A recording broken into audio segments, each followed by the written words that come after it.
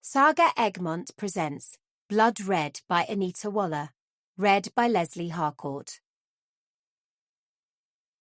For Mum, Edna May Havenhand, 8th of the 5th, 1921, to the 1st of the 11th, 1953.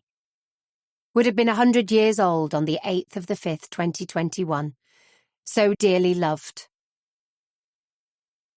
No matter what the colour of your skin is, we all bleed red.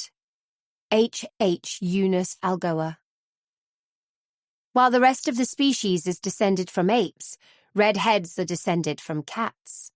Mark Twain. Prologue. Monday, 21st of August, 1995. The tears continued for an hour once the realization hit that Evelyn was dead. It was Evelyn's suggestion that they had a talk. She had things to say. She wanted to go public with her love for a man, a different man to the one whose engagement ring she wore. It will be fine, but we need to talk. I have to tell you my plans. And those plans involve me going to live away from Eam. Her voice was cold, almost brutal, as if she couldn't believe she was saying the words. She sounded almost scared to say them, but she knew exactly how much her words were hurting. What? You heard me. But no buts. I've made up my mind. There was pain in her voice. Her face flushed a deep red. She turned to walk away. This isn't happening, Evelyn. You're mine. You can't leave. I decide when that happens, not you. It was so easy to pick up the heavy object and swing it towards the back of the head of the woman who was loved too much. Evelyn tumbled to the floor, like a fan folding all on its own, slowly and carefully. The killing object, rounded and heavy, hammered again and again before sliding with a thud to the floor, to lie beside her inert body. Everything was red. The whole surrounding area underneath and by the side of Evelyn turned more and more russet as blood pumped out of the huge crater in her skull. The glorious red hair, so admired by all who knew her, was now vibrantly scarlet. The pulse in her neck was non-existent. She was gone. One rash movement, the uncharacteristic anger had taken her away, and the tears flowed. She was wrapped in a picnic blanket and wasn't difficult to maneuver into the boot of the car. Evelyn had to be hidden until logic could plan the next move, and remembrance of school days and the outhouse round the back of the disused shop in the middle of Eam appeared as if those memories were a film script. They had gone there to smoke, but only the three of them knew about it, knew where they hid the key. The last tile of the roof was loose, reachable and a safe place. If it was still there, she could be hidden in that disused spot until the next move could be thought through. She certainly couldn't be kept in the boot of the car. Time to think was what was needed. The key was still there, and the door creaked as it was opened for the first time in an extremely long time. The risk of parking the car outside the front of the shop had seemed a reasonable one, as it was the closest point for getting Evelyn to the shed. She was lying on the ground wrapped in the blanket while the search for the key was undertaken. But once the door was open wide enough, the body was heaved inside. The door was quietly pushed, closed and locked. Deep down, Evelyn's killer knew there would never be a return to move her again, so the key was thrown as far as possible into the tangle of grass and shrubs that extended way beyond the outhouse. Eam and its residents were asleep by 2, and Evelyn Pearson was hidden for 25 long years. 1. Tuesday, the 7th of January, 2020.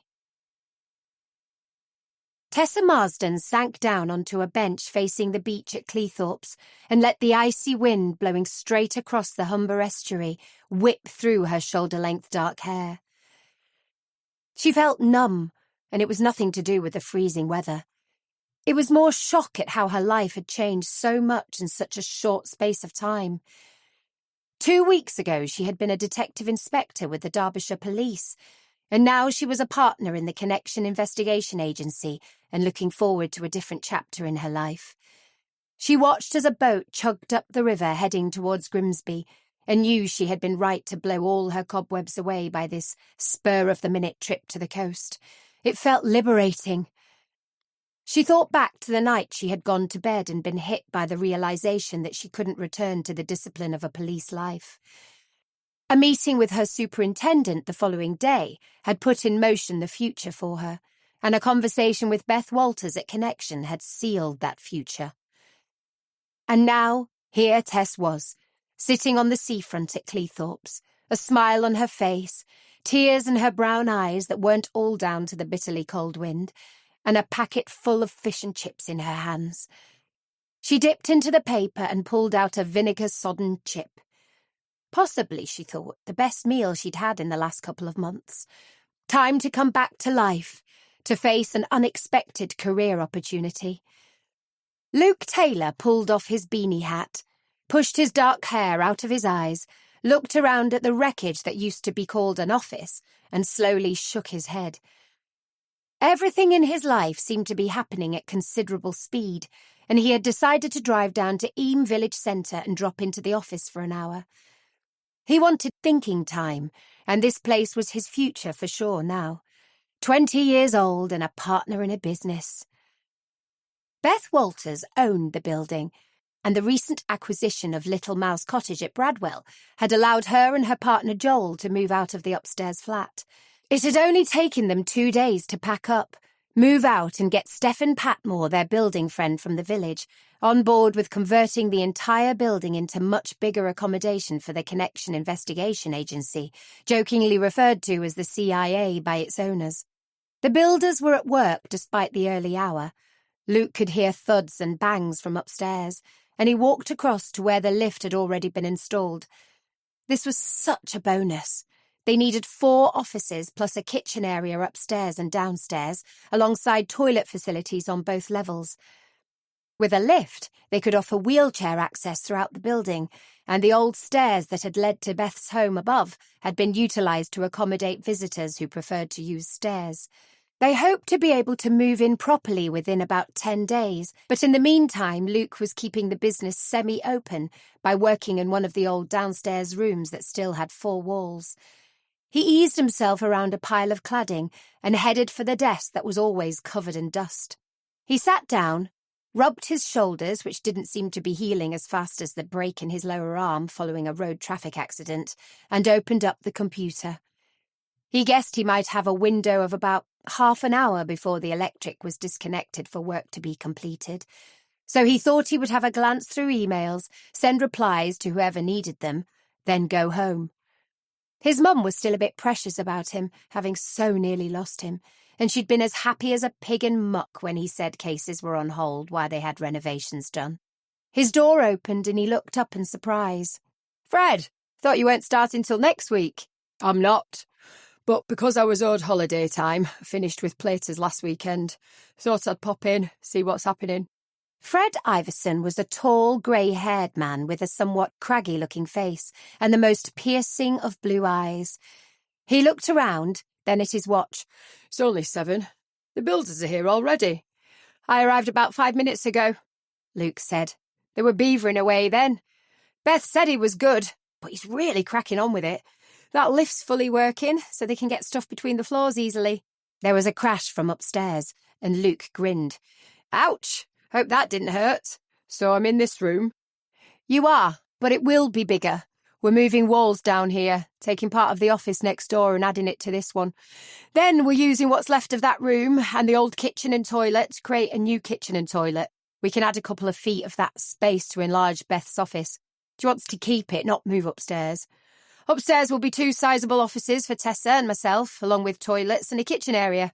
Where reception was, before Stefan dismantled it, will be a new reception desk that will no longer be open plan, as it was when I started on reception.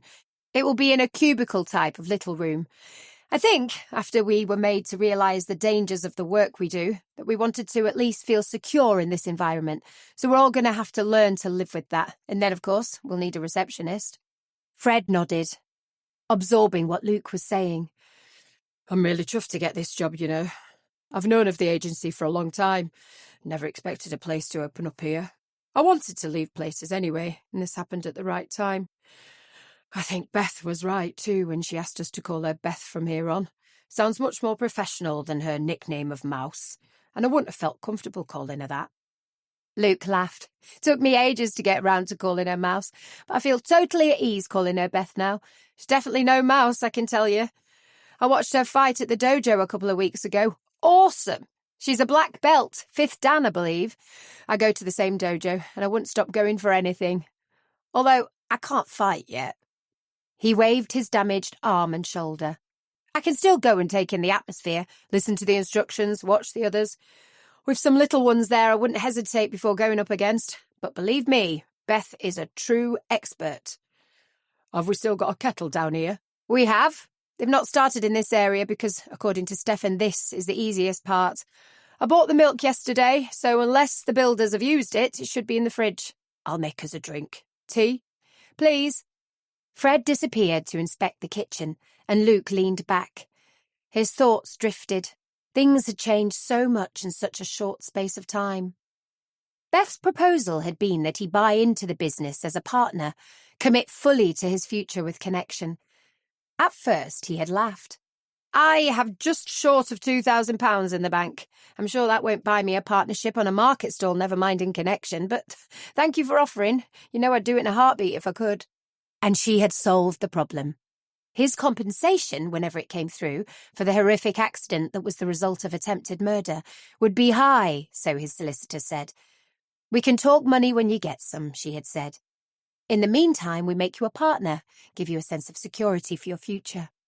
And that was when the biggest bombshell of all had happened. D.I. Tessa Marsden was leaving the Derbyshire Police and joining them as a third partner in the business. They both knew how bad a year Tessa had had. But when Beth told Luke that Tessa was going to be working with them on the private side of the detective industry, he had been shocked and glad. Fred returned carrying 2 mugs of tea, handed the one that said gopher to Luke and said, I hope I got the right one. You certainly did, Luke said. We eat a lot of donuts, also chocolate digestives. They all used to say, Luke, will you go for... And Beth appeared one day with this mug for me. They're good to work for. I've never regretted my decision to apply for the receptionist job.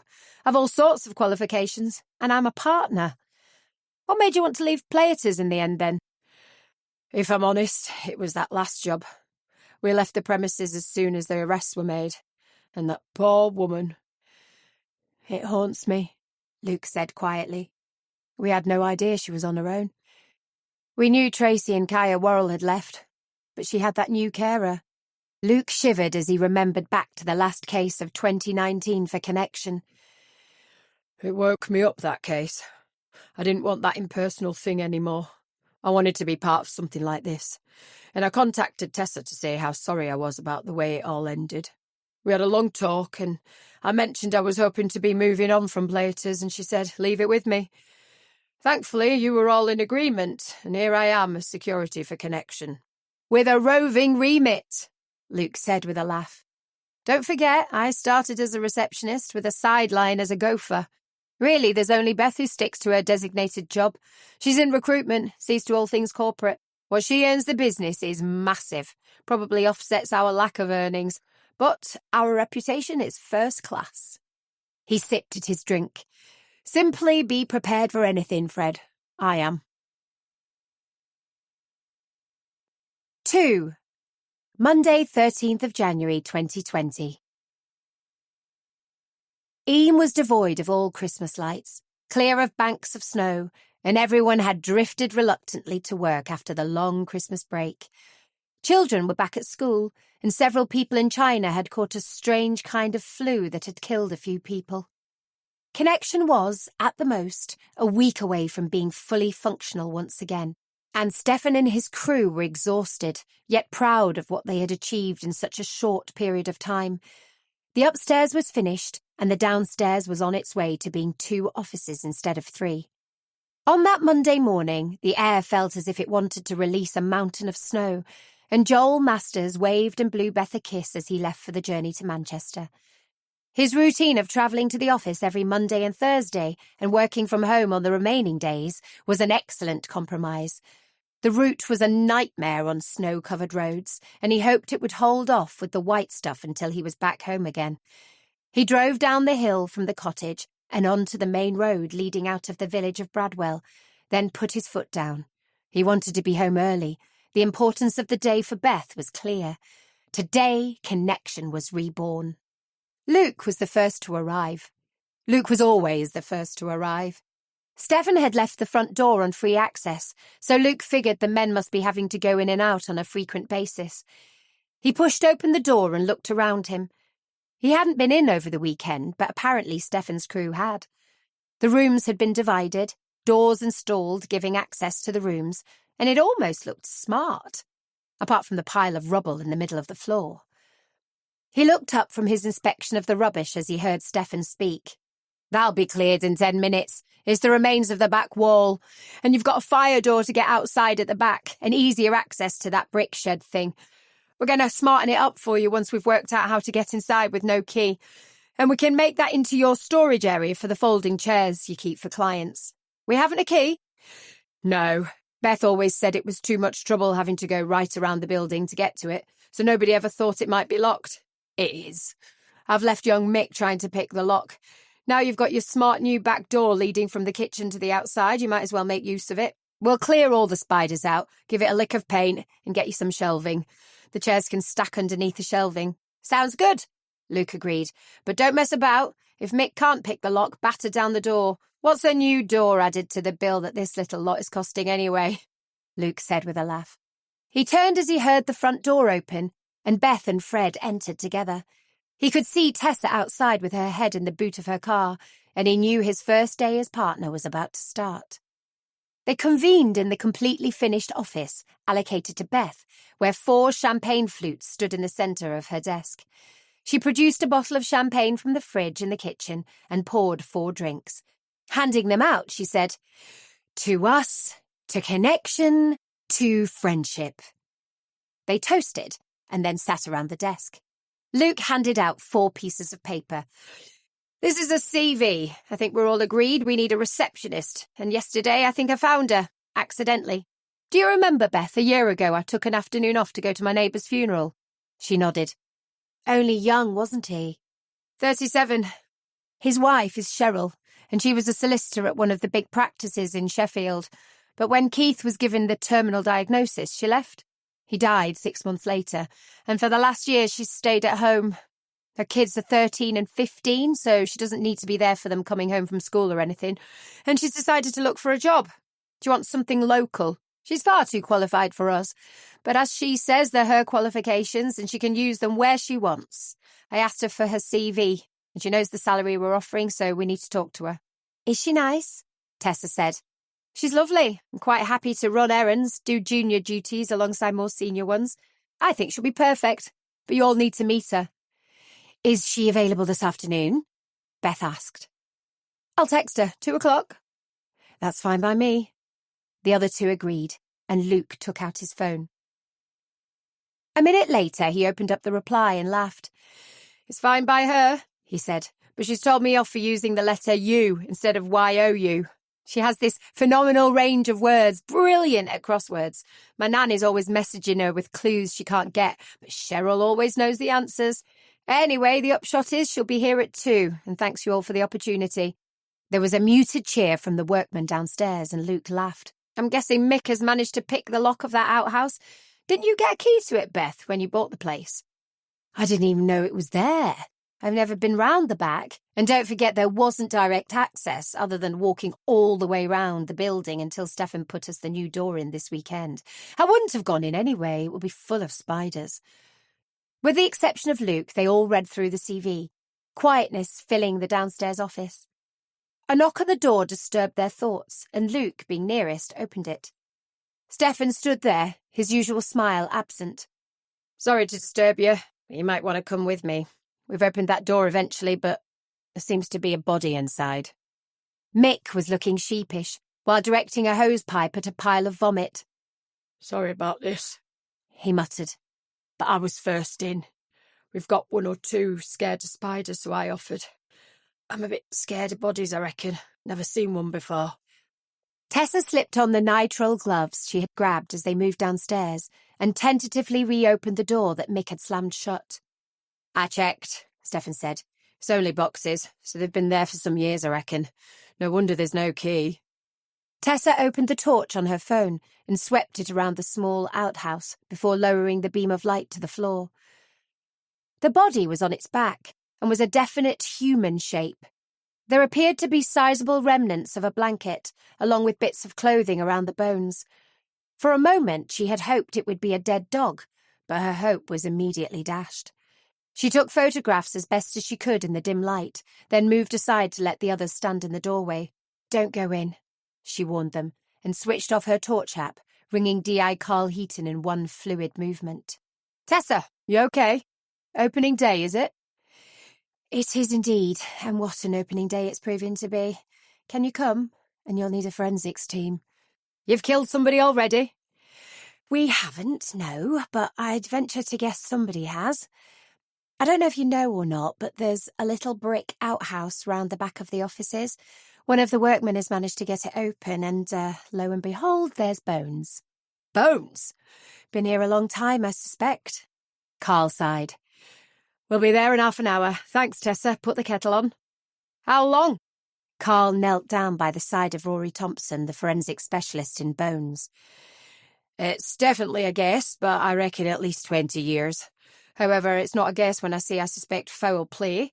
He gently rolled the skull, and the indentation in the side of it indicated something heavy had come into contact with the fragile bone structure.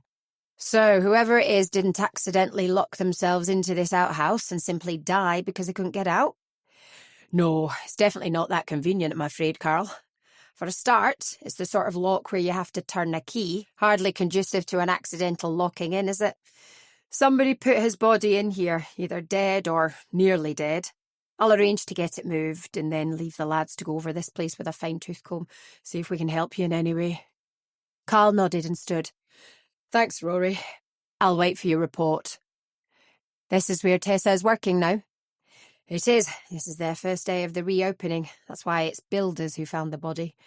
They're going to make this little outhouse into a storage facility for them, according to what Luke's told me."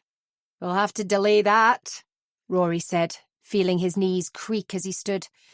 "It's a crime scene, so we'll get it sealed with tape. Nobody in or out for any reason. Can we leave somebody here?" "You think you will need that level?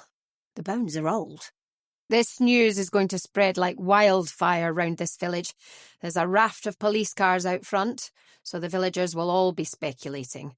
And somebody might, at this moment, be covered in sweat because they know who it is and what the circumstances are. Whether it's 20 minutes or 20 years, we need to protect this scene for a couple of days." "You're right, of course. I'll sort it. Is the body cleared for removal?" "It says. I'm going back now, and I'll make a start as soon as I get it on the table. I believe it to be a woman before you ask. The hips are wider on a fully grown female, so it's not a teenager, older than that. I'll know more when I run some tests. Give me a call about 4. Might have something for you by then." Carl nodded. "An ID would be good." "And that's merely a taster, Fred," Tessa said, a wicked grin on her face. "Bodies materialise here." She turned to Beth.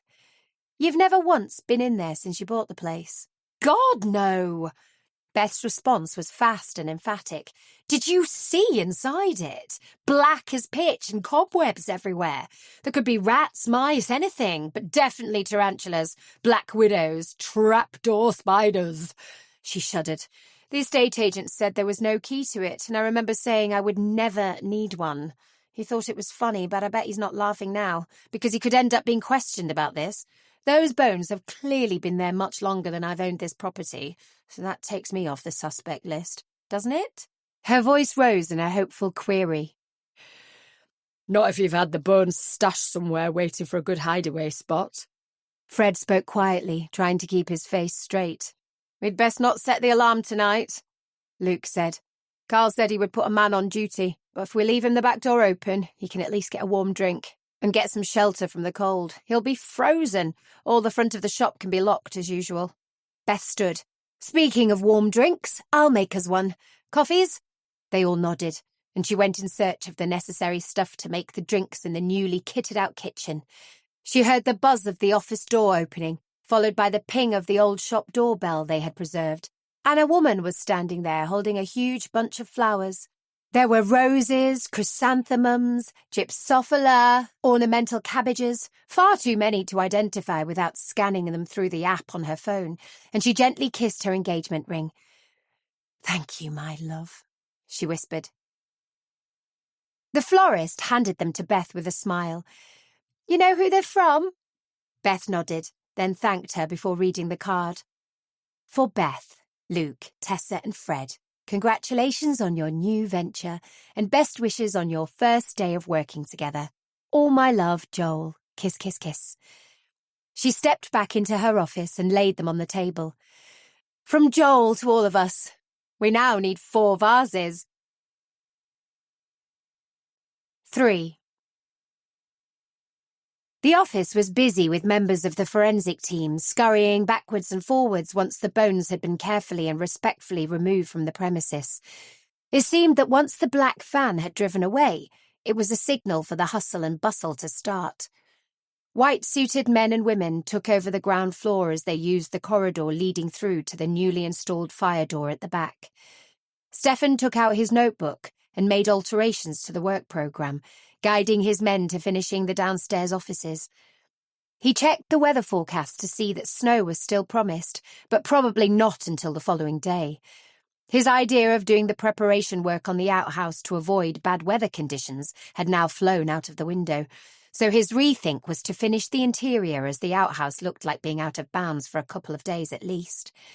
He grinned as he realised the forensic team would probably get rid of all the spiders for him. Every cloud. With the upstairs fully completed, and therefore not the noisiest place on the planet, Beth decided they should chat to Cheryl in Luke's office. It was the furthest point from the clatter in the outhouse, and not directly above the finishing jobs being done in the reception area in Fred's office. Luke's pride was overwhelming him, and he sat behind his carefully chosen desk, in his carefully chosen chair, and surveyed his kingdom. 4 quickly purchased glass water jugs had been bought from the co-op across the road, and his vase of flowers stood on the windowsill behind him. The resignations of 2 partners had given him a future he could never have dreamed of 2 years earlier, when he joined Connection as their junior member. But hard work and total dedication had earned him qualifications that now equalled Beth's, and he cast his eyes over the certificates, uniformly framed and hanging on his wall. His little corner of the Connection world prior to Christmas had been the reception desk downstairs, but suddenly everything had changed, and now he would be part of the team interviewing for the successor to his post. He heard the lift door open, and within seconds Beth led Cheryl into his room. The lift brought Tessa and Fred up on its second journey, and Luke poured coffees for everyone before sitting down. "Cheryl, welcome to Connection. Everybody, this is my next-door neighbour, Cheryl Dodd. From your left, Cheryl, we have Beth, me, Fred and Tessa. Everybody has read your CV, so we'll open up to questions." Cheryl sat quietly, her long curly blonde hair looking a little windswept. She had put on a touch of lipstick, more to give herself confidence than anything, and she turned towards Beth as she asked the questions. "First of all, Cheryl, I apologise for the noise. We have builders in, but only for a further 3 days now. We also discovered a body in the outhouse this morning, so there's a forensic team in, causing disruption for a couple of days. I can assure you we don't normally have bodies on the premises, and we certainly hope this is a one-off.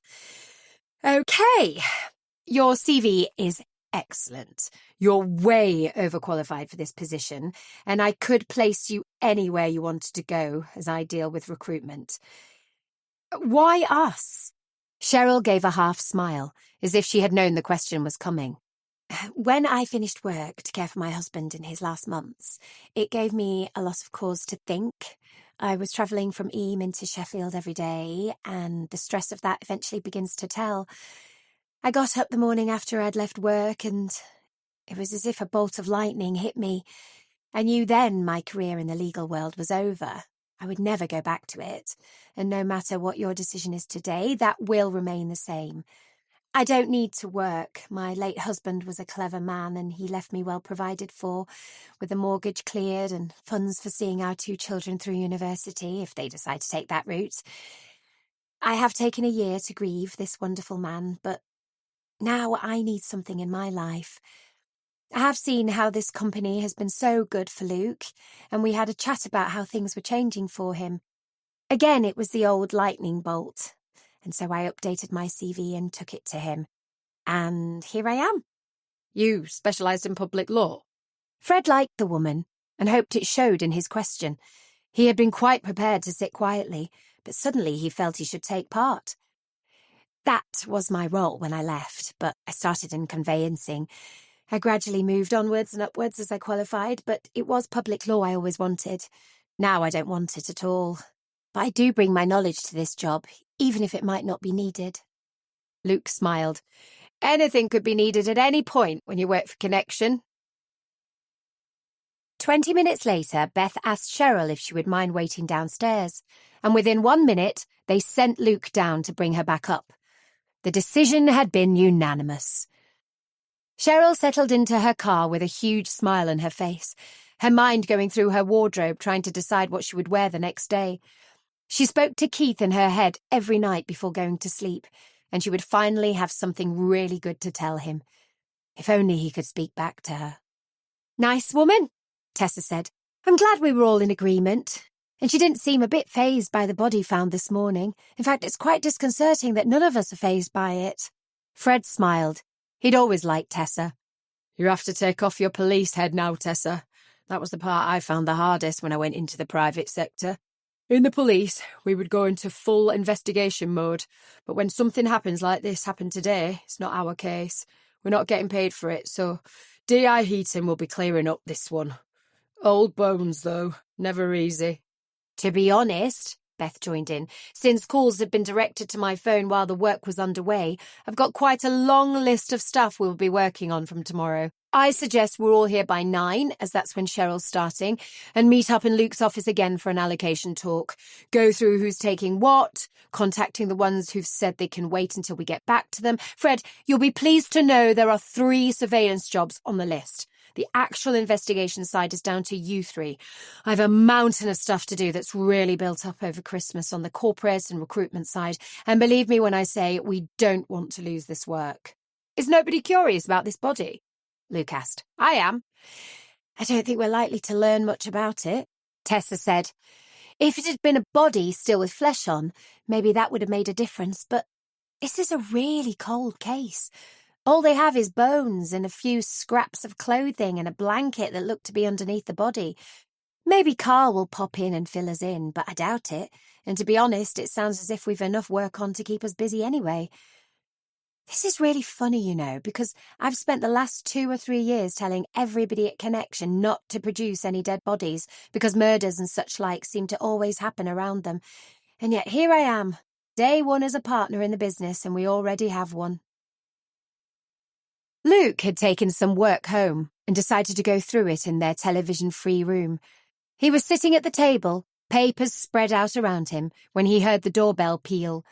His mother's voice blended with the visitor, and then suddenly the door opened and Cheryl walked through. Sorry to disturb you, Luke. I wanted to bring you these. She placed 4 cans of lager on the table, leaned down, and kissed his cheek. The surprise showed on his face.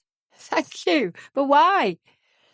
For giving me the confidence to apply for the job and for being part of the decision-making to offer it to me. If I could have described the perfect job, one where I can continue to study, one that will pay me a good wage, one where I was specifically told if I needed time off at any point for the children to ring in and let you all know, this job would be it. And Beth has rung to say we're all in a meeting at 9 tomorrow to discuss who's doing what with the jobs that are on some sort of list she has. Apparently, this will be a big part of my job, handling the phone calls and appointments. I suddenly felt overawed by how lucky I have been that this job not only came along, but came along at the right time in my life. I simply wanted to say thank you for the part you played in it. He grinned. You're welcome. Let's hope you're still saying that at the end of the week. It was unanimous, by the way. Everybody wanted you as our receptionist. Everybody saw what you would bring to Connection. She moved towards the door, and Luke spoke again. You said the opportunity to study. She turned. I did. I saw all those diplomas on your wall, and while I have quite a few of my own, I don't have the ones you have. I will. She winked, laughed, and went towards the kitchen to find Luke's mum. PC Ray Charlton moved in and out of the Connection kitchen all night long. It was bitterly cold, and although snowflakes fell, they didn't last. It amused him that it was simply too cold for snow. He made numerous cups of tea, heated soup up in the microwave at midnight, and watched the little brick-built hut with the eyes of an eagle. He wouldn't be there for the briefing. He'd be fast asleep in bed. But he knew he would be ringing the station in the afternoon, getting all the updates on how long the body had been a body and not a human being. He was on his 6th cup of tea, wrapping his fingers around the hot mug, when he thought he saw movement. But when he heard the soft meow, he relaxed. He wouldn't be putting the black cat into his report. It wandered into the kitchen, and he put down a saucer of milk. The cat lapped at it, cleaning the saucer effectively before walking out and leaving Ray to his lonely existence. Ray's replacement arrived a little before 7, and Ray had nothing to report. A quiet night and here's the kettle was almost all he had to say. The cat watched him go, then wandered around the back of the building and into the kitchen once again. The little animal was offered milk on a saucer, and it was gratefully drunk. Sometimes opportunities had to be grabbed with all 4 paws. 4. Tuesday, the 14th of January, 2020. Cheryl parked up in the co-op car park and walked across the road to the front door of Connection. Luke greeted her with a smile and a good morning as he held open the door for her. "I'll do you an entry tag before you go home," he said, "and sort out a set of keys for everything else. Giving you access to the main door is the biggie, in case you're here before the rest of us." "The others are here." She glanced at her watch and saw she was 15 minutes early. "They are, but on the investigation side, the hours are much more flexible. Beth doesn't really work out in the field, so tends to keep regular hours, but the rest of us come and go whenever we need to. You'll get used to it. Simply make sure if they're going out, you know exactly where they're going and what their plans are. Took me a year to get them to do that. There's lots of safety features I need to show you, but we'll concentrate on the main items today. Half of it the others don't know about. It was my own way of making sure they were safe or undisturbed when they were working on stuff that was a security issue. And I'll take you through all that as time goes on. Today it will be basics." He pointed towards the co-op. "The main thing you need to know is that we buy buns and biscuits, tea and coffee from that shop, and we have petty cash for it." "We need some now?" "No, I stocked up a couple of days ago. Let's go up to my office, grab a coffee, and find out what delights Beth has been collecting since we finished on Christmas Eve." Laughter drifted out of Luke's office as the lift door slid open, and Luke and Cheryl walked through the door to see Tessa, Beth and Fred already seated and drinking coffee, an open tin of shortbread biscuits in the middle of the table, alongside a plant in a pretty container. "Good morning, Cheryl," Beth said, and pushed the plant towards their new receptionist. "That's a welcome gift for your desk." Cheryl laughed. "Thank you. That's lovely. I'll treasure it. It will die. My fingers are more purple than green, I think, but I promise to try and keep it alive for as long as I can." "What is it?" "Don't ask awkward questions on your first day. It looked pretty in the garage where I get my petrol, so I bought it to brighten up the reception. Did it need to come with instructions?" "Kind of. I'll research it," Cheryl said with a grin. "I'll talk to it every day. That apparently helps. And it is beautiful at the moment." Tessa passed her a coffee and all 5 of them settled around the table. "Okay," Beth began. "This is a pretty momentous occasion for Connection. There have been many changes since Christmas, but apart from a body in the outhouse, it has all gone smoothly. Stephen Patmore is a miracle worker. I rang him the day after Boxing Day within a couple of hours of finding out how much our work life was going to alter and asked him to meet me here to sort out structural adjustments. He gave me a 4-week estimate, and he has definitely kept to that. In fact, he's in front. By the end of today, despite there being strange police personnel walking in and out, everything but the outhouse conversion to storage will be finished. From tomorrow, we'll all be in our own offices. Any questions on that?" "Not on that," Luke said, "but we can skip back to the body. Do we know anything?" "A little," Tessa said. "I spoke to Carl last night, and it seems the bones have been there for about 25 years. It was a woman, 20 to 30 age range, and they're running DNA from bone marrow. There was a little bit of clothing, and that's going through all sorts of tests currently. She was a size 12 according to a label in the back of her skirt, but so far that's it.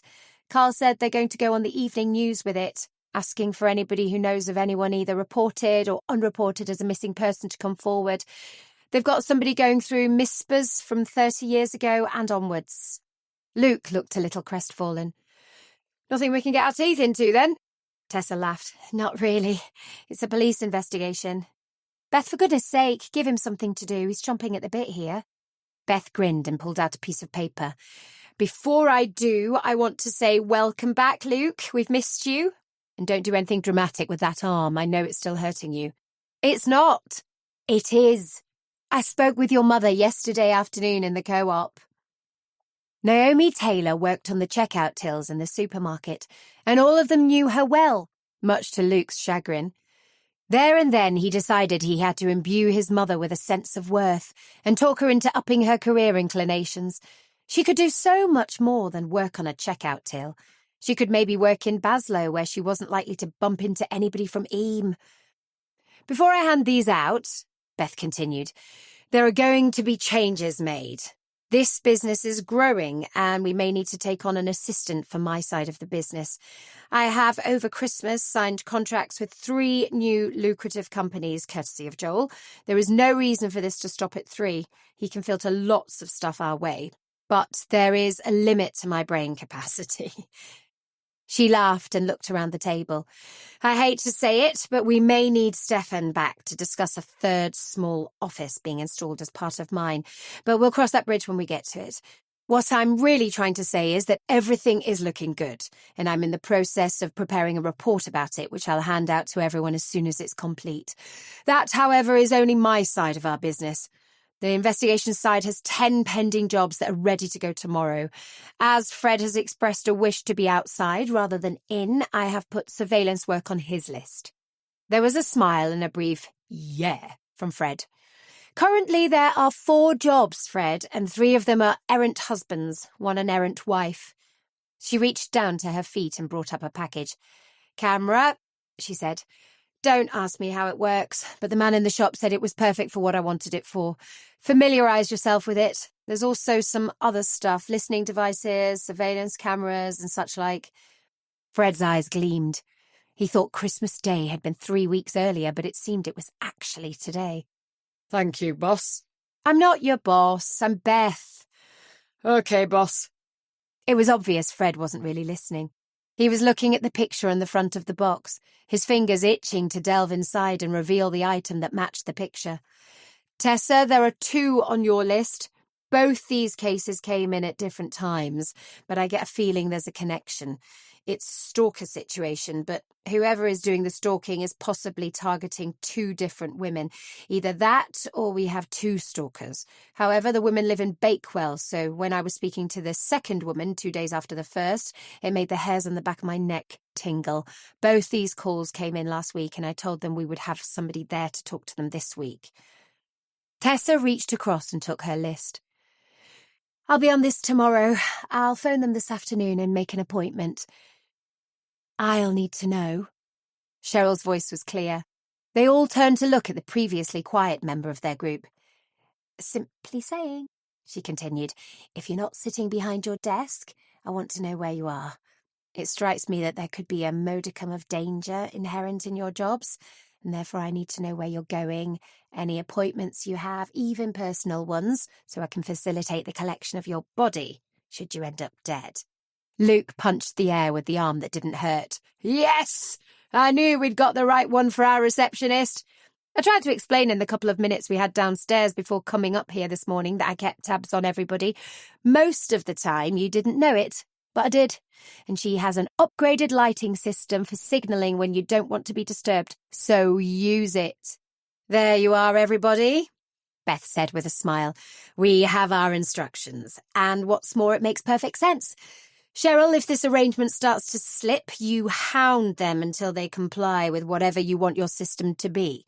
I'm sure you're more than capable of organising an efficient online diary system that we can all access to see where everybody is. Thank you, Cheryl said, scribbling a few thoughts into her notebook that had, as if by magic, appeared in front of her. Beth pushed a list across to Luke. And you got the others, Luke.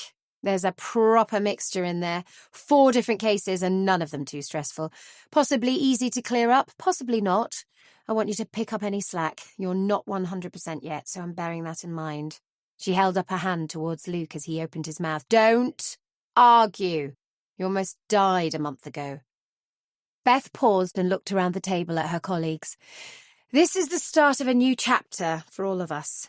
And I now officially resign as telephonist. All calls from this moment on will go to our super-duper new switchboard thing that Cheryl has about 5 minutes to learn, so there will be no lists coming from me ever again. Thank you, everybody. Shall we have another coffee and a biscuit? Luke and Cheryl closeted themselves into her small reception area and worked out the telephone system between them. They also made a list of any stationery that was needed and set up an account with a large company in Sheffield that would deliver, negating any trips out for printer paper and pens.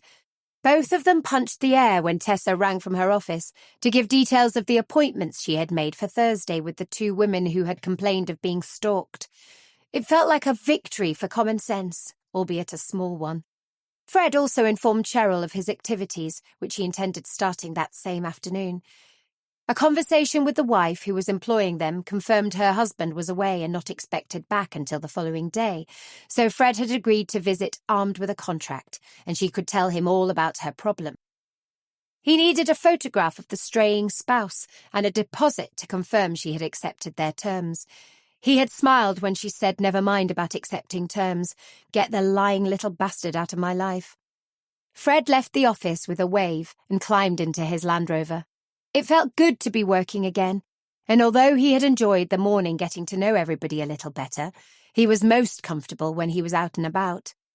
His new chapter was definitely beginning, and he couldn't be happier. 5. Tuesday afternoon, 14th of January 2020. The forensic team left, extending their grateful thanks for all the teas and coffees they'd enjoyed. They gave permission for the crime scene tape to come down and for the planned renovation to go ahead. They also guaranteed there were no spiders left in the shed. Stefan organised 2 members of his team to remain on site, gave them specific instructions for the work that was needed to complete the job, and handed the invoice to Beth. Pay it when the job on that outhouse is complete and you're satisfied with everything we've done. Any queries, ring me. I'm taking a couple of days off, the wife says, because she's got stuff she needs doing at home, but I can soon pop down here if there's anything you need sorting. Fred put the Great Hucklow postcode into his sat-nav and drove away. Amy Barker had told him to park on the drive. It was a double one, and there would only be her car there. He took his time. He had left himself half an hour to get there, but he fancied stopping for 10 minutes and taking in the views. The hills around Great Hucklow, famous for facilitating the landing and taking off of gliders, had been a place of solace for him after losing his Jane in 2001. And today he wanted to go there and think about his good fortune in starting work at Connection. He had enjoyed his time at Plater's, but that had been a security business. Connection was the real thing, an investigation agency. Investigating was something he had excelled at when a DS. But the time had come to say goodbye to police work, to start a new life. He would stop on the top of the hills and sit for a few minutes before going to see his first client. Amy Barker opened her front door and waited for him to exit his car. The house was a large detached building with a double garage, along with a spacious driveway that could accommodate 3 cars if needed. She smiled as he walked towards her. Lovely place to live, he remarked, extending his hand. Fred Iverson, Connection. Come in, Mr. Iverson. You know the area? Extremely well. I've spent many hours at Great Hucklow, contemplating the state of the world. Let's have a cup of tea, and then we'll talk. That would be good. It might be a beautiful place to live, but it's also a cold place. She laughed. Her brown eyes sparkled as she did so. Her elfin features and the short dark brown hair made her seem much younger than the age he guessed her to be. "We get used to it. It's a windy area, and in winter it becomes a cold, windy area. We'll sit at the kitchen table if that's okay with you. It's the heart of our home, the kitchen, the warmest room, and it's where the biscuits are." Fred smiled. He liked this woman. He followed her through an impressively large hall with wide stairs that led to the first floor. She led him down the hall to a door at the end, which proved to be the kitchen. She pulled out a chair for him and turned to switch on the kettle. "Tea? Coffee?" Tea, please. Milk, no sugar, thank you. 5 minutes later, they were both seated, both nursing large mugs of tea and dipping ginger nuts into the brew. He knew he was going to get on with her. Fred opened his posh new leather folder with Connection Investigation Agency stamped in gold on the front and wrote the date on the top sheet of the replaceable notepad. He made a mental vow not to doodle on it, at least not in front of clients. From the pocket on the left of the folder, he removed a contract and passed it along to Amy.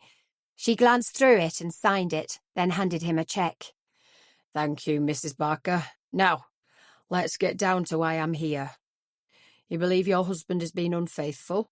"Please call me Amy. In any way, if I'm right, I won't be Mrs. Barker for much longer." She pulled her phone towards her and scrolled through her pictures. This is the most recent picture of Tony.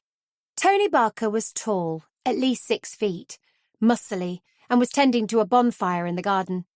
He must have realised Amy was taking his photograph because his head was turned towards the camera and a smile was on his face. His dark hair was short at the sides, but his fringe flopped forward onto his forehead. A handsome man. Fred handed back the phone and pushed his business card towards her. Can you send me that picture, please? I'll print it back at the office. His name is Tony or Anthony? Sorry, it's Anthony James Barker. He's 48, the same as me, owns an IT company with a head office in Tideswell, specialising in business programmes. But he's recently opened a new office in Bakewell, a small one at the moment, where they're launching new games onto the market. Everything Tony touches turns to gold. He's highly successful. And up to 6 months ago, I would have said he was also faithful. Not so now. Fred waited, letting her gather her thoughts.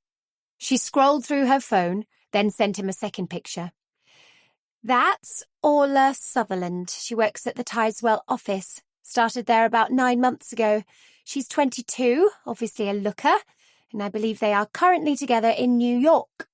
She's certainly not at work and hasn't been in since Tony flew to the US last week. Fred looked at the picture. Long blonde hair, eyes of indeterminate colour, and a slim figure. Definitely a woman you would look at and want. Did you feel anything was happening between them prior to this New York trip? Kind of. He started working later, going for a drink after work, that sort of thing. One day it suddenly occurred to me I was spending a lot of time on my own, and we seemed to have stopped talking. He would always discuss work with me, but that's dried up now. I can't progress on suppositions, Mr. Iveson. There's a lot of money going to be involved in this divorce, if it comes to that. I need proof. Photos, anything that will confirm what he's up to. Please, it's Fred, not Mr. Iveson. When does your husband return? Tomorrow. He lands at 4, Manchester, and his car is at the airport. I'll send you a picture of it. It's a Jaguar, midnight blue. Once again, she scrolled through her pictures and clicked send. Fred made further notes, then gathered everything together and closed his file. Tony hasn't strayed before? She shook her head. Not as far as I know. He's extremely work-minded.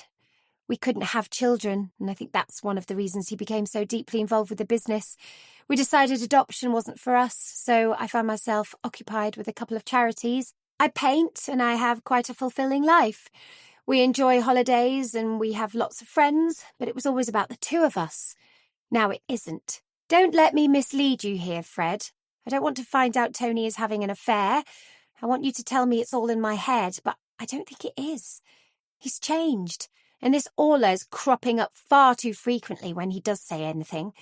He gave me the briefest of kisses when he left for the airport last week, and within the hour I rang the office and asked to speak to Orla.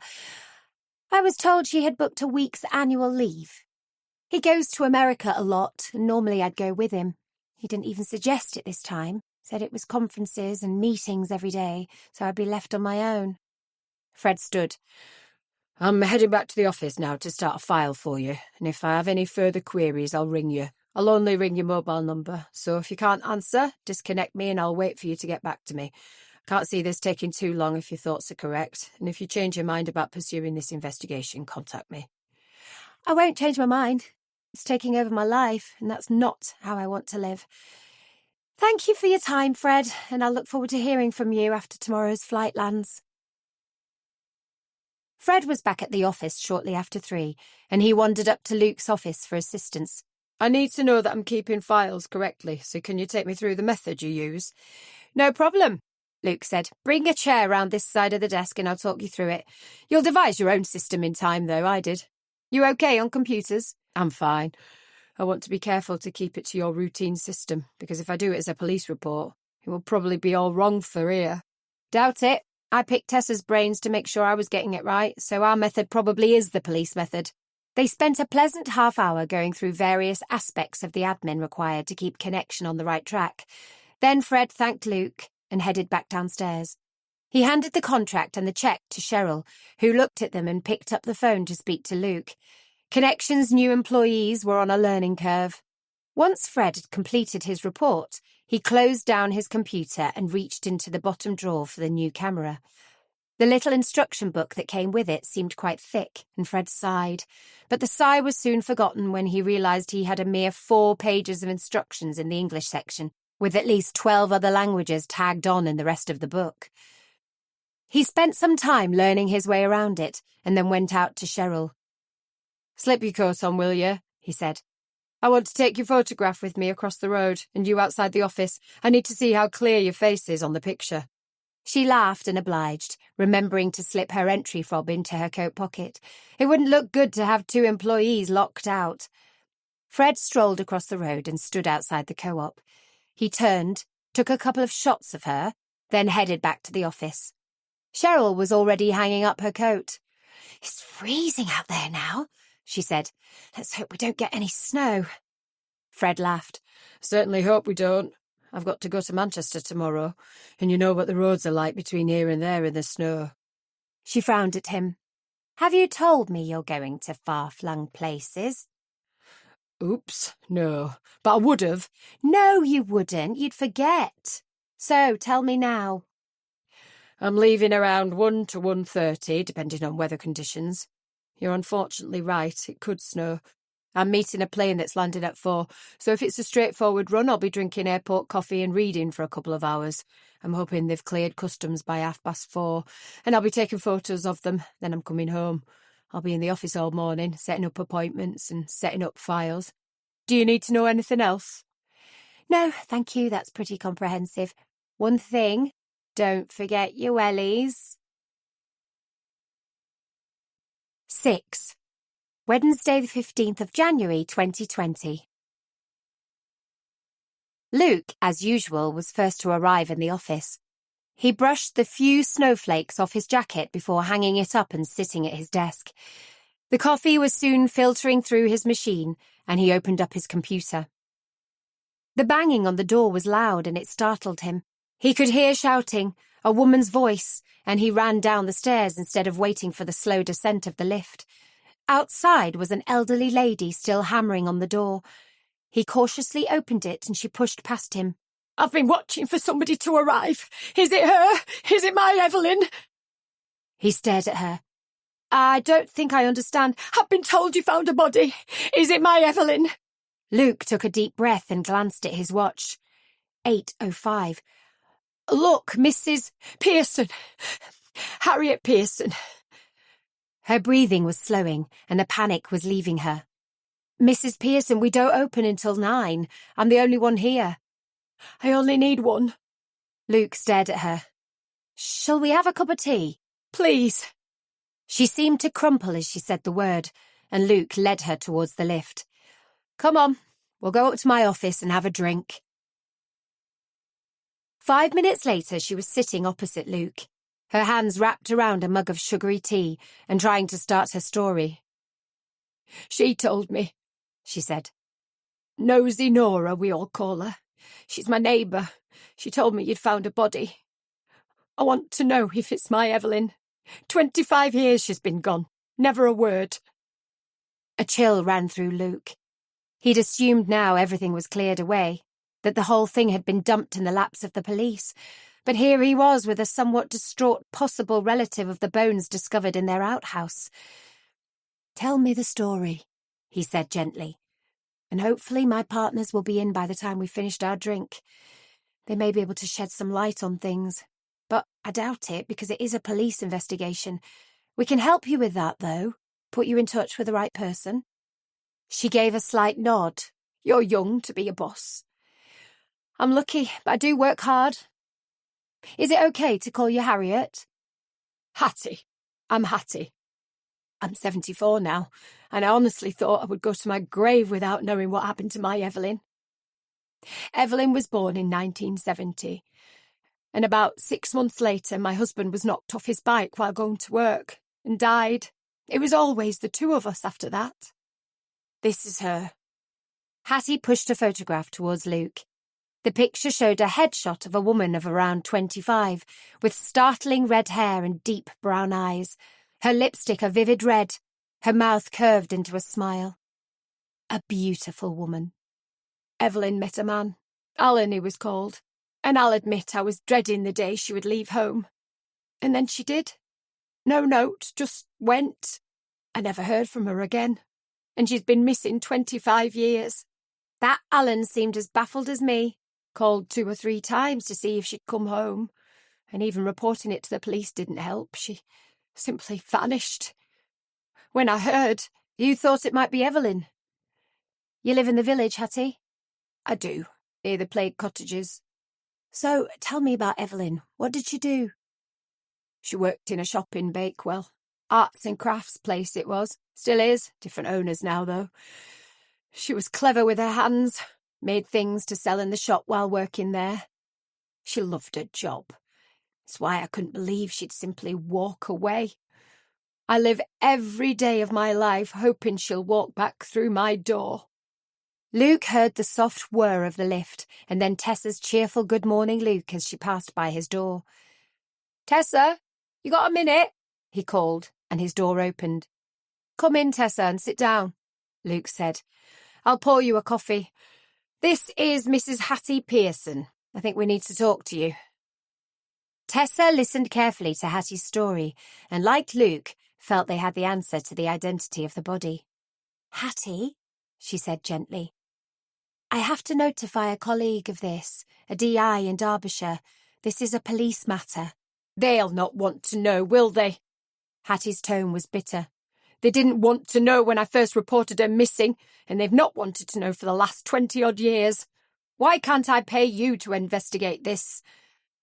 Luke looked at Tessa before speaking. "It will be expensive, and the police will investigate." She snorted. "No, they won't. What can they find out with their limited resources? Who will end up being back in the cold case department where she's been for all these years? Please, help me." Tessa leaned forward. "If we do take on your case, it will have to be with the full knowledge of the police. We will have to inform them of everything we find." "I don't care who you inform as long as I'm first," the old lady said. "Look, let me make you another cuppa, and Tessa and I will go and have a chat.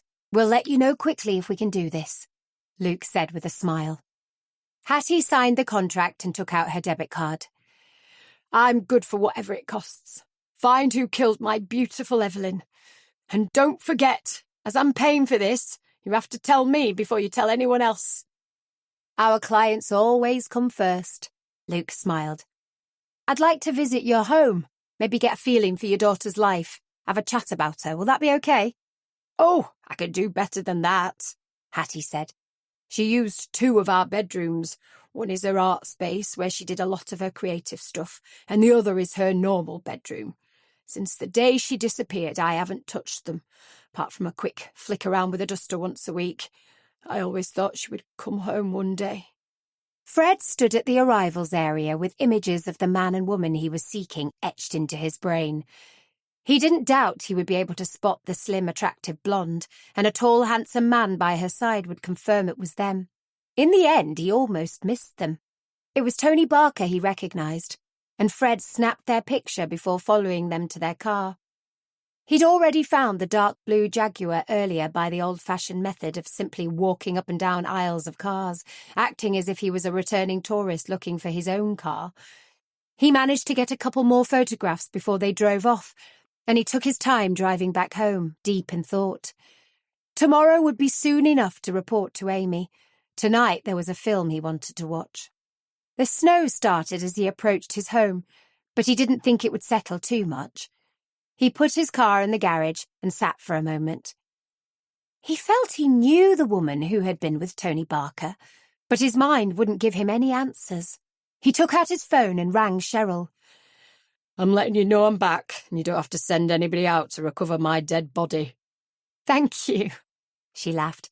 Did it all go to plan? Kind of. I'll not keep you now. I'll tell you about it tomorrow. I'll be in the office before I go out to see our client. Did I hear right that we've picked up the dead body case? We have, if the ID proves to be who we think it is. Tessa is taking Mrs. Pearson in for a DNA swab tomorrow, so they can test it against any they might get from the bones. She's a feisty lady, I'll give her that, our potential client. I liked her. She signed a contract with us, but we're not taking her deposit until we have the proof it is her daughter. Then I think Luke will take it on, as he was her first point of contact. You're settling in okay? I am. It's so different to when I worked in a solicitor's office, and I'm loving it. And tonight the kids had cooked our meal to save me having to do it, so I could really get to enjoy this new career. Fred laughed. I'm going in to put a frozen lasagna in the oven. See you tomorrow, Cheryl. He disconnected and climbed out of his car. His back felt stiff. Too much driving and sitting around an airport tended to cause havoc with a spine, and he locked the garage door. Then the car, before he went through the door that led directly into his kitchen. It was warm. The heating had been on for about 15 minutes, and he poured himself a small beer before sitting down. He thought through his day, then took out the camera from the smart leather bag it was in. He glanced through the photographs and scratched his head. Unless Orla Sutherland had visited a hairdresser in New York for a makeover, this was definitely not her clinging onto the arm of the tall man laughing down into her face. Amy Barker was way off with her suspicions as to who he was seeing, but seeing somebody he definitely was. A dark-haired, tall woman, her hair in a ponytail, was clearly blowing a kiss towards the lips of the man she was with, and he was responding with a laugh. This would make for an interesting conversation the next day. Luke was thinking about bones. He was aware that they would be able to extract DNA from them, and as Hattie believed the body to be her daughter, that DNA only had to partially match Hattie's to prove the identity of the skeleton, to say for definite it was Evelyn Pearson. He was torn in his hopes. He wanted it to be Evelyn so Hattie's mind would be put at ease, but in another way he wanted it not to be, so Hattie could continue to believe her daughter would return home one day. In his heart he knew the answer. Tessa had left the office with Hattie to go and have a talk with D.I. Heaton, and Luke didn't expect her back for some time. Carl and Tessa had been friends for too many years for such a visit to be over so quickly. Hattie would be whisked away to have her DNA taken, and Tessa would use the time to fill Carl in on the happenings of the morning. Then it would be cups of tea all round once Hattie was returned to Tessa. Luke stood and walked over to the window, staring down at the brick outhouse that had caused all the problems. The workmen had finished, and although none of them had been to inspect the work, Mick had handed the key over that fitted the newly replaced lock and said it was finished. He'd slipped it onto his set of keys with the intentions of getting copies made for the others, and he went downstairs and out the new back door, holding the key in his hand. The outhouse door unlocked easily, and he went inside. They had put shelving on 2 of the walls, and had left a space to store the folding chairs they used for large meetings. The walls had been painted white, and a bright white light had been installed in the ceiling, quite dazzling, necessarily so because of the absence of a window. He looked around and stood quietly. It didn't feel strange.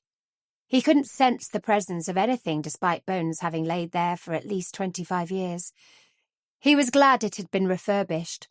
He knew Hattie would want to go to the place where Evelyn had been found, and it was good that it smelt of fresh paint and new wood. He nodded, knowing he could comfortably bring her here. He switched off the light and locked the door, then entered the kitchen through the door he had left open. A small black and white cat was sitting in the middle of the floor, almost as if it was waiting for him. "Hello," he said. "Who are you?" The cat meowed. "Really? You want some milk?" He crossed to the fridge, found a small dish and poured out some milk. The cat lapped quietly, clearing the dish, then walked around the kitchen as if inspecting it. "You have to go now," Luke said, kneeling down to stroke the young animal. "I'll bring some food in tomorrow for you in case you drop by again." The cat looked at him for a moment, then walked towards the door and outside. Luke locked everything up and headed home. 7. Thursday the 16th of January 2020. "Mum, is it okay if I take a box of cat food?" Luke called upstairs where he could hear his mother trying to persuade his young sisters to get out of bed. There was a moment of silence. "Luke, I would have made you some sandwiches if you'd asked, but if you want cat food, help yourself." Luke grinned and reached up to the top shelf in the pantry for a box of Whiskers. He stashed it into his backpack and called bye as he left the house. Fred was in before anyone else and printing pictures off when Luke walked through the door. "Morning, Fred. You got a result then?" "Of a sort. Yes, he was with someone else, as his wife thought, but I'm as sure as anything that it's not the woman whose pic she sent me from her phone. That woman was younger than this one, and she was dark-haired, not blonde. I could be in for an interesting morning." The office front door opened with the sound of the gentle ping of the shop bell, and Cheryl called out, "Morning, boys." Fred lifted his head. "Boys? I like this woman." He watched as Luke placed the box of dry cat food in a cupboard. "That your lunch?" "Don't you start. I've had enough sarky comments from my mother. No, a little cat came in last night, so I gave it some milk. I've brought this in because it might pop in again. I like cats." "If you've given it milk," Fred laughed, "I can guarantee it'll be back. I'll watch out for it. We'll not let it starve. Might be a good idea to nip it across the road to see if it's been chipped, though. The vet can scan it and tell you." He gathered up the printouts, placed them carefully in a cardboard folder, then switched on the kettle. "I'm having a coffee before I head out to Great Hucklow. You want, Mum?" "I do. I'm hoping Tessa will be in early to fill me in on yesterday. She took Hattie for a DNA test and to meet Carl. Then I'm going to Hattie's house. I need to ferret around in the rooms she's preserved. I'm taking a recorder. I reckon she'll have lots of information to pass on that she's not considered yet. She was too distraught yesterday to think straight, but I'll get her chatting properly today. I'm seeing Amy at 9:30. Then I'll probably come back here, grab a sandwich and head off out to 2 appointments this afternoon. We've also got errant significant others. The 4th one on my list is cancelled. She actually caught hers on the job, so to speak, so doesn't need us. She's booted him out. You got a girlfriend, Luke?" "Nope. I did at school, but we drifted our separate ways after we finished there. Since then, I've worked odd hours, no time to meet anybody, have a date, anything. I did evenings in a restaurant before I got the junior job here, and once I'd started here, I seemed to fill every hour there was, my choice. I took exams, so studying and the job took all my time. Working here, we come across a lot of failed relationships. It sort of puts you off a bit."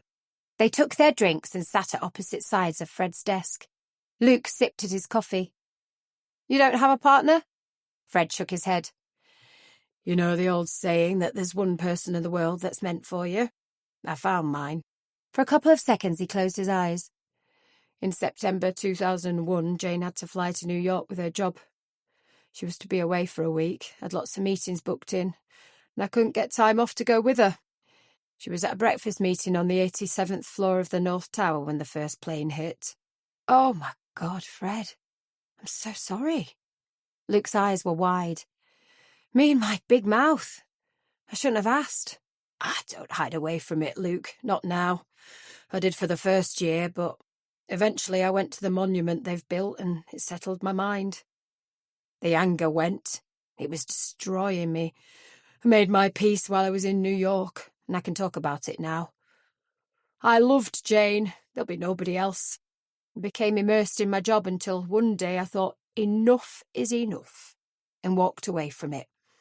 I had a couple of months getting my garden into some sort of shape, then went to Platers and finally to here. So don't ever be afraid to mention 9/11, I'm over that. You want me to find you a girlfriend? No, I'll find my own, Luke laughed. Thanks for offering. They finished their drinks and Fred stood. I need petrol, so I'll get off now. See you later?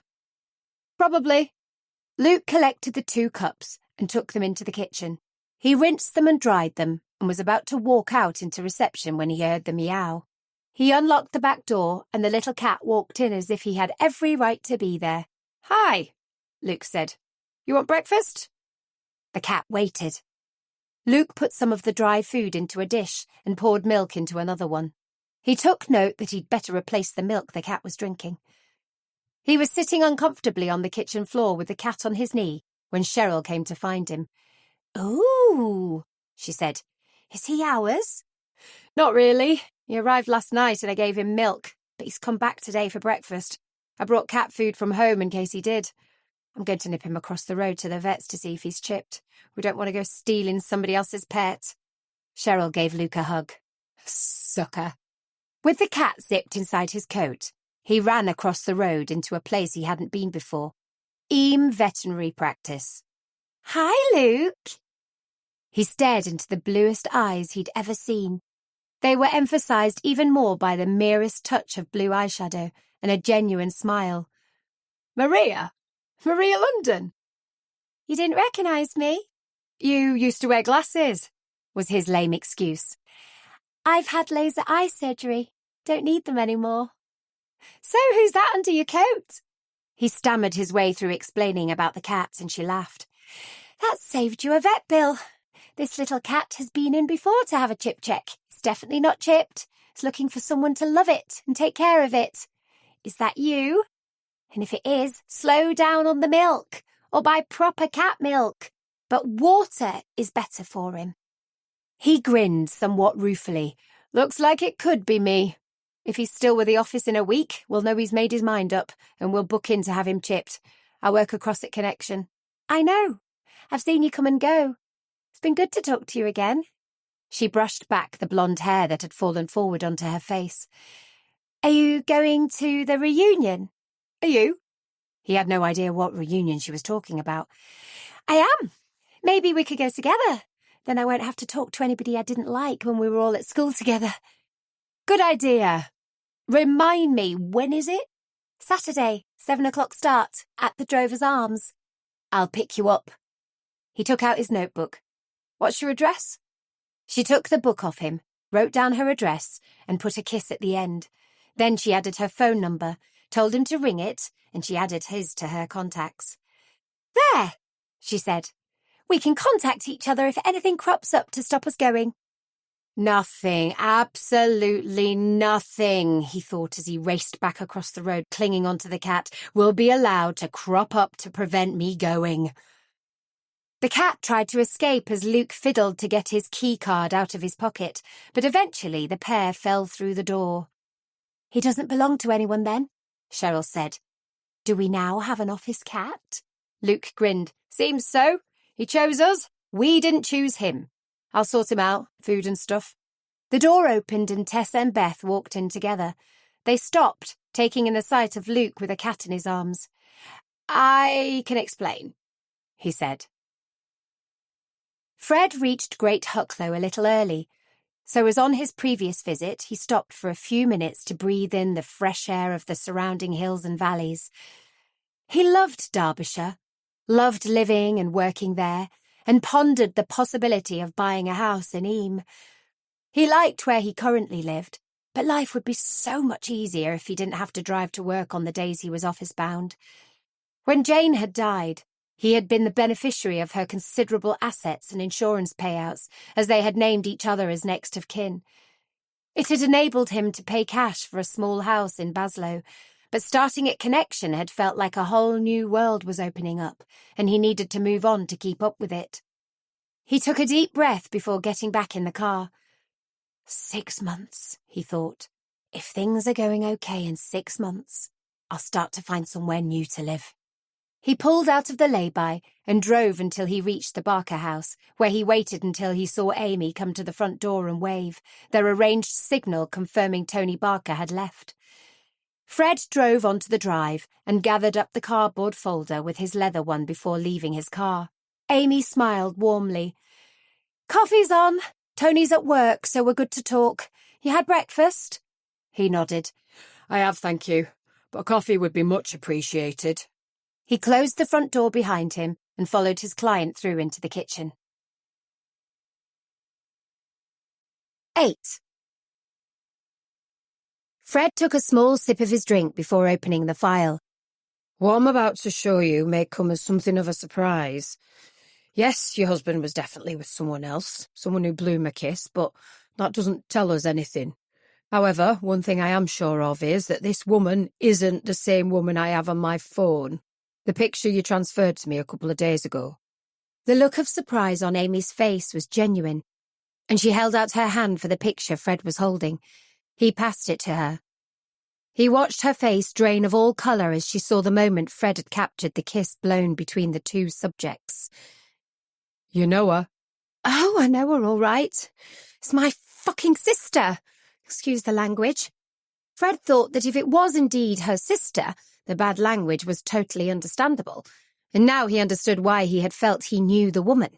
She shared the same facial structure with her sister. Your sister? She lifted her head, misery etched into her eyes. Yes, my sister V. Vanessa Noon. Married to Will, but separated. She held her hand out for the other pictures and sat quietly looking through them. She's been with him before, Amy continued. V is the company solicitor, and she occasionally has to accompany him to see clients where the projects are going to need complicated paperwork. The difference this time is he didn't tell me. He didn't say V is coming. And V is so professional, she would never have behaved like that, blowing kisses and holding onto his arm. And this last picture where they're standing by the car, it's a full-on kiss. Amy placed the pictures on the table and stood. She walked across to a cupboard and took down a bottle of whiskey. She offered it to Fred, who shook his head. Then she poured some into her coffee. I needed that, she explained before picking up the pictures. Fred remained silent, knowing his client was thinking things through and wondering what was coming next. Finally, she spoke. I don't know what to do. This isn't about Tony having an affair anymore. It's about destroying my mum. We're really close, especially since Dad died, because there's only 3 of us. Mum, V and me. How in hell do I deal with this without Mum finding out? If it turns out to be exactly as it looks on these pictures, I'll lose my sister, my husband, and possibly my mum. She has a heart condition.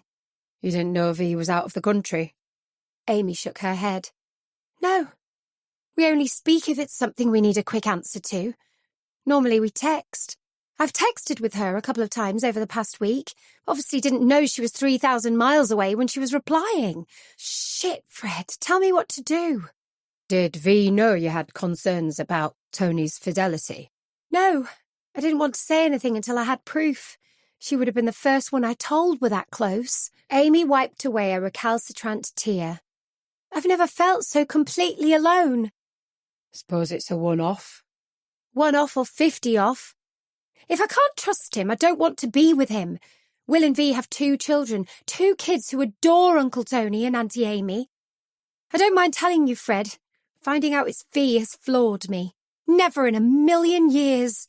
I'm here to get you thinking straight. Fred interrupted. You need further proof if you decide you can't ignore what's happening. You told me when I first came to see you that a lot of money was involved in any sort of divorce settlement. You're going to need more than these pictures. I suggest you create an opportunity to catch him out again with your sister. I'll be taking the pictures and then you pick an excellent divorce lawyer. She sighed. You're right. I'm going to have to be a damn good actress to get through the next few days while we're catching them together again, though. Really, all I want to do is shoot the pair of them. That's not allowed in this country, Fred said with a smile. So I don't recommend it. What I suggest is that you treat you and your mum to a trip to the theatre, maybe in Sheffield, and stay overnight in one of the Theatreland hotels. If this is a new relationship between Tony and V, they'll take full advantage of you being away from home. I can set up a small motion-triggered camera in the bedroom and the lounge. Plus, I'll also be waiting outside with a camera for V's arrival. We can nail this situation in one evening if everything goes to plan. Luke stood outside Hattie Pearson's house and looked around him for a moment. The plague cottages, where so many had selflessly isolated themselves and given their own lives to save others, were across the road, but slightly higher up the hill. He had parked in the village car park and walked back round onto the main road, where he finally knocked on Hattie's door. She greeted him with a smile. "Come in. Cup of tea? I'd love one. You can talk to me about Evelyn." Hattie led him into the kitchen that looked out onto the small back garden, and he sat at the table while she busied herself making the pot of tea. Eventually they nibbled on biscuits and sipped at the brew, and she talked. "She was a lovely girl, my Evelyn. She didn't have lots of friends, but the ones she did have were good ones, close ones. I asked them all if she was with them when she first went missing. Nobody had heard from her or seen her. She had this boyfriend, Alan, but I couldn't make up my mind about him. He seemed to care for her, but I think I was frightened he was going to be the one to take her away from me. It had always been the two of us, you see. I must say, when she first disappeared, he was genuinely concerned. But he gave up. I didn't. That's the difference with love, isn't it?" "It certainly is," Luke agreed. "When she disappeared, had there been a change in her? Was she suddenly quieter, more outgoing, anything at all that you noticed?" He saw hesitation on Hattie's face, in her eyes. "I didn't tell the police this because it sounded daft, still sounds daft, but she sang a song all the time. It was in the charts that year, but it seemed to mean something to her. It was the way she sang it, as though it referred to her." Luke waited. "Common People, by that Sheffield band. "Pulp. It meant something to her, you think?" Luke wrote in his notebook. He needed to look up the lyrics, see if that could possibly lead them anywhere. "That's the one. I know it meant something, but I don't know why. It wasn't anything to do with Alan. He didn't like it." "Did you ever feel there could have been somebody else in her life?" Luke was frantically trying to recall the words of the song, but all he could remember was something along the lines of wanting to sleep with common people like you. Could she have met somebody with money? Somebody who sang the song to her? Hattie sighed. "I don't know. I know she seemed to be committed to Alan. She wore his engagement ring, but maybe there was somebody else. How you'll find out now, I've no idea." Luke put down his empty cup. "Can I go through her room?" "Rooms," Hattie corrected. "She had a craft room and a bedroom. Everything is as she left it. I flick a feather duster around occasionally. Can't bring myself to throw anything away. I'll leave you alone. I know it will hurt me to see you going through her stuff. But do what you have to do, Luke. Top of the stairs, first 2 doors on the right are Evelyn's rooms." Luke pulled on nitrile gloves, opened the door of the first room and saw it was a crafting area. He closed it quietly and moved on to the bedroom. The deep red curtains were closed, and he walked across to open them to allow some natural light in. He looked down onto the pretty back garden with its summer house and shed sited at the far end. It was a long garden, and the path wound its way down the length, connecting the back door with the garden boundary. 2 bird tables held food, and a bird bath was close to the wooden building.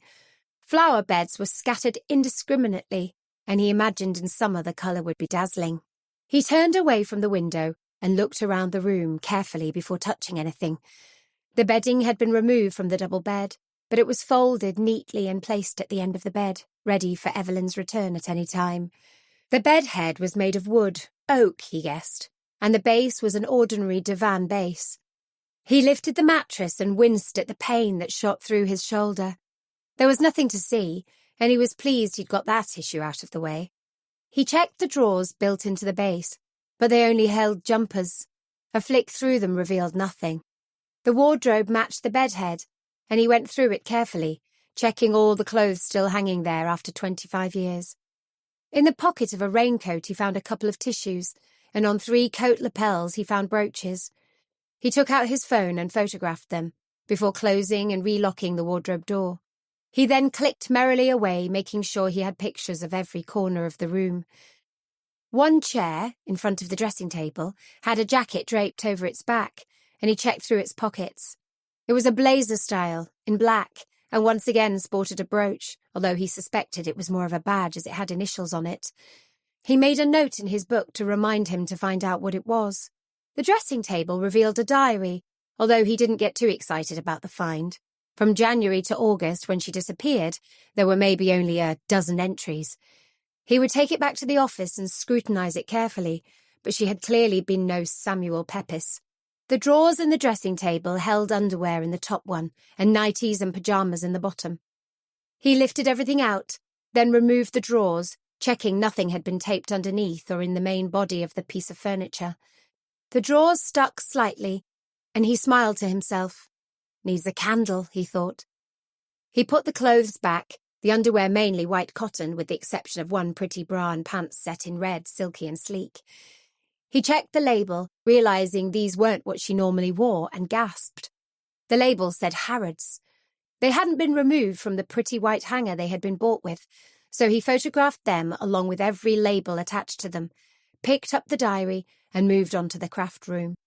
He wasn't sure how to go about tracking down a 25-year-old purchase, but he was going to try. He closed the curtains and left the room as it had been when he entered it, wondering why the police all those years ago hadn't done anything about the diary or the underwear set.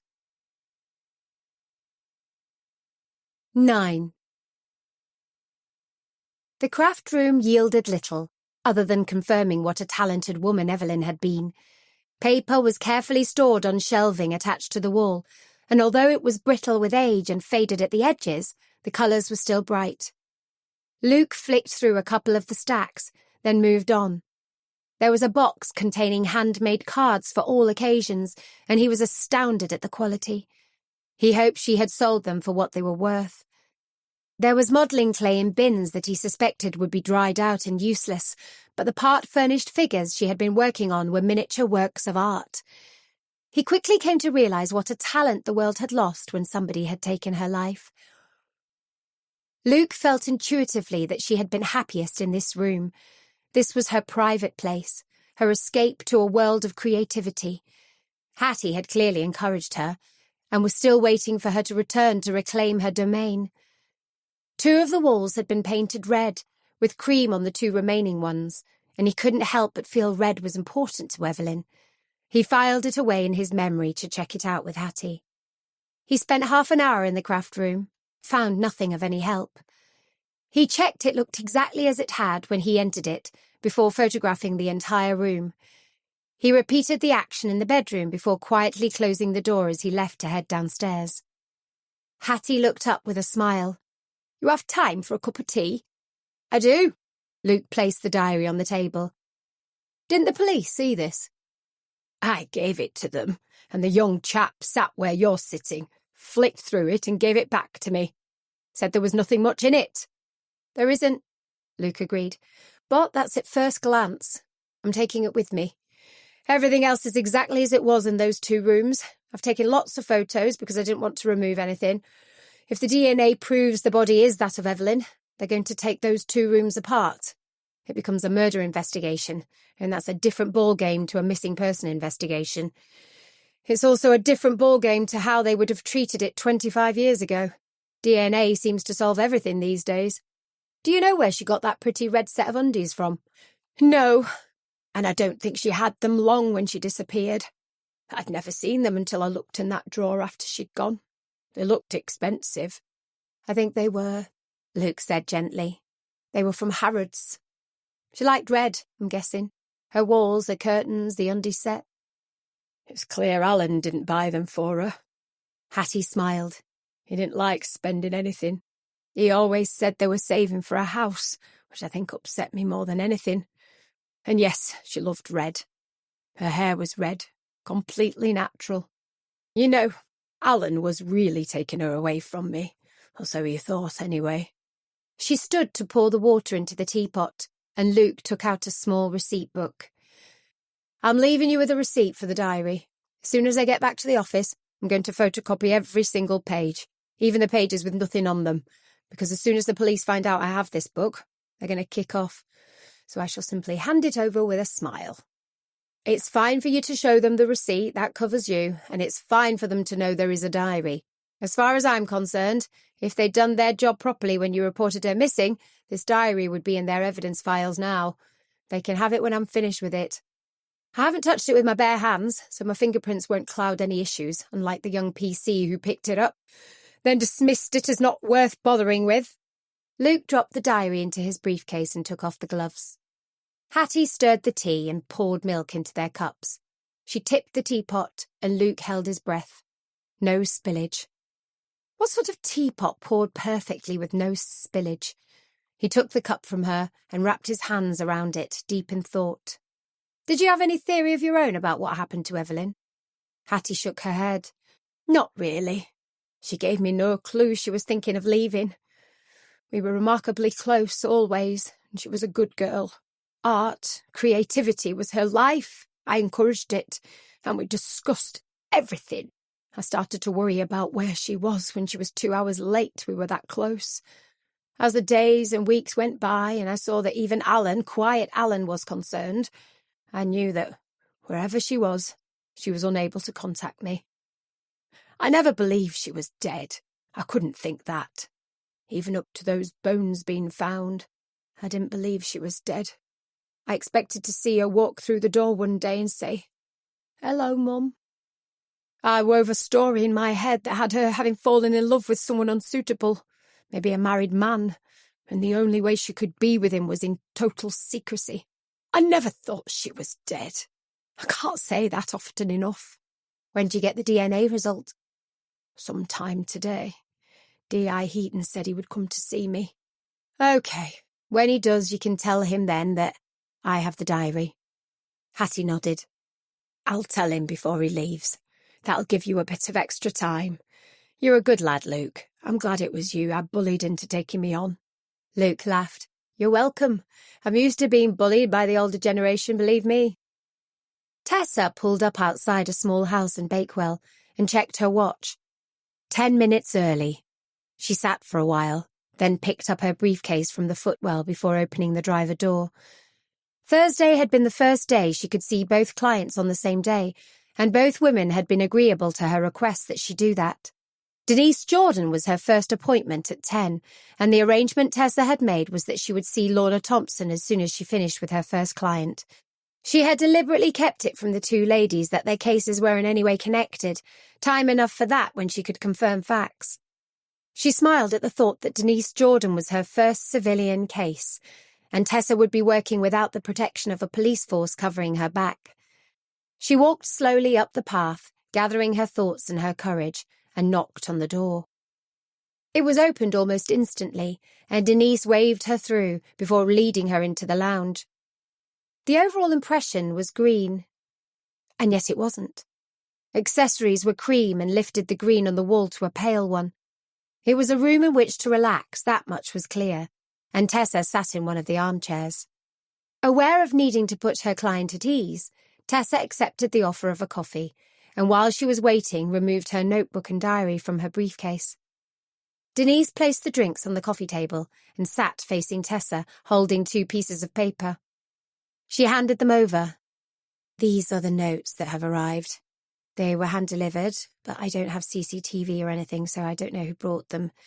I didn't want to take them to the police because my ex is a policeman with the Derbyshire Force, and I don't want him to know about them. He's trying to get custody of our son, Alex, and he'd use this to help him." Tessa nodded to show she understood. Time to find out who this officer was later. She slipped on her nitrile gloves, took the notes and opened them. The first one was short and sweet. "Never go out on your own. I'll be waiting." The second one wasn't so ominous, but equally as scary. "You are beautiful. You won't be soon." Tessa looked at Denise. "And these are the only 2 you've had? No phone calls, no texts?" "There was another one, the first one, but I threw it away. I thought it was somebody being stupid. It said, can't get you out of my head. It was only when the second one arrived I began to feel uneasy, and then the third one had me ringing connection. And before you ask, I can't think at all who could be sending them. I rarely go out to meet anybody. It's not that long since my marriage fell apart.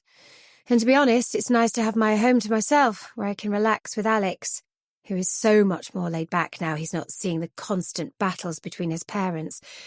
No, I can't begin to imagine who could be sending this rubbish, but it's a bit scary. I need to take these away with me, Tessa said. They're handwritten, which is always a help when we find the perpetrator, because we can do comparison tests, but there are a couple of other tests we can do. Has anyone but you touched these? Denise shook her head. No, Alex is only 9. I would prefer he knew nothing about this. And really, I have nobody close I can tell. That's good. It will be necessary to take your fingerprints to eliminate them from any others that may be on the paper. Tessa reached into her bag and produced a small handheld fingerprint machine. The formalities were speedily dealt with, and the machine returned safely to her bag. Now we come to your safety. Don't venture out on your own. If you can have groceries delivered, then do so. If another note arrives, I need to know immediately. She handed her business card to the pretty, dark-haired woman facing her. These are my office and mobile numbers. If you feel you're in danger, always ring 999. If it's anything else, ring me. I'm going back to the office to begin work on this, but I'll ring you if I have any further queries. Is that okay? Tessa took the contract out of her briefcase and pushed it across the coffee table. I need your signature and deposit today. Full payment is when we have completed to your satisfaction. Denise nodded and signed without reading anything, then handed over a cheque. I didn't need to wade through the contract. You come highly recommended. Lorna Thompson could have been the twin of Denise Jordan. Pretty, shoulder-length dark brown hair and troubled brown eyes. Tessa followed her through into the kitchen, and they sat at the table. She remembered the contract this time, and they sorted out that little detail at the beginning of the conversation. Tell me what's been happening, Tessa said, hoping a smile would put the nervous woman at her ease. I've had some notes delivered, Lorna said. She stepped to a drawer and took them out. There's 3. They came over a period of about 3 weeks, and I don't know what to do. The notes were identical to the ones Tessa already had in an evidence bag in her briefcase. I need to take these. If any more arrive, can I ask that you ring me before you open them? We can get DNA evidence from envelopes and possibly fingerprints from the note itself. Once again, she repeated the ritual of taking Lorna's prints and followed that action by placing the second set of notes into evidence bags. Once all that was out of the way, she returned to the conversation. Tessa gleaned from Lorna that she was single, she had split from her long-term partner 6 months earlier, and definitely hadn't met anybody else. There was a pattern emerging, and Tessa felt uneasy about it. She drove away from Lorna's home wondering if other single women had been targeted, but had simply screwed up the notes. Was it a joke, or was it a real threat? Was it only Bakewell, or was the net cast much further afield? She put her foot down and headed back to Eam, knowing she needed a discussion with one or more of her colleagues, and recognising life wasn't so simple now for checking for fingerprints and DNA as it had been 3 months earlier, when her ID card had said D.I. Tessa Marsden of the Derbyshire Police. 10. Thursday the 16th of January, afternoon. Luke walked into the office to see the little black cat happily ensconced on Cheryl's knee. He's wearing a collar. Beth bought it. Seems this little fella didn't want to leave us and go out into that nasty cold weather. So he now has a litter tray and feeding bowls. She says you're responsible for food. Oh, and she also said, what's his name? Luke picked him up and looked at him. You need a name. Okay, let's think about this. You're a smart-looking cat, being mainly black, and that bit of white under your chin is a bit like a bow tie. So let's find a name that befits your obvious status in life. We'll call you Oliver. The cat said nothing, climbed up Luke and sat on his shoulder. He'll be spoilt rotten, Cheryl mused. Everybody's taken to him. We'll wait a week in case anybody claims him. According to Maria, he's been checked out for ownership before, which tends to mean he's probably been abandoned or simply didn't like where he was living. Maria? She works in the vets. The nice-looking lass with the blonde hair? Luke walked towards the lift, Oliver still perched on his shoulder. I'll show him round upstairs. Nice swerve, Luke Taylor, Cheryl called. And her name's Maria London, in case you're interested. It took Luke a little over half an hour to photocopy the diary, and he couldn't help but notice the quality of it. The paper had been protected because it hadn't been opened for 25 years, and the weight of each page was considerable. Bought from a high-end stationery shop, he suspected. He finished the last page, and then saw attached to the end cover was a built-in envelope for saving items. He eased it open, and there was a tiny piece of paper in the bottom. He used a biro to pull it out.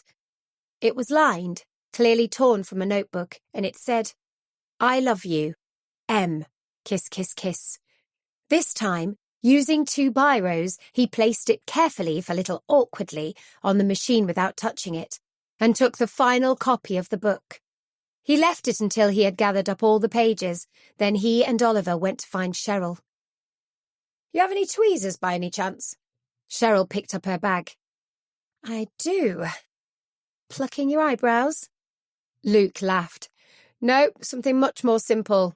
I want to pick up a piece of paper without touching it. She rummaged in her makeup bag and handed him the requisite tool. And don't forget where they belong. Luke smiled, and he and Oliver headed back to the machine.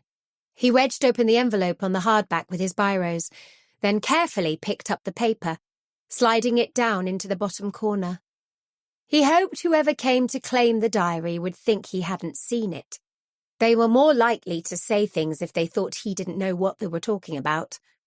His gloved hands closed the book, and he slipped it inside a plastic folder, ready to hand over when someone requested it. He took the folder and the tweezers to Cheryl. The police are going to turn up here at some point and ask for this, he said. Let's look efficient and have it locked in the safe. She nodded. No problem, boss. I presume I can put my tweezers back in my makeup bag, though. She reached down for her bag as the phone rang.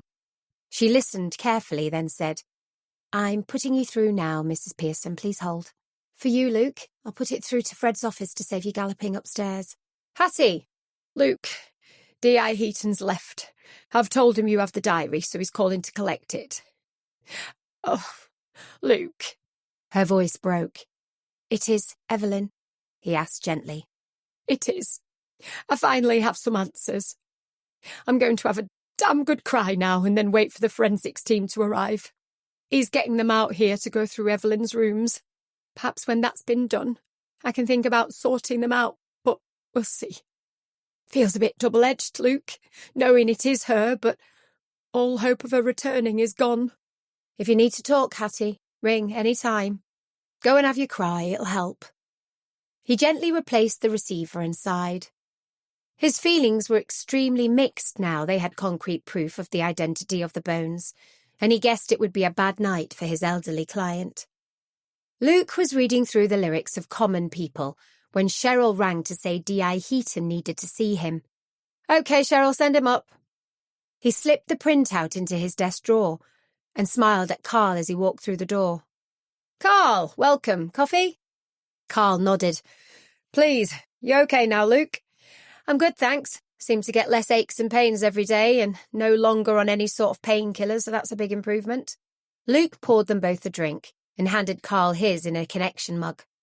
Is this a professional visit, or are you here just to see us? Kat OK? Kat, silent partner at Connection and pregnant wife of Carl, had removed herself from the business at Christmas due to seemingly non-stop pregnancy sickness. She's fine, vomiting more or less under control unless she eats eggs. He smiled. I'm here sort of professionally. I've collected the diary. I presume you've looked through it. In a random sort of way. I photocopied it. I used gloves, so none of my fingerprints are on it. However, no doubt Mrs. Pearson has told you it was handled by a member of the police force at the time Evelyn disappeared. She has, and you haven't looked through it in any depth. A glance as I opened each page to place it on the machine bed.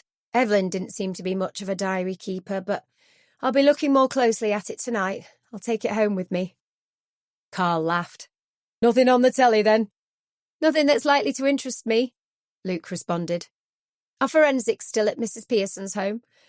They are, bagging up clothes and stuff when I left. Huh, I don't want to come across as sarcastic, but it's a pity they didn't do that 25 years ago. Sarcasm doesn't come into it, you're quite right. So, the diary was the only thing you brought away with you? It was. I did go through both of Evelyn's rooms, though, and took some photographs. You do know we've been employed by Mrs. Pearson to find out what happened? I do, which is really why I'm here. This will be investigated fully, Luke, no corners cut. And we'll be looking back as far as we need to go. We won't let it drop. I'm sorry that Mrs. Pearson doesn't trust you. I don't mean you personally, I mean the police. You let her down when her daughter disappeared, and she's not given you a second chance. She wants answers this time, and she's decided we're more likely to get them than you are. I don't know whether she's correct in thinking that, but it's what our client feels, so we'll comply with what she says. You'll keep me informed? Of course. After I've kept Mrs. Pearson fully informed. She's really pissed off with the police, you know. Carl sighed. I know. My reassurances fell on deaf ears, I'm afraid. After all this time, it's possible the killer is dead also, but one way or another she'll know who did it. Luke took out the lyrics to Common People and read them slowly, taking in the words, digesting what the 5 songwriters in the group had tried to convey. He knew the song, had heard it many times, but had never really listened to it. It was obvious it was about lovers from different backgrounds, but he felt it was a reversal to the lyrics with Evelyn Pearson. She wasn't the rich female as the song lyrics suggested. She was the poorer half of the equation, mixing with somebody much more affluent, somebody who could afford lingerie sets from Harrods. An older man? Luke put the lyrics to one side and gathered together the diary sheets. I love you, M. Kiss, kiss, kiss. Was M the rich half of the relationship? Would Alan have been the unwitting cover for them? Maybe the diary sheets themselves would give Luke further clues. But failing that, he could see him having to go on a trip to London, armed only with photographs of the lingerie still on the hanger and the set's tag. He held out little hope of getting a result from Harrods, but failure to try meant he definitely wouldn't. The first entry in the diary was on New Year's Day, and Evelyn had simply inscribed, New Year's Day and I have a headache. Luke smiled.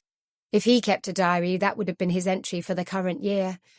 January the 2nd revealed Evelyn felt a bit better and had enjoyed a quiet day back at work after the Christmas break. There were no entries until the 5th of January, when Evelyn revealed it was Mum's birthday, 49. Next year, a biggie. This small statement troubled Luke, knowing that, although Hattie reached beyond that landmark age, Evelyn didn't even get to share it with her. He had put together an Excel sheet that he had printed off, listing the dates from 1st of January through to the day Evelyn disappeared, the 21st of August. He wanted to be able to write thoughts as they occurred to him while he was reading through the diary, and he scribbled Hattie's date of birth down in the column dedicated to the 5th. Once again he grinned. The 5th column. My God, he thought. It feels good to be back at work and letting my thoughts roam. He then added stars to the dates she had actually made entries. The 1st, 2nd, and 5th. Okay, good start, Luke, he pondered. Now find something that's even vaguely useful. January had intermittent entries. Alan was mentioned a couple of times. They had gone to the cinema to see Pulp Fiction and Forrest Gump. She gave Pulp Fiction 3 stars and Forrest Gump 5, adding brilliant after those stars. Luke realised he had never seen Pulp Fiction and decided it was something to do in case it told him anything. The word pulp seemed to have cropped up twice, and yet neither suggested any clue as to why they were in the life of Evelyn Pearson. February the 4th was the day they had seen Pulp Fiction, and inspired a longer entry than previously written by Evelyn. It said, Went with Alan to see Pulp Fiction at UCI Crystal Peaks. Went for a meal after. Met his friend and girlfriend.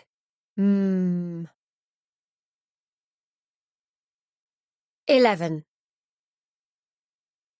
Luke stared at the entry. A friend of Alan's? And what did mean? Did she mean the meal was good? Or had Cupid already played his part and she was saying, with reference to Alan's friend? Or Alan's friend's wife? Was her own code for his or her name? He reached for the phone to ring Hattie. He recognised she would be the starting point for tracking down Alan, and was quite startled as it rang at the same time as Luke touched it. "Hello?" he said, not really sure what to say. "Luke, Mrs. Pearson is here. She's got something for you." "Brilliant. Was about to ring her. Tell her I'll meet her at the lift door." Hattie clasped her hands around the mug and sipped at the tea. "I prefer tea to coffee." "I'll remember," Luke said as he pushed the plate of biscuits towards her. "Help yourself. We like to feed our clients." "I've brought you something." She carefully put the mug on the coaster, reached into her bag, and took out a carrier bag which she pushed across to Luke.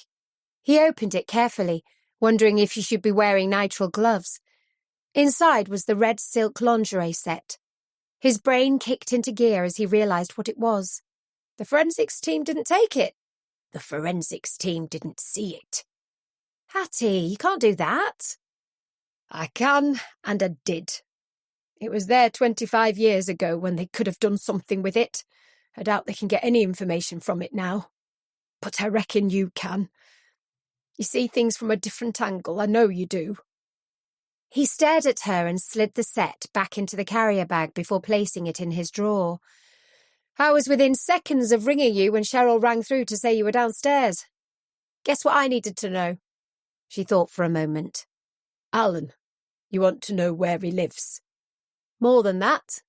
I don't even know his surname." "Alan Edgerton. As far as I know, he lives in Calver. But I don't have an address. He was married within about 18 months of Evelyn's disappearance. He did come and tell me, but I've no idea who he married. I wasn't interested. I never had him down for doing anything to hurt Evelyn. He was too dopey and soft." Luke gave a brief nod. "Thank you. It's a start. If I track him down, I'll let you know." She smiled. "Oh, you'll track him down. And when you've managed to get some information about that Harrods set, you can pass it on to the police. I'm not withholding anything from them. It's simply going via you first." Tessa could hear Luke talking in the other room, and the fact that she could hear him talking told her exactly who his client was. He had had to raise his voice a notch to accommodate the slight loss of hearing in the ears of a 70-plus woman, and that had to be Hattie Pearson. "Good detective work, Tessa," she thought. "You've not lost your touch." She spread out the notes she had picked up from the 2 Bakewell clients and stared at them. All 5 messages had been written by the same person, and the fact that they were handwritten gave her cause for concern more than if they had been assembled by bits of words cut from newspapers and magazines. It meant the person making the veiled threats didn't really care. Catch me or don't catch me, I shall follow through. Tessa shivered. She picked up the phone and dialed quickly. It only rang once before she heard the words. "Hi, lovely Tessa." They had a brief conversation and Tessa disconnected. She gathered up the notes, careful to keep them in their separate evidence bags, and spoke to Cheryl on her way out. "I'm going to Chesterfield, then to Bakewell, probably to see Denise Jordan. But if she's not in, I'll go to Lorna Thompson's house. One of them will be in, hopefully." Cheryl wrote as Tessa spoke, then looked up. "And Chesterfield?" "Police headquarters. The coffee shop nearby, anyway. It's a Costa." Cheryl nodded. "Take care. You calling back here or going straight home? It's nearly 3 now." "I'll see. Either way, I'll let you know. That okay?" "It is. If ever they come to arrest you for using police resources, I'll know where they can find you." She kept her face straight as she spoke. "Smart ass," Tessa said with a grin as she walked out of the door. The coffee shop was busy, and Tessa spotted Greg's waving hand as she entered. She headed over towards the corner table and leaned across to kiss his cheek. "Mr. Overton," she smiled. "So good to see you." "Caught the flannel, Marsden. I ordered you a latte. That okay?" "Perfect, Greg, thank you." She shrugged off her coat and placed it on top of Greg's, effectively stopping anyone from sitting on the 3rd chair at their table. She reached down into her bag and took out a brown envelope containing the 2 evidence bags. They're notes that have been sent to 2 clients we now represent. My clients have touched them, and I've already taken their prints, so we can eliminate them from whatever you find. I used gloves, obviously, so in theory there should only be 2 sets of prints on them, the recipients and the plank who sent them. Plank? No self-respecting potential rapist or killer would write their own notes. They'd either type them on a computer or cut words out of a newspaper. But oh no, our plank has to write them. I'm hoping this will soon be sorted with your help. I'll have answers by tonight. I'll drop them off at Connection afterwards. Don't want to leave them on the premises. That okay? That's fine. It's a secure letterbox. Did you hear about our body in the outhouse? He laughed. I did indeed. I also said Connection would solve it before we did. Am I right? Probably. Luke has taken it on with me as backup if he needs an extra right-hand man at any point. They chatted for the time it took them to finish their coffees. Then Greg stood. I'll go look at these. Take care, Tessa. If I find anything that I need you to know about before tomorrow morning, I'll ring. Thanks, Greg. You're a star. Greg left first after returning the kiss on the cheek and waved from the door. Tessa sat for a moment, remembering the huge bunch of flowers he had sent following the death of her work and life partner, Hannah, and she angrily brushed a tear away. She counted to 10, recited Mary Had a Little Lamb inside her head, and stood up to put on her coat and replace her bag on her shoulder. He was a good friend, and she knew he would find some answers for her, even if they were negative ones. Anything would help. Tessa parked outside Denise Jordan's home and sat for a moment. Denise had shown a clear reaction of fear when she had mentioned her husband's name, and Tessa knew that had to be the starting point. She needed to know who he was and why they had split up. The front door of the house opened as she walked up the path. I thought it was your car, Denise said with a smile. Come in, meet Alex. Alex proved to be a 9-year-old boy who grinned as his mother introduced them. Your mum's friend. I am, Tessa agreed. Your mum's son? He laughed. I am. Good. Alex, I need to talk to your mum for a bit, so we'll be in the kitchen, okay? He nodded and turned his head back to the television screen. Okay. Mum will put the kettle on. She always does. Tessa sat at the table, and as Alex had prophesied, Denise switched on the kettle. I apologise for that precocious child, Denise said, as Tessa followed her down the hallway and into the kitchen. He's been brilliant since his dad left. So supportive, so caring. When he came home from school the night I managed to get rid of his father, I explained everything to him. He said, I'm glad he's gone. That's really what I'm here about, Tessa said. Your husband. I need to know more about him, even if it's only to rule him out, and to explain something to you that you don't know about. I'll wait while we have our drinks and we'll talk.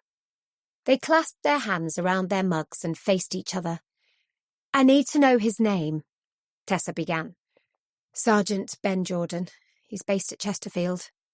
Tessa's mind flew instantly to the big sergeant, the one whose sarcasm was well known, who was universally disliked at work, and who, with a personality transplant, would have risen much higher than the level of sergeant. I know him. Then you probably realise why he no longer lives here. I put up with him for the sake of Alex, until one day I realised to my horror how much Alex disliked him. That was the end for Ben, as far as I was concerned. I managed to get him out by simply changing the locks, leaving his clothes in the shed and quivering in the kitchen until he drove away. I was so lucky in that this house is mine. I inherited it from my nan, so his name is nowhere on it. He'll never forgive me.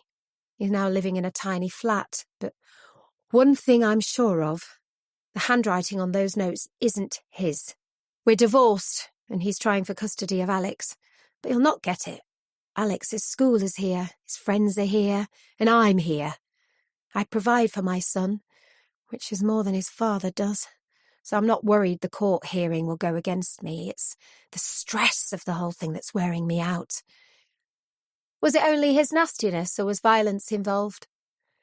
Violence at times, but it's words that hurt. He's a horrible person, and now it seems I've acquired another one without knowing how. You've obviously given it some thought. Nobody else would do this to you that you can think of? Denise shook her head. No. Most of my friends have seen how Ben was and have been really supportive. Okay, here's what I need, and then I'll tell you why I need it. I want you to get together a list of your friends. Initially, only their names, and by this I mean friends who you send birthday and Christmas cards to, friends who would ring for a chat, that type of friend. Then I want you to send me a screenshot of Facebook friends. I know there will be a crossover of some of the names, but you will have Facebook friends you've never met. Denise laughed. I only put my Christmas book away this morning. Hang on, I'll fish it out again. She disappeared into the lounge and returned with a brightly coloured hardback journal. It will be easier for you to photograph the pages, she said. The birthday card list is at the back of the book. Tessa felt in awe of such organisation. She took 5 pictures, then waited as Denise did the Facebook screenshots. I'm not much of a presence on Facebook, she explained. It says I've only got 45 friends, so that's it. All sent now. What will you do with this information? Tessa sat back after checking she had everything through on her phone. Something I have to tell you.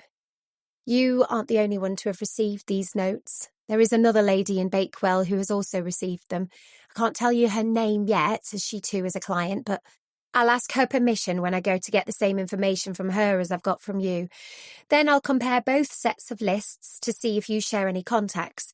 Is it okay if I use your name when I go to see her? The shock was apparent on Denise's face. Somebody else? Of course you can tell her. Do whatever it takes to catch the bastard. 12. Lorna Thompson was about to go out, so Tessa quickly explained what it was she needed and asked her if she could do the lists once she was back from her doctor's appointment and email them to her as soon as possible. News of a second set of notes caused her eyes to open wide. Really? Do I know the other lady? Is she from Bakewell? She is. Her name is Denise Jordan. She has given me permission to tell you her name. Lorna smiled, recognising the name. Yes, I know Denise. She comes to the book club at the library. Maybe the 3 of us should meet next time to save you having to do 2 visits. It's okay for me to share your name with her? It is. Anything to make this go away. Tessa checked the clock in her car and decided to go via connection. It was almost 6 and she felt sure Greg would have delivered the envelope by now. The shutter was down, the door locked, and she solved both issues immediately, hoping Greg had arrived before the shutters were lowered. He had. The envelope was in the mesh letterbox on the inside of the door, and she removed it. There was a sliver of light showing from Beth's office, and Tessa pushed open the door to switch it off. Beth looked up and clutched at her throat. Good Lord, Tessa! You frightened me to death. Tessa doubled up in laughter. I'm so sorry. I thought you'd left your light on. I came in to switch it off. With the shutters being down, I assumed everybody had gone home. No. I got involved with something, and I'm on a conference call at 7, so I thought I'd hang on here. It's easier when I've got all the information in this office and not at home. There's an envelope in the letterbox for you. Tessa waved it. Got it. It's why I called back here. I've, had some fingerprints checked. Sit down. Drink. Just water, please. She sat down opposite Beth and waited while Beth produced a bottle of water and a coffee. Okay, let's talk fingerprints. I have the equipment for lifting them, and I have a snazzy little machine that can take them on the go, so to speak, but what I no longer have is access to the database. I called in a favour. Beth took a sip of her coffee. I've been somewhat remiss in mentioning some things, it seems. She tried to hide her smile. You're a smart cookie, Tessa. You knew we always seemed to be one step in front with cases in the past, and it was mainly down to one woman. My Nan. The great Doris Lester. Now, she may be far away, but in real terms it's only a mouse click. So if you have prints to be checked in future, that mouse click can now come from my computer. Really? Tessa's eyes twinkled. Should I be making a citizen's arrest at this point? You could try. Remember the black belt first, though, and you'd never be able to prove anything. If I can access police files, I can certainly hide the fact that I've done it. You want to talk about the case? It's a strange one. A little unsettling. She opened the envelope and removed the returned notes. They're handwritten. She pushed the evidence bags across to Beth and opened the results sheet from Greg. She sighed. No prints apart from the ones left by the ladies. It was a long shot. Back to the drawing board, I guess. They have families? Lorna Thompson doesn't. She split from her partner 6 months ago. But I get the impression it was amicable. They'd reached the end of the line. I'll look more into him now we have the fingerprint issue out of the way. Denise Jordan is a little more difficult. She's divorced from her husband, has a 9-year-old son called Alex, but the husband is a sergeant in the police, based at Chesterfield. Horrible fella. I'll have to talk to him, but I expect to get absolutely nothing from it. Beth pulled the evidence bags towards her again and stared at them. This handwriting, it's feminine, rounded. When are you seeing them again? Tomorrow. I've left Lorna producing a list of close friends and a list of Facebook friends. She's emailing them over later. I already have Denise's lists. I'm hoping to bring the two ladies together tomorrow for a joint discussion. We'll see then if anything is relevant to both of them and go from there. So far, the notes have been hand-delivered, so it might be worth fixing cameras to cover their front doors. She glanced at her watch. I'm going home now. It's not far off 7 and you've probably got stuff to get ready. I'm assuming it's not only fingerprints you can access. You could look up certain people more in-depth than a casual internet search. Beth smiled. With Doris Lester for my teacher, you bet your sweet life I can. Tessa lowered the shutters and smiled.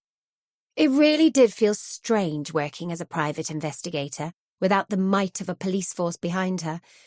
But it seemed anything and anyone was available to her simply by switching on a computer.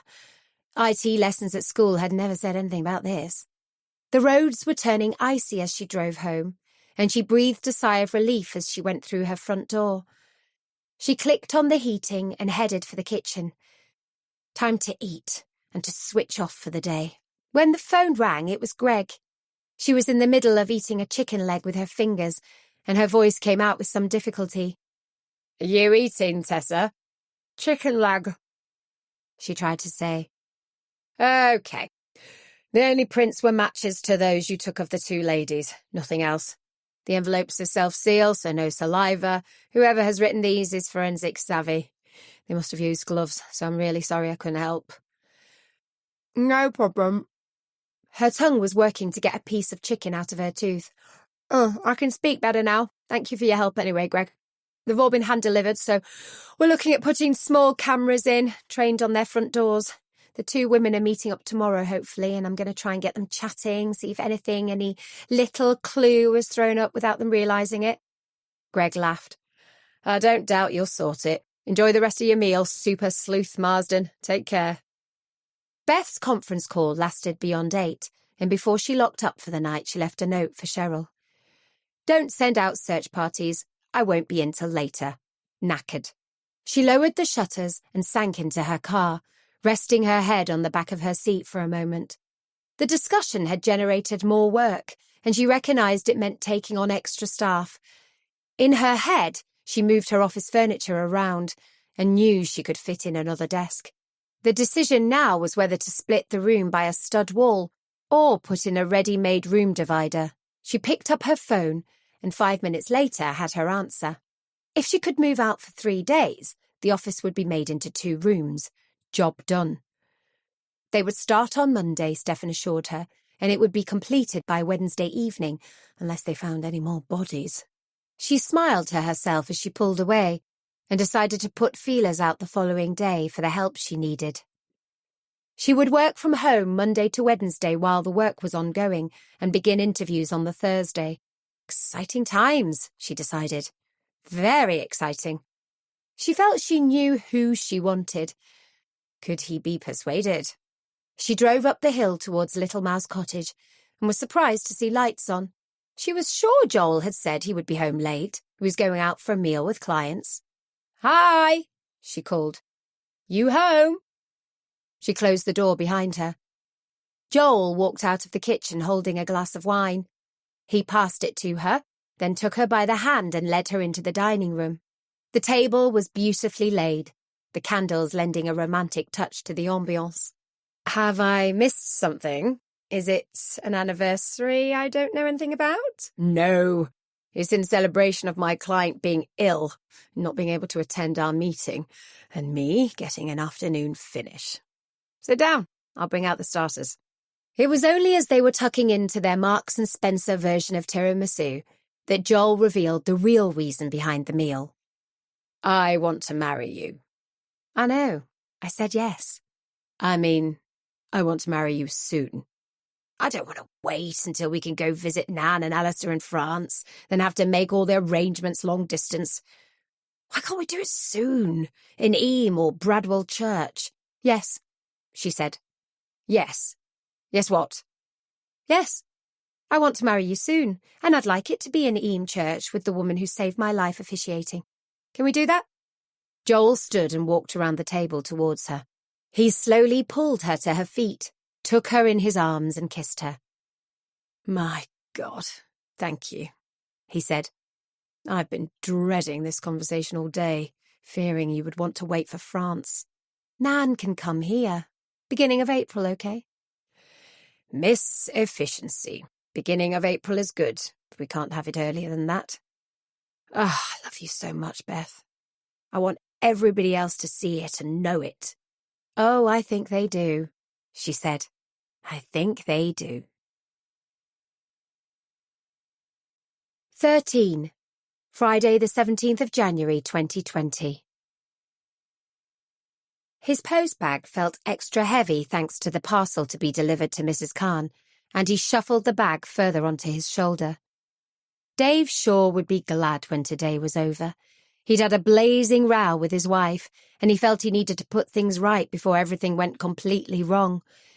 He glanced at his watch and saw it was a little before 7, so he was on course to finish early, and his footsteps quickened as he walked up to the front door of Lorna Thompson's house. He lifted the flap of the letterbox, and the door swung inwards. He hesitated. Lorna, you okay? His voice sounded loud as it reverberated around the hallway. Lorna! There was no response, so he pressed the doorbell, then stepped inside.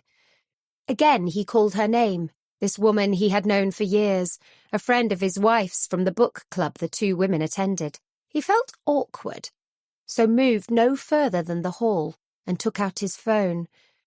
He rang his wife and asked her to ring Lorna, explaining the situation. Seconds later, he heard the ringtone of a mobile phone in what he presumed to be the lounge. He opened the door. Carl Heaton took in the scene and felt sick. Now he knew exactly why the postman was sitting on the garden wall, dithering in the early morning temperatures of a January day. So much blood. He stepped back out of the room and hoped the forensics team wouldn't be much longer. Joining Dave on the wall, Carl took out his notebook. He noted down his details, then waited for the postman to tell him what he knew. She's dead, isn't she? Lorna. She is. You know her? I more or less know everybody in Bakewell. I've been working this round for about 20 years. But I know her anyway, she's a friend of the wife. They go to a book club at the local library. That's where she works, Lorna. When you check Lorna's phone, it'll show a missed call from Sharon. When I got no answer from Lorna, I didn't want to go check in the house, so I rang the wife and she rang Lorna. I heard it ringing, so followed the sound and... He shivered, and it wasn't only from the cold. I didn't go beyond the doorway of the room and had to turn the knob to go in. I backed out at speed, I can tell you. She was a lovely woman. Who would do this to her? We'll find out. Carl put away his notebook as the forensics team arrived. Can you hang on for half an hour, and I can let you carry on with your round? The house was already encircled by crime scene tape, with neighbours in its semi-detached partner house looking out of bedroom windows at what was unfolding before them. Rory Thomas, the pathologist, nodded briefly at Carl, and the two men entered the house. It's bad, Carl said, warning the young man who he felt couldn't have seen that many violent deaths. He didn't look old enough. Rory's gloved hand opened the door, and he paused on the threshold of the room, taking in the scene before him. There was blood, a lot of it, and he carefully manoeuvred his way to the body. It was clear her throat had been cut, but he suspected as soon as they removed her clothes he would find multiple stab wounds in her body. "She was killed last night," he said. "I'll know more when I get her back to the autopsy suite, but a rough guess is between 10 and midnight. Other than that, I can't tell you anything yet." "Thanks. Let me know when you're doing the post-mortem and I'll be there. I'll go and send our postman off to finish his round. Needs to warm up, I think." Dave Shaw had left the dubious comfort of the garden wall to stand outside the crime scene tape. A woman had her arms around him, but stepped back as she saw Carl approaching. "My wife, Sharon," he said by way of explanation. Carl shook her hand. "Good to meet you, Sharon. I understand you know the deceased?" Sharon nodded. "I do. We've been friends for years, but not close friends. She didn't really have any close friends. Her partner discouraged it." "Partner?" "Ex-partner. They split about 6 months ago, amicably. It had run its course. I think he moved to London. He got a new job and she didn't want to leave here, so off he went. She wasn't upset by it. They drifted apart anyway." "You have his name?" "Ian Ancaster. No idea where he is, though, or what he does." Carl added the name to his notes. "Thank you. This is helpful. Dave, if you're okay to do so, you can carry on now." "I'm off home," Dave said. "Somebody will be here in the next couple of minutes to take this." He patted his bag. "And I'm going home for a stiff whiskey." Carl looked up as his office door opened. DC Nigel Glossop stood in the doorway, a printout in his hand. "Thought you'd want to see this, boss. I'm going through the victim's laptop, and this is the last email she sent. It went last night, shortly after 8, to a Tessa Marsden. I'm presuming it's our Tessa Marsden. The last part of the email address is @connection.co.uk. Thanks, Nigel." He took the printout from the DC and waited until the door had closed before placing it on his desk to read it. 2 minutes later, he picked up his phone. "Hi, Carl. You okay?" Tessa collected the printout of the email sent by Lorna from the printer tray and walked back to her desk. "I'm good, thanks. I may have some information for you." "Oh?" "You have a client called Lorna Thompson?" Tessa hesitated. "Maybe." He gave a short bark of laughter. "God, you don't change, do you? Let's presume Lorna is your client, shall we?" "Actually, no, you do, because in front of me on my desk is a copy of an email she sent to you last night." Tessa waited. The same email was in front of her. "I was called out at some ungodly hour this morning to a report of a suspicious death. A postman found her. I'm sorry, Tessa, she's dead." "And it was suspicious?" "Nothing merely suspicious about it. It was definitely murder. No details yet, but there was a lot of blood. Her throat had been cut and her pyjamas were soaked in blood." "My God, Carl, we need to talk. But first I need to contact another client. Do you want to come here or shall I come to you?" "Tess, I'm sorry to be blunt about this, but you're now a civilian. You're the last person to have seen Lorna Thompson alive, and I need to formally interview you. Can you be here for 10? "Let me make sure I have this right," Cheryl said. "You're off to Chesterfield to be interviewed formally as a suspect in a murder that's happened overnight? A murder of one of our clients?" Tessa nodded. "You said we had to notify you wherever we went, so I'm telling you." Cheryl stood. "You're going to no formal interview without me being there. Luke's in, he'll cover in reception while we're gone." Tessa smiled. "I don't think I'll need legal representation." And there speaks somebody who's never been on the receiving end of a police interview, only dished them out. "You're not going on your own, Tessa. I've done this dozens of times. Trust me to stop you putting your foot in it." Luke laughed at the explanation of why he was needed on reception, despite the calamity of the death of a client, and he moved downstairs with alacrity, waving them off as Tessa's car disappeared into the distance. Telling Beth when she arrived was just as funny, but it was only as the day wore on that they became concerned. Tessa and Cheryl arrived back in the office shortly after 2, carrying designer label bags. We went for lunch in Debenhams, Tessa explained, and accidentally found our credit cards. Anyway, I haven't been arrested. I've convinced them of my innocence, so now I'm back to get to work on solving who did this to Lorna. I've had to tell them the story so they also know about Denise Jordan, and I've left them the notes to check for fingerprints. I didn't tell them it had already been done by them. I let them think we'd done it to check for any prints other than our clients. Has a check been done on Denise Jordan? Yes, she's fine. She wasn't too happy at police turning up on her doorstep, apparently, but when they'd finished explaining, she texted me to ask me to ring her. I'm going to do that now. Tessa changed her mind. Suddenly, she knew she needed to see Denise. A phone call was too impersonal, and maybe by looking at Lorna's email it would trigger a memory, anything to put them on the right track. She had explained to Carl what the email with the list of friends' name was about, but hadn't told him she already had it captured in photos on her phone. It was time to put some work into those names, and that would have to start with showing them to Denise. Denise was clearly upset. As you can see, I now have a policeman outside who will be there for some time, until they catch this lunatic anyway. I'm really scared. And don't forget I have Alex to worry about on top of everything else. They said she was stabbed. She was. The postman found her, apparently, and they took her laptop into headquarters for forensic examination. That's how they found my connection to her. She'd emailed a list of her friends to me last night. Denise handed her a coffee, and they sat for a moment, enjoying its warmth. Do you think you can look through the list of Lorna's friends for me? Tell me if anything stands out. Of course. Let's get this bastard caught. I can't live my life in fear. I thought that had stopped when I divorced Ben. Tessa took the list out of her bag and pushed it across the kitchen table, along with a yellow highlighter. Take your time. Highlight anybody you know. I'll keep quiet while you go through it. Maria ran across the road, hands in her overall pockets to stop anything jumping out as she ran, and reached the door of connection safely. She pressed the entry button and waited for it to be released. Cheryl smiled at the pretty young girl. Hi, Maria. Can I help? I've brought an address for Luke so he knows where we're going on Saturday for the school reunion thing. The times and stuff. Her voice filtered away. I'll tell him you're coming up. The lift is there. Press 1 and his office is almost opposite the lift. His name is on the door anyway. Oh! She looked around, almost in panic. Is it okay? He's not busy? He might be playing solitaire, or he might be studying for another certificate.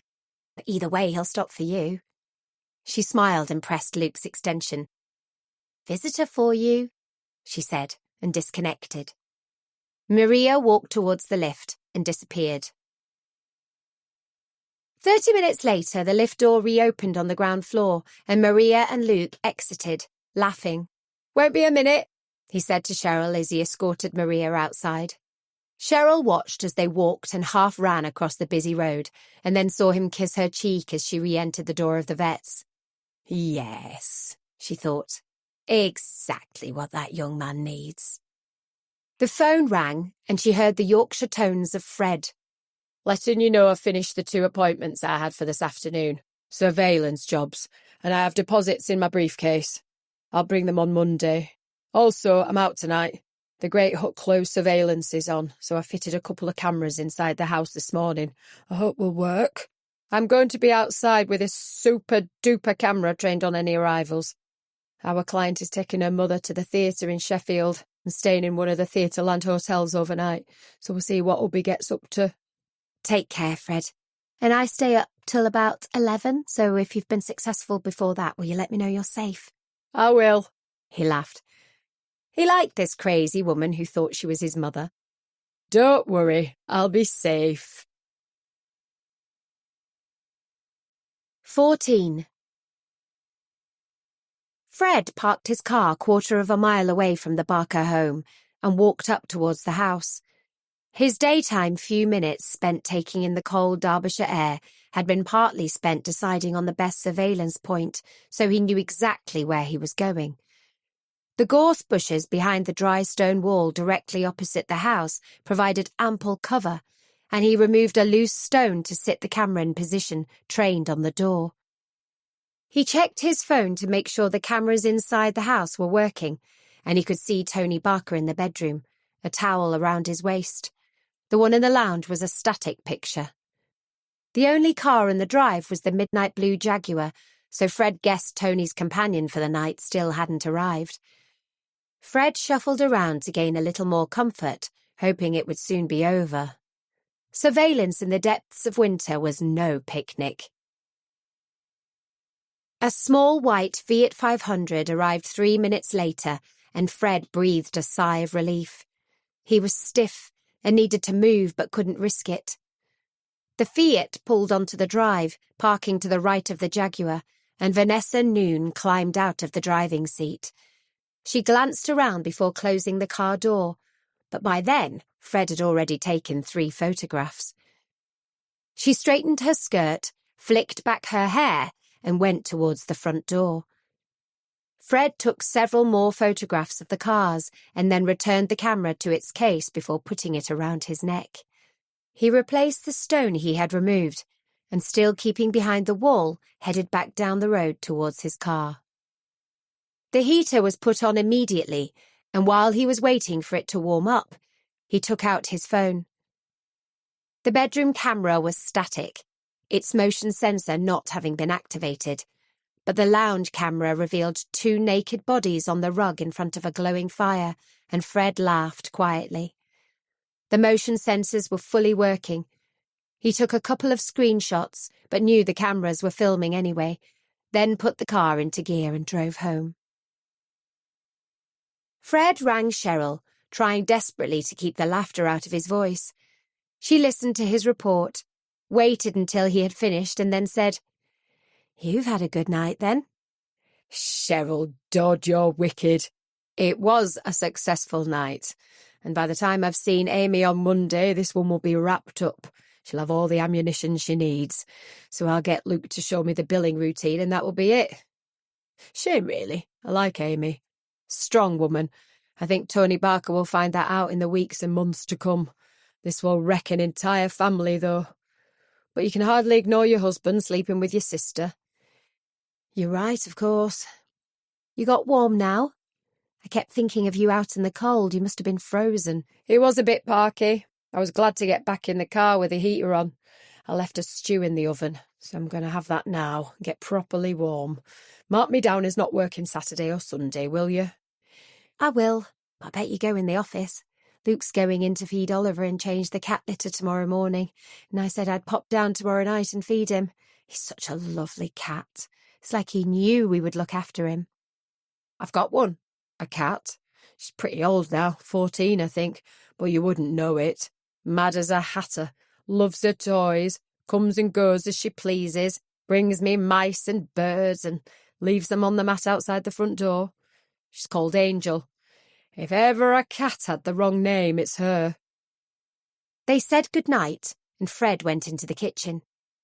He ladled himself a bowl of stew, went to the cupboard for the Henderson's relish, and looked in disgust at the small amount left in the bottle. He wrote relish on his shopping list, knowing if he didn't do it immediately it would be forgotten, then loaded up a tray with the bowl and some crusty bread. He watched half an episode of DL and Pasco, then switched everything off and went to bed. Angel went through the cat flap and out to meet her friends. Beth and Joel discussed wedding plans over their meal, and after they had cleared away, Beth rang Kat, who confirmed that Saturday the 4th of April would be a beautiful day for a wedding, and she would be delighted to officiate, whether she could still fit into her clergy clothes or not. "I need to go out shopping," Beth declared with a smile after putting down the phone. "Immediately?" "No, tomorrow will be soon enough." "Oh, good. I really didn't fancy going out tonight. What sort of shopping?" "Wedding dress, bridesmaid dresses, flowers, venue for a reception. You want me to go on, or shall I turn on the TV?" Joel picked up the remote control, scrolled through the planner, and clicked on DL and Pasco. Luke spent some time on the internet checking out train times, then booked a ticket for the Monday 6 a.m. departure, leaving from Chesterfield and arriving in London mid-morning. He couldn't remember the last time he'd been on a train, and felt a degree of excitement at the change in routine promised for Monday. He needed to go to Harrods, but driving in the capital filled him with dread. Add that to arm discomfort after such a long journey, and he knew it was a no-brainer taking the train. He closed down his laptop and went through to the lounge where his mum and Nan were watching television. "Girls in bed?" he asked. "They've got new library books," was his mum's reply. He leaned over the back of the sofa and kissed her. "I'm off to London on Monday. I won't require feeding." "That's okay, we'll have yours. It's curry." "You've done that to annoy me, haven't you?" Luke sat down by her side. "What's on TV?" "DL and Pascoe." "Good, I like a good murder." Within 10 minutes he was asleep, his arm finally comfortable. Tessa was determined not to work. She ordered in a pizza, opened a bottle of red wine, and having spotted that a DL and Pascoe was on TV, settled down to watch it. Her mind kept drifting to the list of Lorna's friends with the yellow highlighters through them, and still she resisted getting out the list. Until shortly after 10. She pulled the coffee table towards her and took the list from her bag. She stared at it for a moment, then rang Denise. "I'm checking you're okay." "Hi, Tessa, I'm fine. My mum has been and collected Alex until it's safe here, but I'm staying put. The police car's still outside, so I feel okay. But my head is spinning, wondering what's happening to me. At first, I wondered if it was something to do with Ben. But sending silly little notes isn't the way he does things. He'd come barging in, openly threatening. This is somebody I must have upset at some time, but I'm blowed if I know who it is or what I did. And where does Lorna Thompson fit in? The only way our paths cross is through the library. The book club is run by her, and I'm a member of it, but I use the library a lot anyway. I didn't know her surname. Her badge only says Lorna. She was lovely, really helpful, nothing too much trouble, especially with the children in their section. But it is a connection, Tessa breathed out slowly. When does the book club meet? The third Monday of every month, so this coming Monday is the next meeting. They said goodnight and disconnected. Brilliant, Tessa thought with a sigh. Unless you wanted to actually visit Bakewell Market, Monday was never a good day to go to the small Derbyshire town. It was always heaving with visitors. Tessa gave in to temptation and picked up the list of Lorna's friends, both from her personal list and also from her Facebook connections. There were 6 names highlighted in yellow that Denise had recognised, but only one had a double thickness of highlighter pen and a biro box around it, with the words Ben's cousin arrowed to it. Grace Jordan. The name was on Lorna's list of personal friends, not on her Facebook friend list. And Tessa sat back to ease her neck pain, deep in thought. Grace Jordan. Possibly one to check out. Tessa packed everything away and went upstairs to bed. Her mind refused to close down, and it was the early hours of the morning before she fell asleep. She simply couldn't get rid of the names on the lists from her mind. And so Friday drew to a close.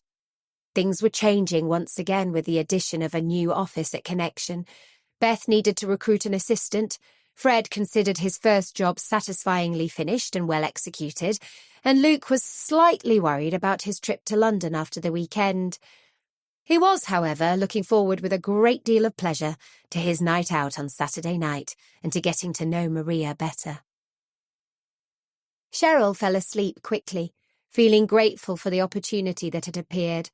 The right job at the right time, with the right people. She knew Keith would have approved. He had hated her having to travel into Sheffield city centre every day. He would have loved the fact that she could walk down into the village to go to work. She slept deeply. The rain fell heavily through the night, and Saturday brought with it a grey, sombre atmosphere that held the promise of more rain to come. Hattie Pearson took the tablets that kept her alive and clicked on the kettle. The text the previous night from Luke confirming he was going to Harrods on Monday had filled her with such a strange feeling, that she almost felt overwhelmed by it. She poured cornflakes into a bowl, chopped up a banana, and added far too much milk. But she liked milk. She sat at the kitchen table, her eyes moist. He was a good lad, her Luke, and she knew he would deliver what she wanted delivering, because he listened to her.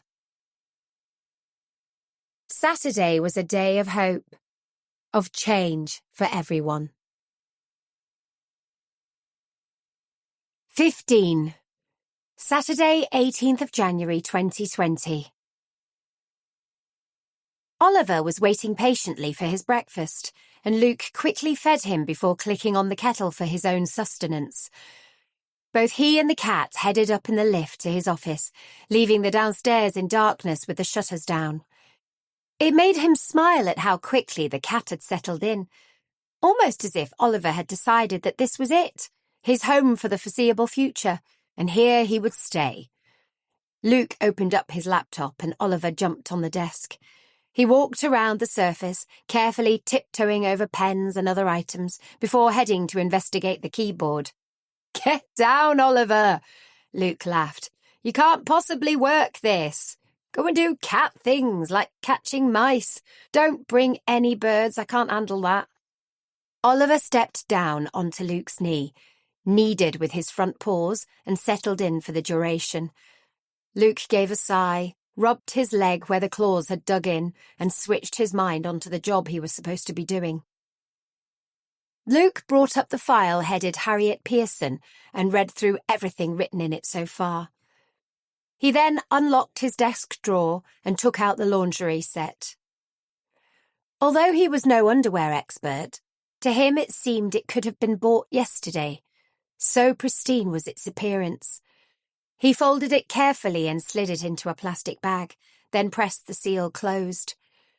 Placing that inside a large brown envelope, Luke put it into his briefcase. Now he was ready for Monday morning.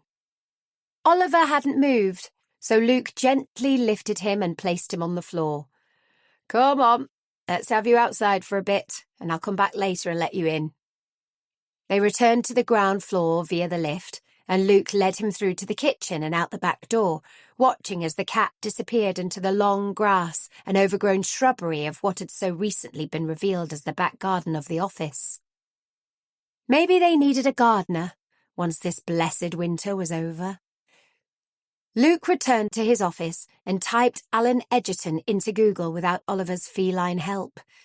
He found someone with that name and of the right age living in Calver, confirming what Hattie had told him, so he made a note of the address, closed his laptop, and headed downstairs.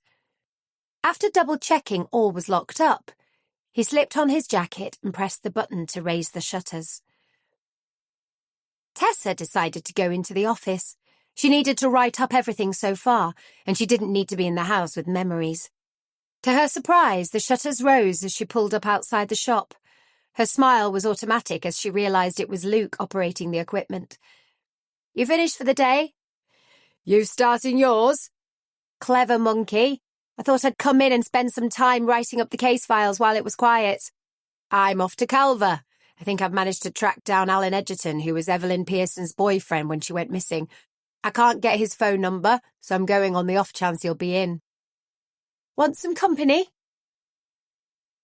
They pulled up outside the address Luke had scribbled on a post-it note and looked around for a moment.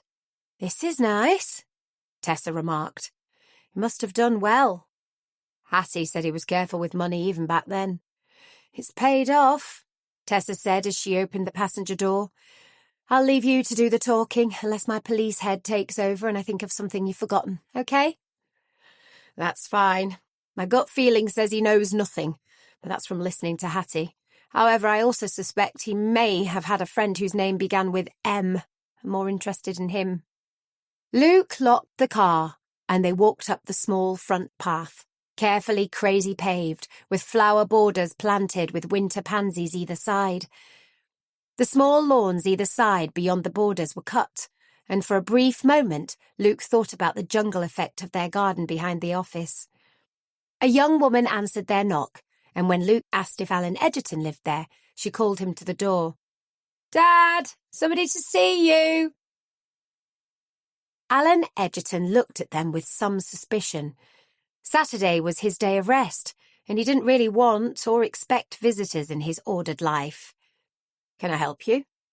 Luke Taylor, Connection Investigation Agency. Luke held out his ID card. And I'm Tessa Marsden. Tessa showed her ID. He carefully inspected both of them. I've heard of you. What can I do for you? We'd like to talk to you about someone you knew a long time ago. Evelyn Pearson. Evelyn? Good Lord. That's a name from the past. I haven't seen her for about 25 years. And he made to close the door.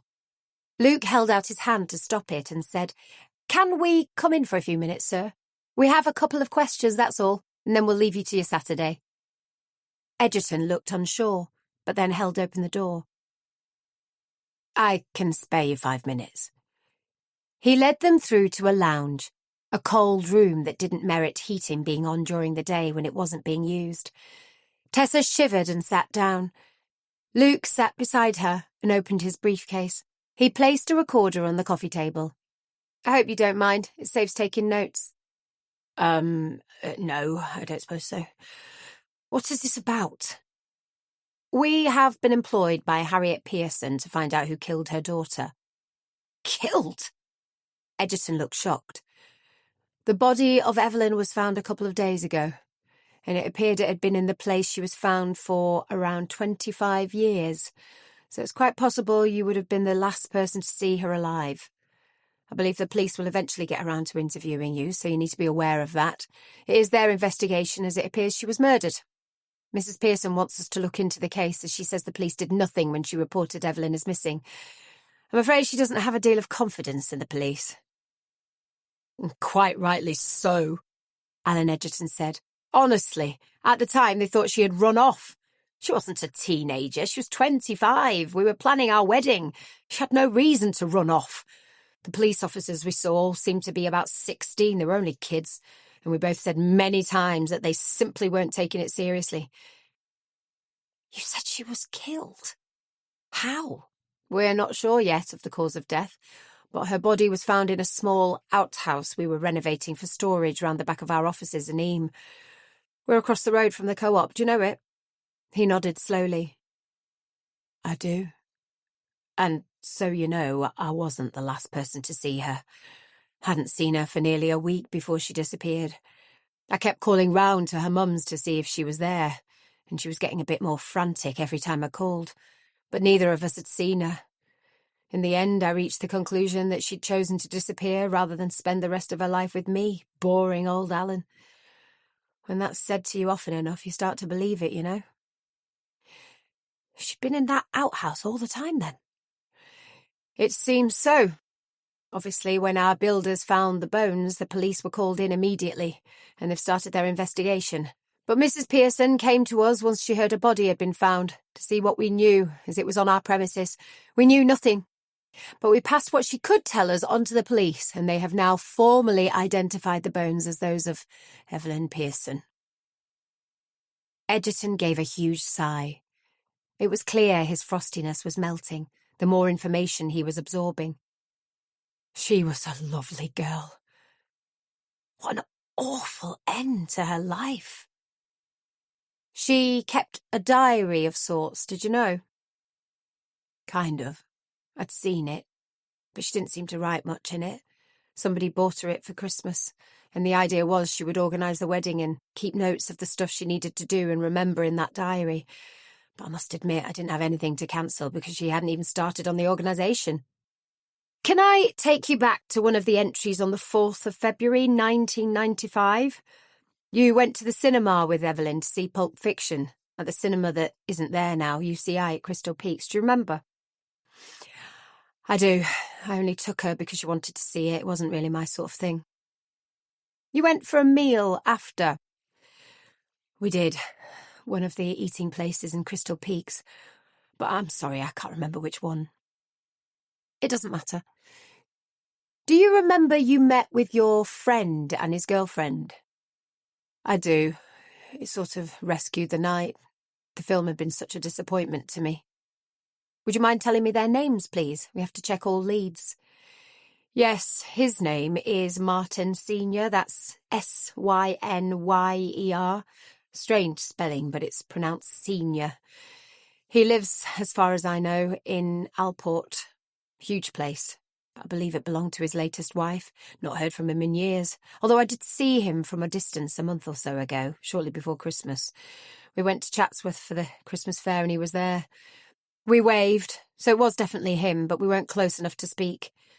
To be perfectly honest, I distanced myself from him after Evelyn went missing. He was quite nasty about it, said she'd probably gone off with somebody with a personality or words to that effect. And I know he was drunk when he said it, but it wasn't necessary. Evelyn and I loved each other. Was he with the same person he was with when you went for that meal? Definitely not. I can't remember her name, but they split up a couple of weeks after that night, and the one he was with at Chatsworth looked half his age.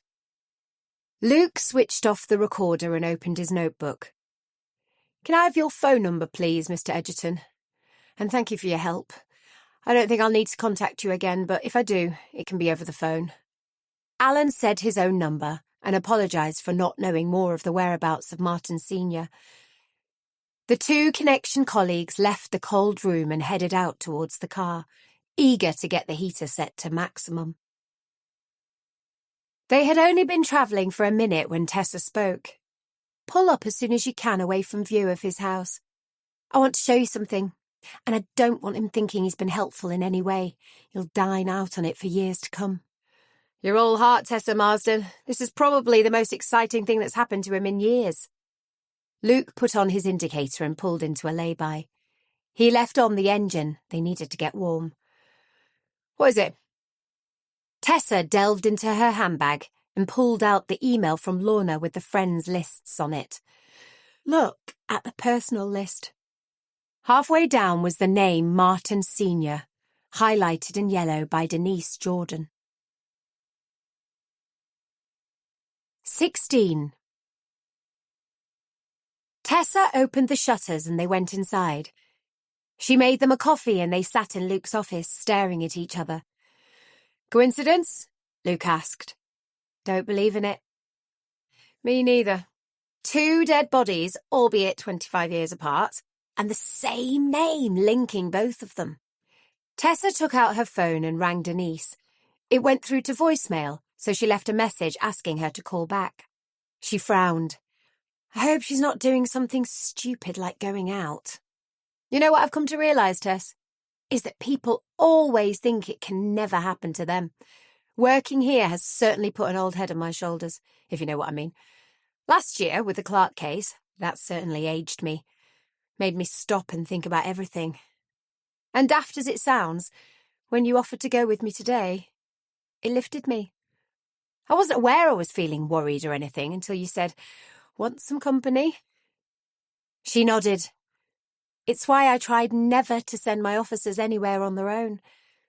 People can change at the click of a finger, and violence always seems to be just below the surface. That, however, wasn't why I offered to go with you today. I think I needed the company, not you. I'm glad I did, though, because neither of us, working on independent cases, would have picked up on this at this stage. Now we have to work out what happens next. We have to find this senior chap, see exactly what the connection is. You think we should go round and see your lady? Denise, is it? It is. There's a police car out front, so she should be okay. I feel a bit uncomfortable because she hasn't answered her phone. Luke stood. Come on.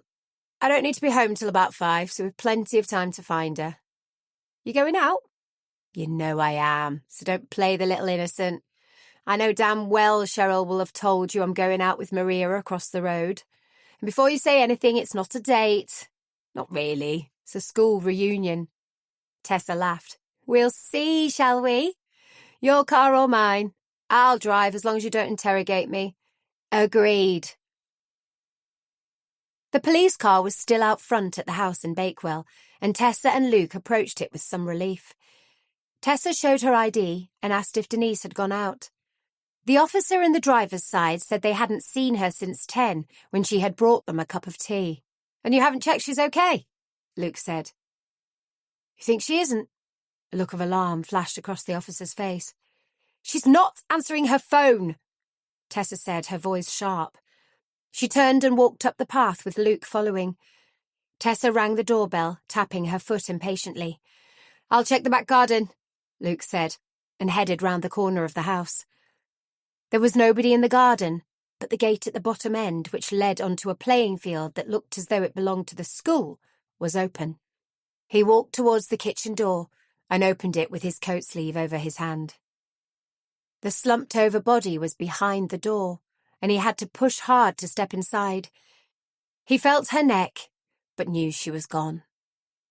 Everything was red. So much blood congealing on the black and white kitchen floor. She couldn't possibly have survived such a huge blood loss. He stepped back outside and yelled for Tessa. Seconds later, she was with him.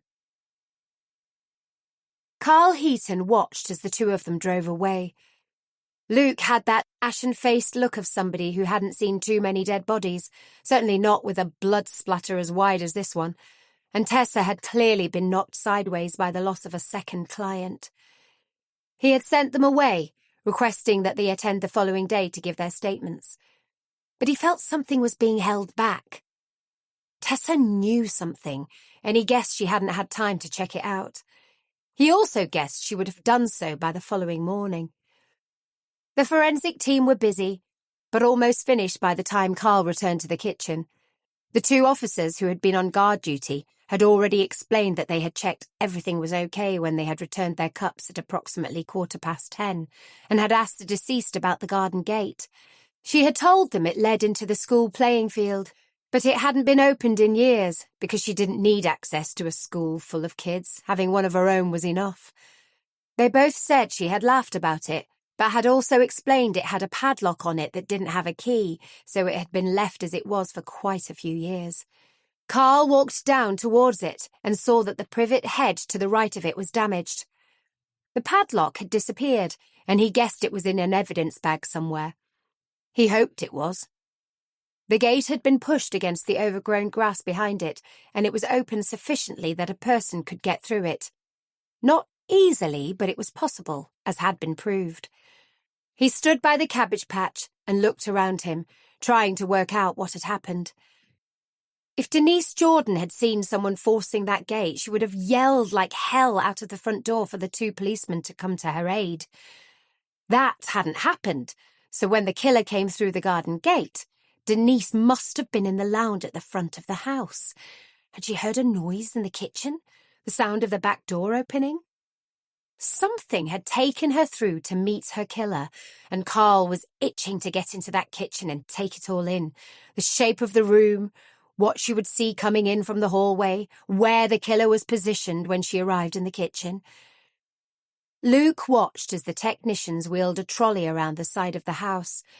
They must have decided it was the easiest way of transporting the victim to the mortuary vehicle waiting outside on the road. The 4 steps up to the front door would have been difficult to navigate. 2 minutes later, they disappeared with their cargo, and he walked across the lawn and into the kitchen. He balanced carefully on the plates laid down on the floor and stopped by the table before doing a 360-degree turn. With the kitchen door leading from the hallway open, it left a space behind it. Certainly big enough in which a man or woman could stand, knife in hand, waiting for their intended victim to check out a noise caused either deliberately or accidentally by him or her. He almost felt himself lost in the scene he was envisaging. He knew he was right. As a result of their incompetency in not positioning an officer at both doors, this woman had lost her life. Her son had lost his mother, and her mother had lost her daughter. A destroyed family because they had got it wrong. As they had got it wrong 25 years earlier with the Evelyn Pearson case. Luke didn't speak on the way back to the office. He pulled up outside to let Tessa get out, and she turned to him. "You're okay?" "No." She touched his hand. "I know, it's hard. I saw my Hannah. All you can think is so much blood, so much redness. and what you have seen will never leave you. But what you have to think is that we are here to help find out what happened, to bring this killer to justice. And by telling the police everything we know, we can help them. Tomorrow. Luke stared out of the windscreen, taking in everything Tessa was saying to him. You're not going out tracking down this senior bloke, are you? She didn't answer. Luke glanced at the clock and saw it was almost 4. Tess, will you leave it until tomorrow? We don't have to be at the police station until 12, so we can go find Senior before we go there. At least we'll have something to pass on to them. Please, Tess. His use of her name as Tess sealed it. Okay, I give in. I'll do an internet search, find out what I can about him, and then tomorrow we'll go and talk to him. Promise? Tessa held out her little pinky finger and linked it with his. Pinky promise. I'm going home now. This afternoon has knocked me for 6, so I'll get my PJs on and settle down with a laptop and a glass of wine. Enjoy your evening, Luke, and go steady if you're drinking. We could have a busy day tomorrow. I'm picking Maria up from her home, so no drinking at all. It won't be a late night. My brain is buzzing. And it wasn't a late night. Maria walked down to his car and climbed into the passenger seat. You look absolutely stunning, he said. Right words, she said with a smile. You've scrubbed up nicely yourself. How soon can we leave? She laughed. We haven't got there yet. Didn't you want to go? I wanted to see you. Why, thank you, kind sir. Look, let's compromise. If it's really rubbish and we don't like or know anybody who's there, we'll stay 5 minutes, then go and get some fish and chips and head back to mine. They're playing Nuno tonight, so it'll be a riot, but you'll be welcome. That might be what I need. I've had a funny old day. Want to talk about it? He shook his head. Not tonight. Maybe one day. Luke and Maria arrived at the Drover's Arms shortly after 7 and walked through the door to be met by flashing lights and a cacophony of music blast and loud voices. The buffet was scheduled to open at 8, and they walked down past the table already laid out with cling-filmed plates, looked at each other and said simultaneously, "Fish and chips!" They finished the Cokes Luke had bought as they had entered the room, placed the empty glasses back on the bar, and crept out without having actually spoken to anybody other than each other. Their laughter filled the car as Luke turned on the ignition. Fish and chips it is, then. But can I take you out again and buy you a proper meal next time? You certainly can. Tuesday? Tuesday is fine. I'm glad you didn't say Monday. I'm in London all day. And, Luke, I do realise you have a job that could mean cancellation of plans at any time. All you need to do is ring me. He leaned across to kiss her cheek, but she turned her head towards him. 2 minutes later, Luke shook his head as if to clear his brain. Let's go get these fish and chips. You're driving me crazy. And before you say anything else about cancelling, I will definitely be picking you up on Tuesday. I shall make the booking tomorrow and ring you to let you know where we're going, and we'll start things properly. She laughed. That will be lovely.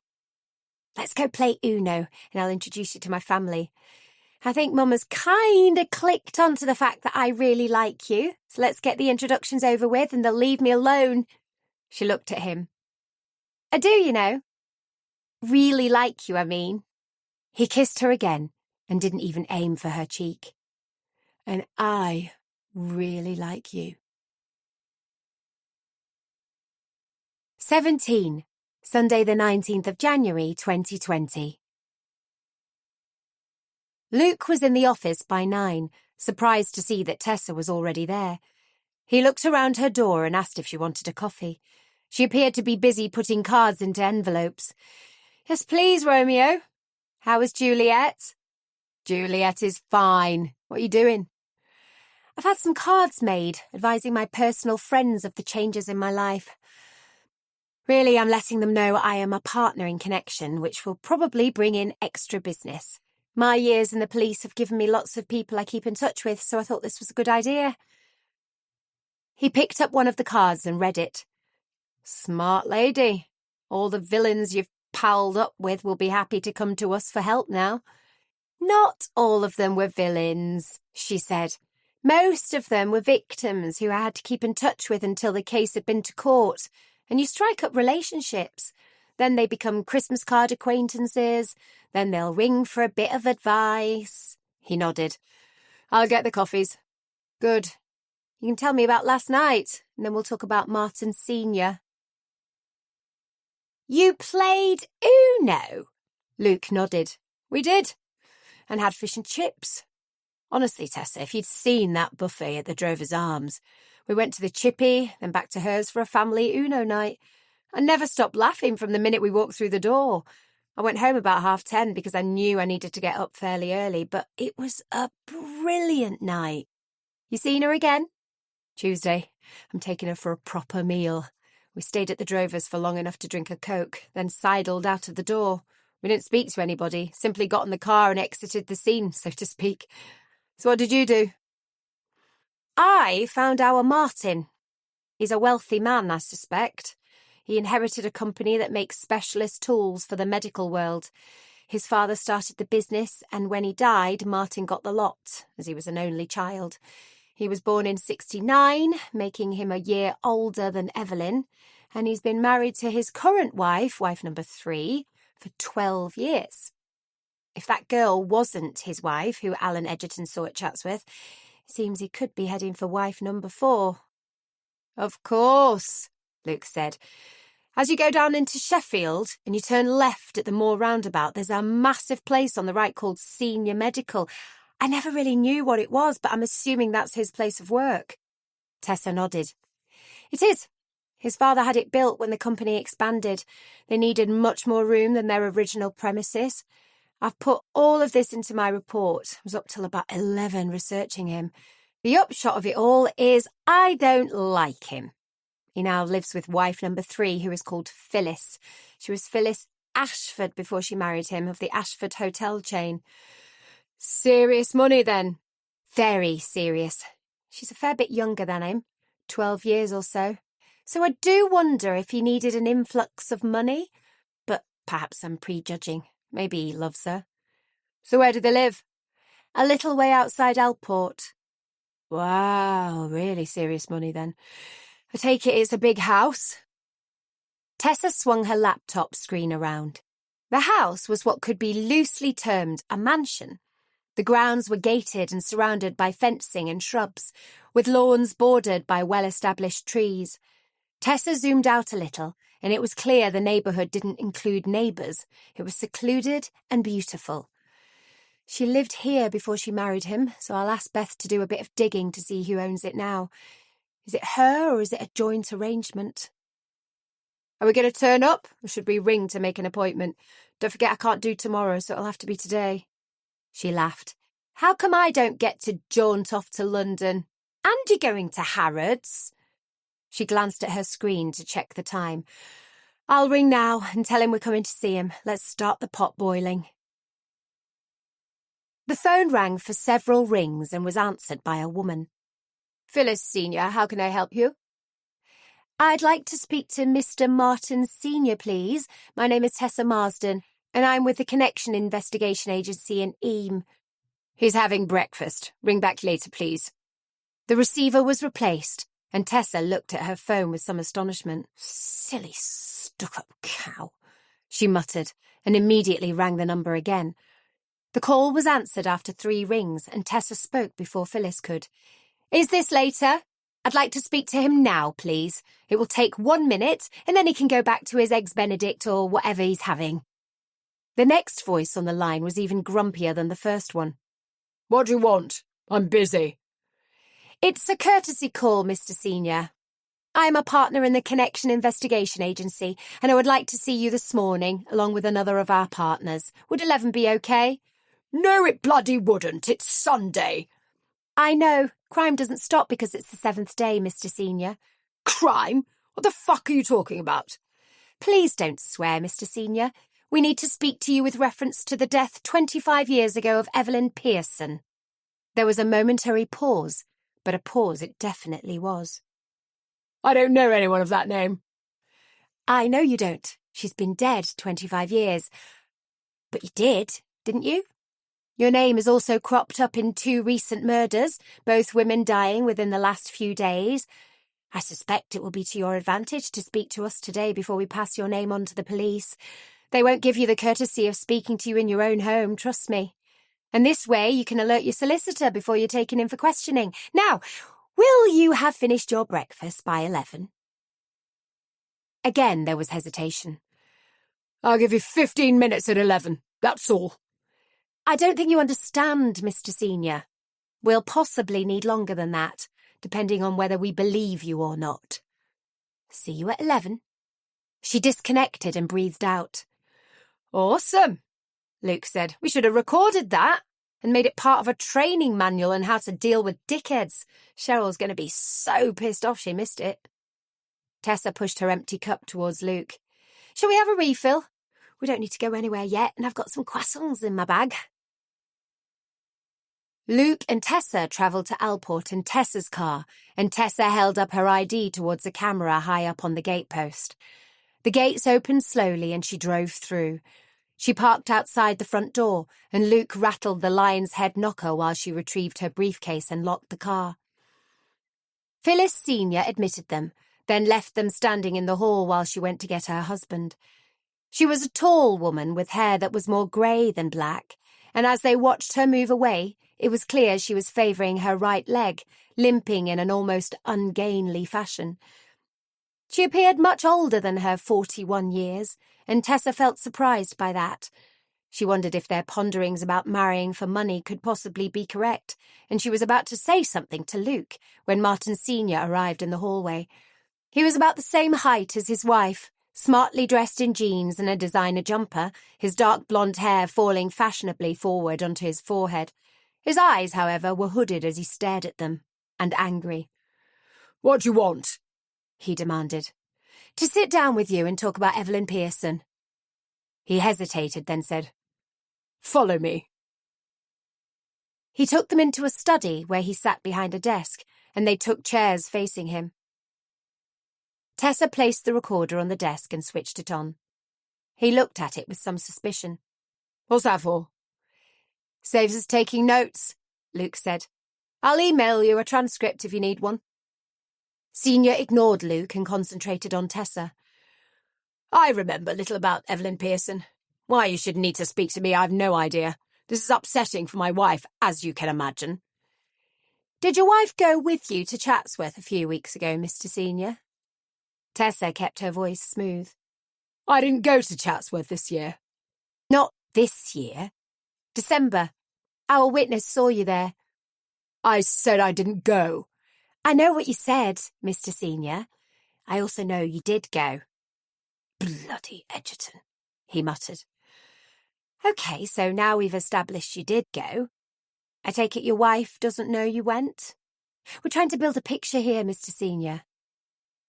"I went with a friend." "A friend? Does she have a name?" "No." "Then let's hope she's got one by the time the police arrive to take you in for questioning." Tessa pursued it no further, but looked down at her notes. "When you met Evelyn, she was the girlfriend of your friend Alan Edgerton, is that right?" "She was. Too good for him, the wimp." "You became friendly with her?" "I had a girlfriend of my own."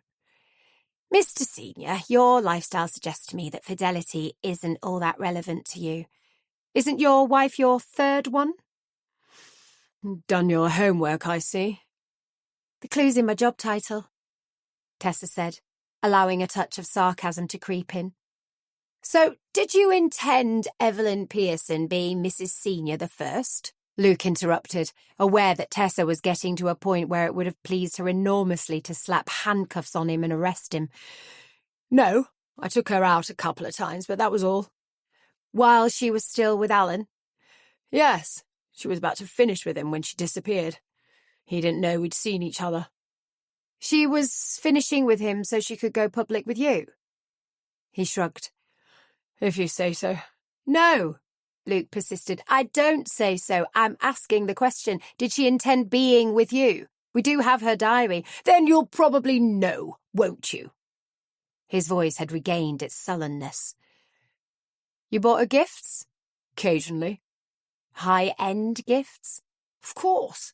She was a beautiful girl. Senior's replies were stiff, non-committal. Luke saw his planned trip to London vanishing before his eyes. Such as, oh, for fuck's sake, I bought her a lingerie set in red silk, and a small teddy bear from Harrods one time, and a pin with our 2 initials on it that I had made specially for her. I can't remember much else. We weren't together for that long, you know. I didn't meet her until February or March of that year, and she disappeared in the August. Is all this enough to hang me? It could be, Tessa said. We will be notifying our colleagues in the police. I didn't use that as a threat. We keep them fully informed of everything we discover. Now, we need to talk about Denise Jordan and Lorna Thompson. His face blanched. Why? You know them? There was hesitation. Yes. The woman I was at Chatsworth with. That was Lorna Thompson. 18. Luke and Tessa didn't see Phyllis Senior again. Martin had escorted them to the door, eager to get them out of his house and to come up with a sensible idea to tell his wife the reason they had visited on a Sunday morning. Luke cancelled his train ticket for the following day, then leaned back. I'd have brought you a Harrods carrier bag, you know, he said. Tessa squeezed his arm. I know you would. You're a lovely man, Luke. I hope you would have thought to have put some Baccarat Rouge 540 perfume inside it, naturally. Of course I would, once I'd organised the bank loan. Right, let's go and get these statements done for Carl and we can knock off. Oliver was waiting outside the front door of the Connection premises for them when Tessa pulled her car into the curb. Really settled with us, hasn't he? Luke said. Yes, we need to get him chipped and have a health check done on him. I was wondering about having a cat flap put in, talking to Stefan about it. He's here tomorrow to sort out that extra space in Beth's office. I was speaking to her last night. She thinks she's found her new assistant. It's handy, I suppose, being in recruitment when you're looking for an employee yourself. Whoever it is lives in Tideswell, so easily commutable unless it snows. Good. Beth always looks slightly frazzled, as if she's taken too much on, which she probably has. And now she's got a wedding to plan on top of her work life. They let themselves in, surprised to find Fred already there, immersed in his laptop. Hi, Fred. It's Sunday, Tessa said. Your coffee pot on? It is. And I might feel inclined to say it's Sunday to you two also. I hope you told Cheryl where you were. Luke and Tessa exchanged guilty looks. Right, here's what you do. Leave her a retrospective note that states time left the office, where you've been, and time back in the office, then leave it on her desk. It might work, it might not, but it's worth a try. Or you could simply grovel. He grinned. He handed them their drinks, and they sat down opposite him and told him about their morning. You think he killed our body? Tessa hesitated. Strangely enough, I don't. Obviously, we can't probe as deeply as the police can at interview, like asking for alibis and such like, but I actually don't think he's got it in him. He's a Jack the Lad, no doubt about that, one for the ladies, but a murderer? His shock was so obvious when I mentioned Lorna's name, and it blew him away when I said Denise was dead also. I'm off to that book club tomorrow, see if we can add anything to what we already know. Denise was a member, as is Sharon Shaw, the postman's wife. Lorna, of course, ran it, so I thought I'd head there tomorrow. And you're still going to London, Luke? Luke shook his head. No, we got the information we needed this morning. I've cancelled my train ticket, so I'll get an extra 3 hours in bed. It was a bit of a long shot anyway, that they could identify the lingerie set from 25 years ago. It seems Senior bought it for her when he was stealing her away from Alan Edgerton. You got much on this week? Fred smiled. Big conclusion to a case tomorrow morning. Our couple, who live at Great Hucklow, won't be living there together for much longer. I do rather think Amy Barker will go for the jugular on this one, and I could almost feel sorry for Tony Barker if I hadn't seen him screwing his sister-in-law in Amy's bed. Tessa laughed. Ouch! I'm assuming she knows about it. She does. She stayed out on Saturday night specifically to see what he would do, and he fell for it. I'd put a couple of cameras in, plus I was on surveillance outside to take pictures, so we have a proper gallery of photos to take to the divorce court. I'm going up to Great Hucklow for 10 tomorrow to hand everything over. Hence, I'm in here today, printing everything off and producing our final bill. Fred looked across his desk at Luke. And what will you be telling your Mrs. Pearson? I'll be taking the lingerie back for a start, he said. She'll come up with some excuse as to why the police didn't take it first time round, I'm sure. I am a tad worried about her reaction when I say Senior's name. I think his testicles will be in grave danger of being crushed by 2 house bricks. Tessa laughed, then realised he wasn't joking. You think she'll take matters into her own hands? I think it's why she came to us in the first place. She wants this name before the police can whisk him away, out of her reach. She's insisted all the way through that any information we get goes to her before the police, as she's paying us. If I don't tell her first, it might not only be Senior's balls in those 2 house bricks.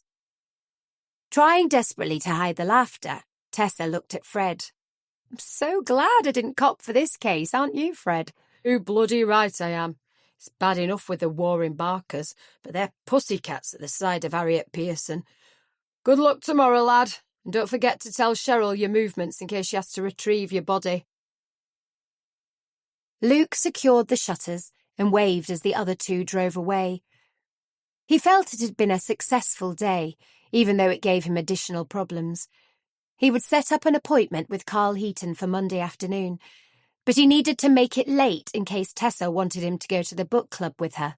He would be passing on what they had learnt, but that meant definitely seeing Hattie before that meeting. He sat in his car, thinking things through, then drove around to Maria's home. He needed to tell her about his postponed London trip, and she came out to meet him as he was locking the car. You coming in? If it's okay. She grinned. Oh, it's okay. Mum's never shut up singing your praises. Come on, I'll make you a drink. Water, please. I'll be bouncing if I have any more coffee today. They sat at the kitchen table and he smiled at her. I could have texted. Probably. I've been working. Had to interview somebody we think might have been a naughty lad. But it's solved one issue, which means I don't have to go to London tomorrow. I didn't want you to spot me at the office and wonder what was going on. She laughed. I think I might have realised your plans had to change. Yours is never going to be a regular job any more than mine is. I can be called into the vets at any time if there's an emergency. So we'll learn to live with the situation. And as you say, we can text when there's a change of plan. Having said all that, I'm really glad you called round and didn't text. She leaned across and gave him a gentle kiss. And that made it all worthwhile, he said. Luke arrived home, but called in to see Cheryl before anything else. He needed to tell her of his change of plans. You're not going? I'd be truly disappointed if that was me, she smiled. OK, it's no problem. What are you doing instead? Going up to see Hattie. Then I can either ask D.I. Heaton to call in or go with Tessa to a book club. I'll speak to Tessa before I make a decision, I think. If I see Carl first, then we find something out at the book club. Like who wrote Shakespeare's plays? I've thought myself into the book club outing, haven't I? And surely they'll read crime. Please don't tell me they're likely to read romance or erotica. If it's women, it could be anything. So, where is this book club? Bakewell Library. Lorna Thompson was the librarian and she ran the club. Denise Jordan was a member, as is even the postman's wife. The postman found Lorna's body. The chap we went to see this morning. Whoa! Rewind, young man. The chap you went to see this morning? Inwardly he cursed. It was a spur-of-the-minute thing. We've left you a note. Stop digging, Luke. The hole's deep enough. What if something had happened to the pair of you? Nobody would have known where you were. We left you a note. When? He couldn't keep his face straight any longer.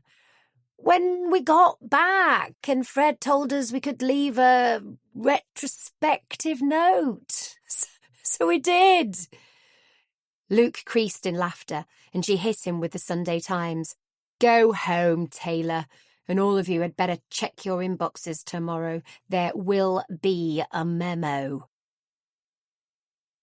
He was still stifling laughter when he reached home, and trying to explain to his mum what the conversation with Cheryl had been like caused laughter to erupt once more.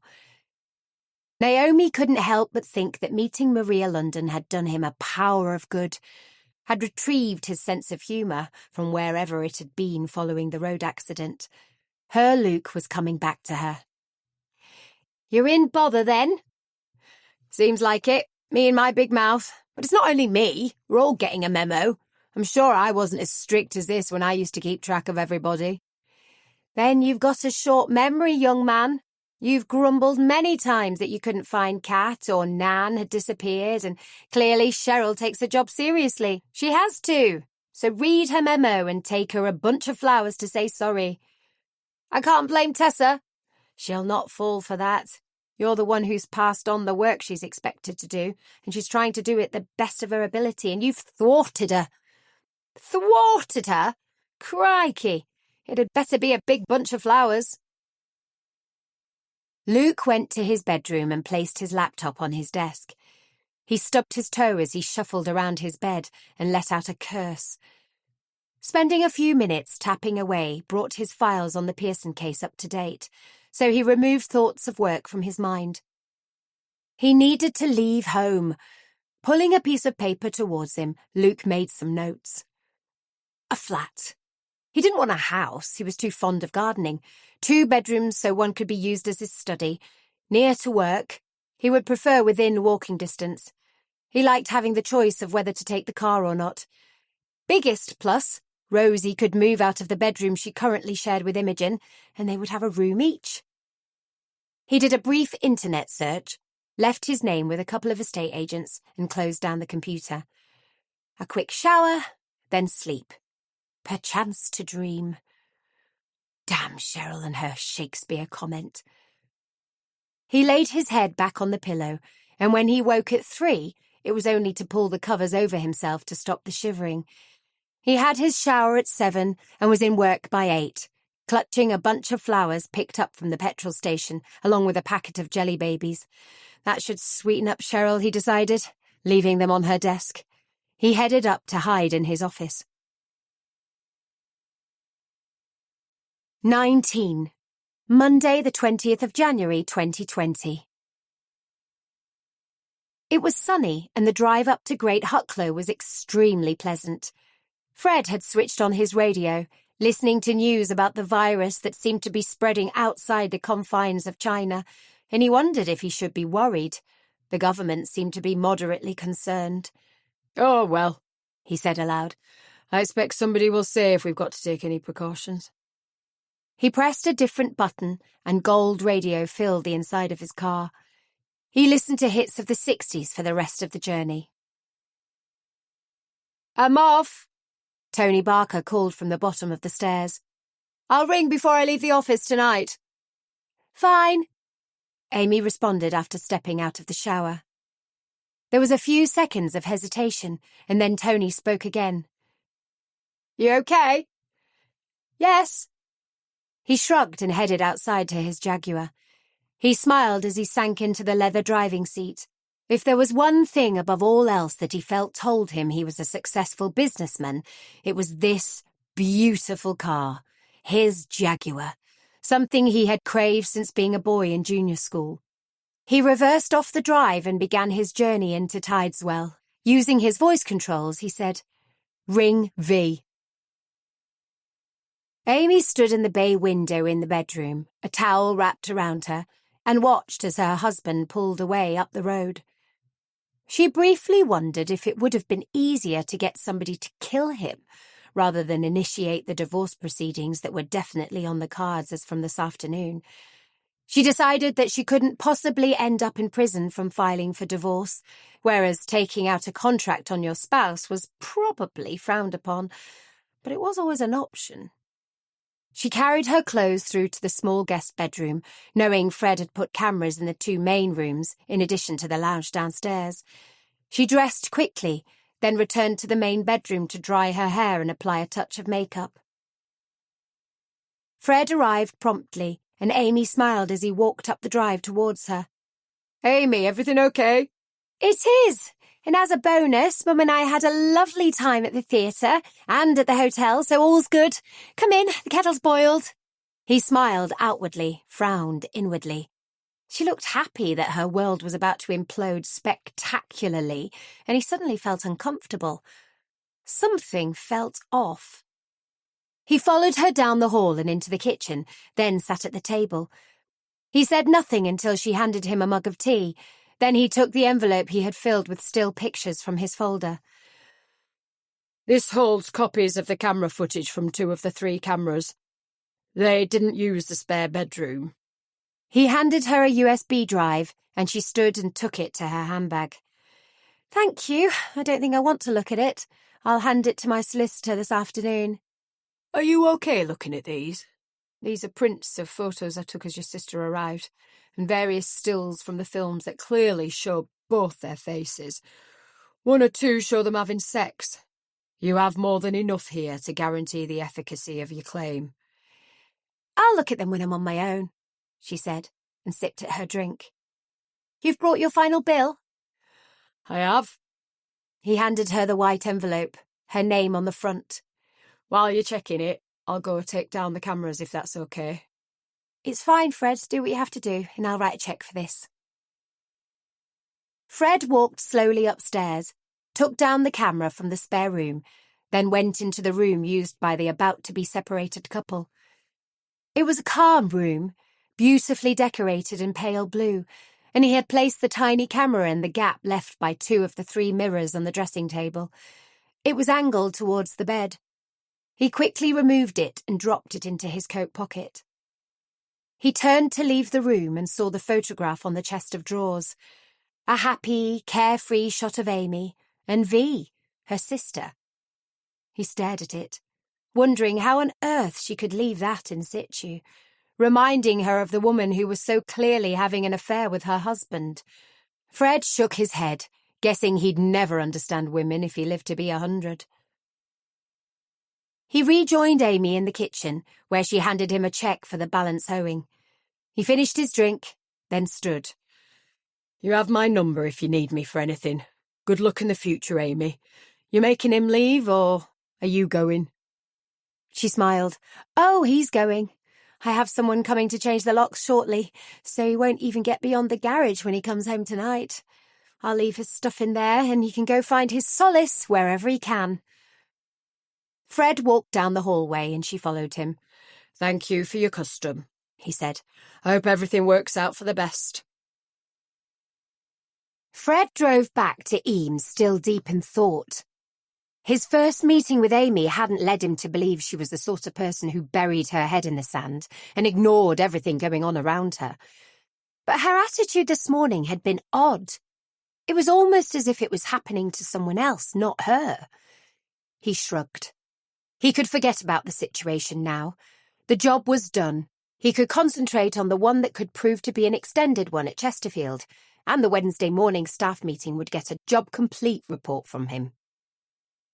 He pulled up in Bradwell, called in the bookshop to ask them to order a book for him that he had seen recommended on Facebook, only to find to his delight they already had a copy of it. He paid for it, walked a few shops further along to the cafe, and ordered a large latte. He became immersed in the book, the true story of the Pottery Cottage murders in Chesterfield in 1977. He could vaguely remember it happening, but his parents had spoken of it often, as they had been friends with 2 of the victims through a local bridge club. The bookshop had slipped in a bookmark, so he used it before closing the book, drained his coffee cup, and thanked the waitress as he left. It had been a pleasant half-hour, something he needed after the slightly nasty taste in his mouth left by his thoughts about Amy and Tony Barker. How and why could a marriage have gone so drastically wrong in a short 6 months? Cheryl smiled at Fred as he walked through the door. Good outcome? She asked. Seems so, he said, returning the smile. Is Luke in? He's gone to see Mrs. Pearson. Brave lad. If he hadn't gone yet, I was going to offer to go with him. He's okay. I don't think I've ever known such a confident young man. I guess it's because he's always been the man of the house. Really? No dad, then? No. And it's much tougher than simply no dad. She laughed. He'll not mind me saying this because he jokes about it all the time. His dad left when he was about 8, went off with some other poor woman. Luke now lives with his nan, his mom, and his 2 younger sisters, Rosie and Imogen. He's definitely the man of the house, and I think that's why he displays such confidence and cheekiness in whatever he does and says. He was a rock for me when Keith was so poorly. The whole family was. I couldn't have wished for better neighbours. His mum works over the road in the co-op. Naomi, she's called. She's the under-manager, but mainly works on checkout. I'll look out for her. So, if Luke isn't in, is Oliver? Again, it's a no. Luke went out the door and Oliver followed him. They're inseparable. Makes me smile. I've bought him a catnip mouse from the bookshop. To Cheryl's credit, she didn't query why a bookshop would sell catnip mice. That's nice. I don't doubt he'll be back soon wanting food anyway. Oliver, I mean, not Luke. Fred went towards his office and he heard Cheryl's follow-up words. And you've got a memo. Luke couldn't help but be impressed by Hattie Pearson's lounge. He had time to look around him while she made their pot full of tea and plate full of scones, and he realised what a true cottage it was. Her suite was a wooden one, with comfortably deep cushions. She had a small table of the same wood by each seat. The carpet was a caramel colour, beautifully set off by the duck-egg blue walls, and the patterned curtains reflected the colours inherent in the room. It seemed that the creative talents were present in both mother and daughter. Hattie didn't overfill with knick-knacks. The ones on display were clearly antiques, with the exception of a little duck. He stood and walked over to where it had pride of place on the chunky oak beam above the wood burner. He heard the door open, and he put down the duck before going to help her manoeuvre the serving trolley across the thick carpet. It's a duck, she said. He smiled at her. I was busy admiring your other things. They're old. She poured the teas. They are. I don't know if it's still there because I haven't been for a while, but there's a garden centre at Calver Crossroads. Part of it was an antique centre, and I picked most of them up there. A couple I inherited from my mum. The duck is the odd one out, but my most precious item. Evelyn made it, he said. She did. She was only 5 when she asked if she could have some proper clay. I've always been quite creative, and it was soon clear she was streets in front of me with her ideas. Anyway, I got her the clay. She spent a couple of days playing with it, getting the feel of it. The result was 2 ducks. This is one of them, and the other she gave to her teacher at school for a Christmas present. The teacher thanked her, of course, but she sent a letter home to me telling me how talented Evelyn was in every aspect of craft work. Luke walked across and picked up the duck. She was 5 when she made this. He looked underneath and saw a barely visible EP. Hattie nodded. I have pictures that she drew at that age that are equally as amazing. But it was the clay that she loved, either moulding it or sculpting. There is still a kiln in that shed at the bottom of the garden.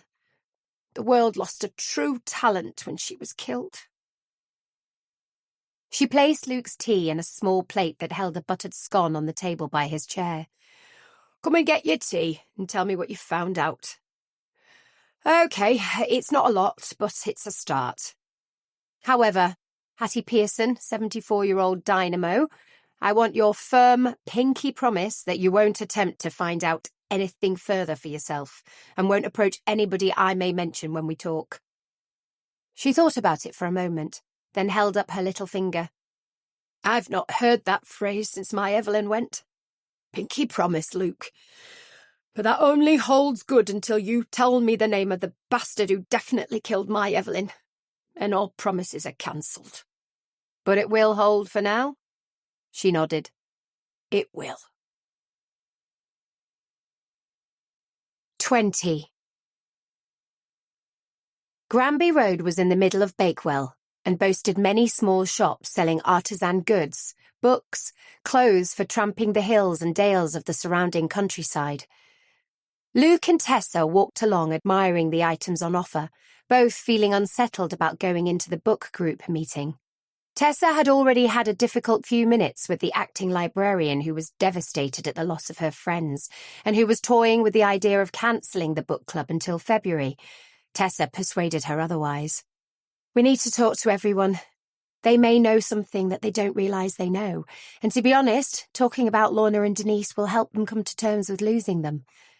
There was a lull while Faith digested that. "They filter in about 15 minutes early, so we start promptly at 1. I'll explain what's happening as they arrive, so they're prepared for your arrival. Is that okay?" Tessa breathed a sigh of relief. Crisis averted. The group would meet. The meeting room was on the first floor, and Tessa and Luke climbed the stairs. They found the room easily enough and walked through the already open double door. There appeared to be around a dozen people there, all milling around with mugs of tea in their hands. Tessa hesitated and Faith detached herself from the people in the room and walked across to them.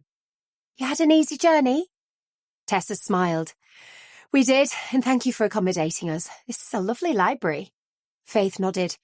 "It is. Very well used, and we have all sorts of groups meet in this room. If ever you want to learn how to make lace, this is the place to come." She turned and clapped her hands. "Everyone, this is Tessa and Luke from Connection." There was a general waving of hands in acknowledgement, and they followed Faith across to the refreshments table. They both requested coffee, and she handed them a mug each. "They'll start to wander towards the table in 5 minutes or so, but from the bits I've picked up, they're only talking about Lorna and Denise. I had to tell one or two they hadn't heard." "We'll be sensitive," Tessa assured her. "I'll be passing around a piece of paper so they can all add their names. Can you let me know who isn't here today, who would normally be here?" "Of course," Faith said. "You know, we're only a group of friends. This club has been in existence for about 3 years now, and they're all devastated that they've lost 2 of our members. Today's going to be hard for all of us." People drifted towards the table, taking their drinks with them, so Luke and Tessa followed their lead, sitting together halfway down one side. When everyone was seated, Faith introduced them. "This is Luke and Tessa, who are here from the Connection Investigative Agency. They need to ask a couple of questions, so thinking heads on, everybody." Tessa smiled and waved a piece of paper. "I'm going to pass this around the table. It would be helpful if you could put your name and phone number so we know who we've spoken to. I'm going to give you what bits of information we have, so we'll all know where we are. Denise Jordan and Lorna Thompson were both our clients, although they weren't aware of that fact at the beginning. Obviously, the murders are now a police investigation, but we're still continuing our side of the job we've been paid to do. The police will no doubt be contacting all of you over the next couple of days." The door opened and a woman came in, apologising profusely for being late. Faith smiled at her and reassured her she hadn't missed anything. "This is Luke and Tessa, Phyllis. They're here to ask some questions about Lorna and Denise." Phyllis Senior turned her head and stared at the Connection colleagues. "We've met," she said, and sat as far from Luke and Tessa as she could. Tessa continued. "We were originally brought in to investigate some threatening letters the women had received, and had only just started our work when they were both killed. The obvious link between the 2 women was this book club, so we're here today to ask for openness and for you to think. Firstly, if you've had any notes of a threatening nature, can you speak with us later, please? I'll give each of you a business card before we go, so if you think of anything at any time, please contact either us or the police. The other clear link is that they both lived in Bakewell, and therefore it's nothing to do with the club. Sharon, is your husband okay?" Sharon blushed slightly. "He's fine. I made him put in for a week of compassionate leave. It knocked him for 6. He's found people dead before over the past 20 years, but they've been natural causes. Lorna's has really upset him. But to hear about Denise has—" "Please tell him we asked after him. I fully understand how he is feeling. I was a DI in the Serious Crimes Unit until a couple of months ago." Sharon gave a tentative smile. "Thank you. I'll pass that on." The paper had passed around everyone and ended up back in front of Luke, who counted the names, making sure they agreed with the number around the table. He added Phyllis Sr., who clearly had decided she didn't need to be treated in the same way as everyone else. Have any of you seen Lorna since your last meeting here? One or two held up their hands, but both confirmed it was purely in the library setting when they had come in to stock up on books for over the Christmas period. Nobody had met up with her outside of her work. And Denise? This time, nobody acknowledged having seen her. Denise was our quiet lady, Faith said. She loved coming here because it finished at a perfect time for her collecting Alex from school, and she loved books. Sometimes we don't always manage to get the book finished that's under discussion, but Denise always did. She would always make some comment on it, but she never pushed herself forward. In view of your visit today, we won't be discussing this month's book. We'll work our way through 2 next month. And what was this month's book? Luke asked. It was an old one, written in the 50s, called Flowers for Algernon by Daniel Keyes. It's a book that I know we'll have plenty to say about, so we'll postpone our discussion. Everybody will have made notes on it, I'm sure, Faith said with a soft, tinkling laugh. Luke wrote down the title. And do you have physical books? Some of us do. We all have e-book readers, though, in case we can't get enough copies of the book of the month. We take it in turns to choose the book, and it would have been Denise's choice today. I've chosen one for us to get us through to next month, and we'll be working our way through Cirque by Madeline Miller. Notebooks were produced, and everyone wrote down the title, and Luke and Tessa heard a couple of people say, "Yes," quite loudly. "That's a popular choice," Tessa said with a smile. "It's because we've already read another of her books, The Song of Achilles, and we loved it, almost unanimously. We need a guaranteed good one to lift us at the moment. I have managed to get 4 copies at short notice, so it's up to you how you get this one." Almost everyone said they would buy the paperback. They wanted it on their bookshelves, and Faith visibly relaxed. "Tell me about Lorna," Tessa said. "I can tell you she was a good friend to have, never pushy, kept herself to herself, had a strange relationship with her partner in that they lived in the same house but weren't really a couple. She confided in me that she felt so much happier once he'd gone. She did hint there was maybe someone else coming into her life, but it was early days and she certainly hadn't reached any stage other than going out occasionally. I have no idea who it was, and I didn't ask. I knew she would say if it progressed." Faith looked down. "I'm really going to miss her. I've worked with her for a long time. She taught me so much." Faith wiped away a tear. One of the elderly ladies sitting directly opposite Luke spoke next. "Nothing was too much trouble for her. If you ordered a book, she would ring to tell you when it was in. And one time, I couldn't come because I'd had a fall, so she came round every other day to make sure I was okay. A truly wonderful woman. We've lost someone special. Denise was in the same mould. I never had to go and get my own cuppa at our break time here. One or other would always get it for me. As a group, we're really going to miss them." Phyllis stood. "If we're not discussing the book today, I'm going to be on my way." She put her notebook into her bag, zipped up the coat she hadn't bothered removing, and headed for the door. Luke stood quickly and walked towards her, opening the door for her. "Thank you for coming," he said with a smile. "We'll pop round to see you soon." Faith decided it was time for the drinks break, and the group mingled with each other as they had earlier. Tessa took round her cards and handed one to everyone. An older man with a beautiful head of thick grey hair and the bluest of blue eyes smiled at her. "You've certainly livened up our afternoon," he said. He looked at her card. "I'll maybe give you a ring when I get home. I need to think about something first." "Any time, Mr. Fletcher." "You know my name?" "I looked at the sheet, and I'm blessed with a photographic memory. It helps in my job." "I bet it does. But please call me Patrick." "No, I'm really impressed. Do you read?" "A lot. It's my winding down activity. I must confess to not having read the book you intended discussing today. Is it good?" "It's thought-provoking, fascinating, and one of the best books I've read in a long time. You should get it. I'm going to pick up our new one from W.H. Smith on my way home." I normally read on my Kindle. I have arthritis in my hands and it's easier, but Cirque has a beautiful cover, so I want that on my shelves. Seems a pleasant group. You've been coming since the beginning. I have. I suggested to Lorna we have one, and she set it up within a week. A lovely woman. Which is why I want to think before I speak to you. Is that okay? It is, and ring any time. 21. Good day? Cheryl asked as Luke and Tessa arrived back at the office. Excellent, Tessa said. You ever read a book called Flowers for Algernon? And apparently Algernon is a mouse. I have, indeed. One of my top 10 books of all time. You've never read it? No, I like horror and psychological thrillers. You reckon I should read it? Cheryl laughed. I'll bring my copy tomorrow. I want it back when you've read it, though. By then you'll want to buy your own copy. Has D.I. Heaton confirmed what time he's coming? He has. He's due in half an hour. Your office? Yes, please. Luke, will you join us? As our two cases seem to have blended effortlessly, I think I'd better. We telling him everything?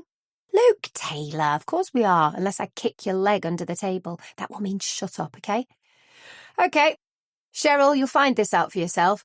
But when you're working with our lovely Tessa, it's like working with the lights out and a blindfold on. Luke shook his head as if in disbelief.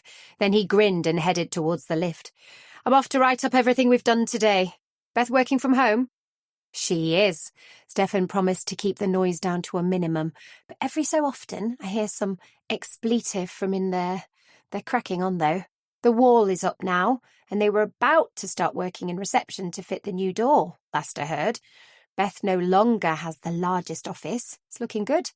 There's a big window between Beth's and her assistant's office that will have blinds on it. It would have been quite dark in both rooms otherwise, I think. Luke disappeared, leaving Tessa downstairs with Cheryl. I'm half expecting a phone call from somebody called Patrick Fletcher. If he does ring, can you put him through, even if Carl is still here? He's an elderly gent from the book club, and it seemed as if he had something to say but didn't want to say it there. At the very least, he wanted to mull it over first before speaking to me. Cheryl made a note of the name. Of course. You know what? I've been here exactly a week today, and I can't imagine what I did with myself prior to this. We've had 3 dead bodies, sorted out a biggish divorce issue, and found out we all get on. Would you think I was crazy if I told you I chat to Keith's photo every night and tell him all about my day here? Tessa reached in and gave her a hug. Welcome to my world. I too have a photo I chat to every night. Hannah? Hannah. So now you know everything we know. Tessa gently kicked Luke's leg. If anything else happens, I'll give you a call. I suggest you make a bit of a thing about bringing Martin Sr. in, because he was rattled by us. So the police turning up, as we promised you would, will scare the living daylights out of him. Having said that, I don't think he's who you're looking for, but that's gut instinct. Gut instinct got you through everything, Tessa. I'll go with that. We'll definitely have him in, though. He seems to be the only lead, and to be connected to both crimes. Tessa spoke quietly. My gut instinct only goes as far as my 2 cases. It doesn't extend into Luke's case. Luke? My gut instinct, which is nowhere near as honed as Tessa's, says he could be a person of high interest with Evelyn's murder, and it'll be heaven help him if Hattie Pearson ever finds out I'm thinking that. Carl stood.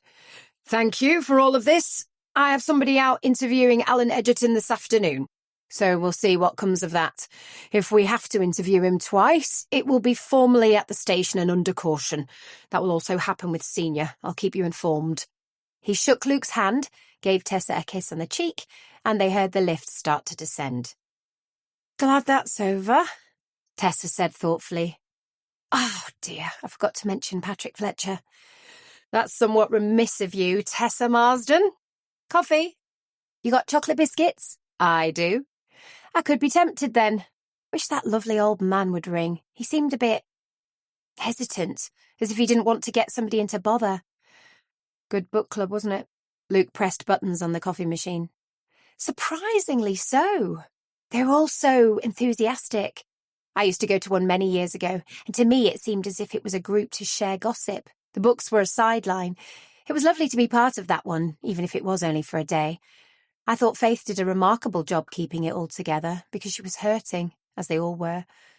Life can be pretty shitty at times, can't it? Luke handed her a mug and placed the packet of chocolate digestives next to her. He completed his own drink and sat down. He carefully rested his left arm on the table. Sore? A little. I think I slept on it instead of the other side, and it doesn't do it any good. It's much better than it was, so one day I'll be pain-free. Needs time, I suppose. The telephone beeped, and Tessa quickly reached across for it. Tessa Marsden! She listened for a moment. Thank you for ringing, Patrick. I wasn't sure if you would. How can I help? I'm putting you on loudspeaker because Luke is in the office with me. That okay? That's fine. Hello, Luke. It was good to meet you both today. I've had to give a lot of thought to this, because I'm not one to gossip. And basically that's what it is. But somebody has killed our two lovely ladies. So let me tell you what I've observed, simply by being the quiet bloke of the group, who nobody takes much notice of, if I can. Luke grabbed a piece of paper from the printer and clicked open his pen. Go ahead, Patrick, we're listening, Tessa said. Okay. He sighed. The woman who left early is a bit of a strange one. Phyllis Senior is her name. That's the first thing you need to know. The second thing is that her husband, Martin, a smart-looking bloke, always brings her to the meeting. And I mean actually brought her into the lobby every month. Lorna used to greet us in there and direct everybody to the appropriate room, because at first we occasionally had to change rooms. Phyllis used to head off upstairs, but then he would stay in the lobby talking to Lorna. I always went early, because the library itself is off there, and I used to go and have an hour in there, either picking new books or reading the papers, relaxing. About 6 months ago, things changed. I could see the occasional kiss, a quick touch on her bum, that sort of thing. But they also changed in another way. He paused for a moment.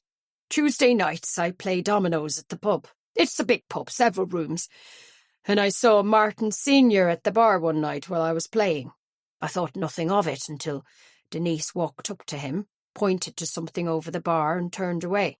10 minutes later I went to the bar in the room I was in and could see them quite clearly in the other room, sharing a table. Heads close together, laughing, smiling a lot.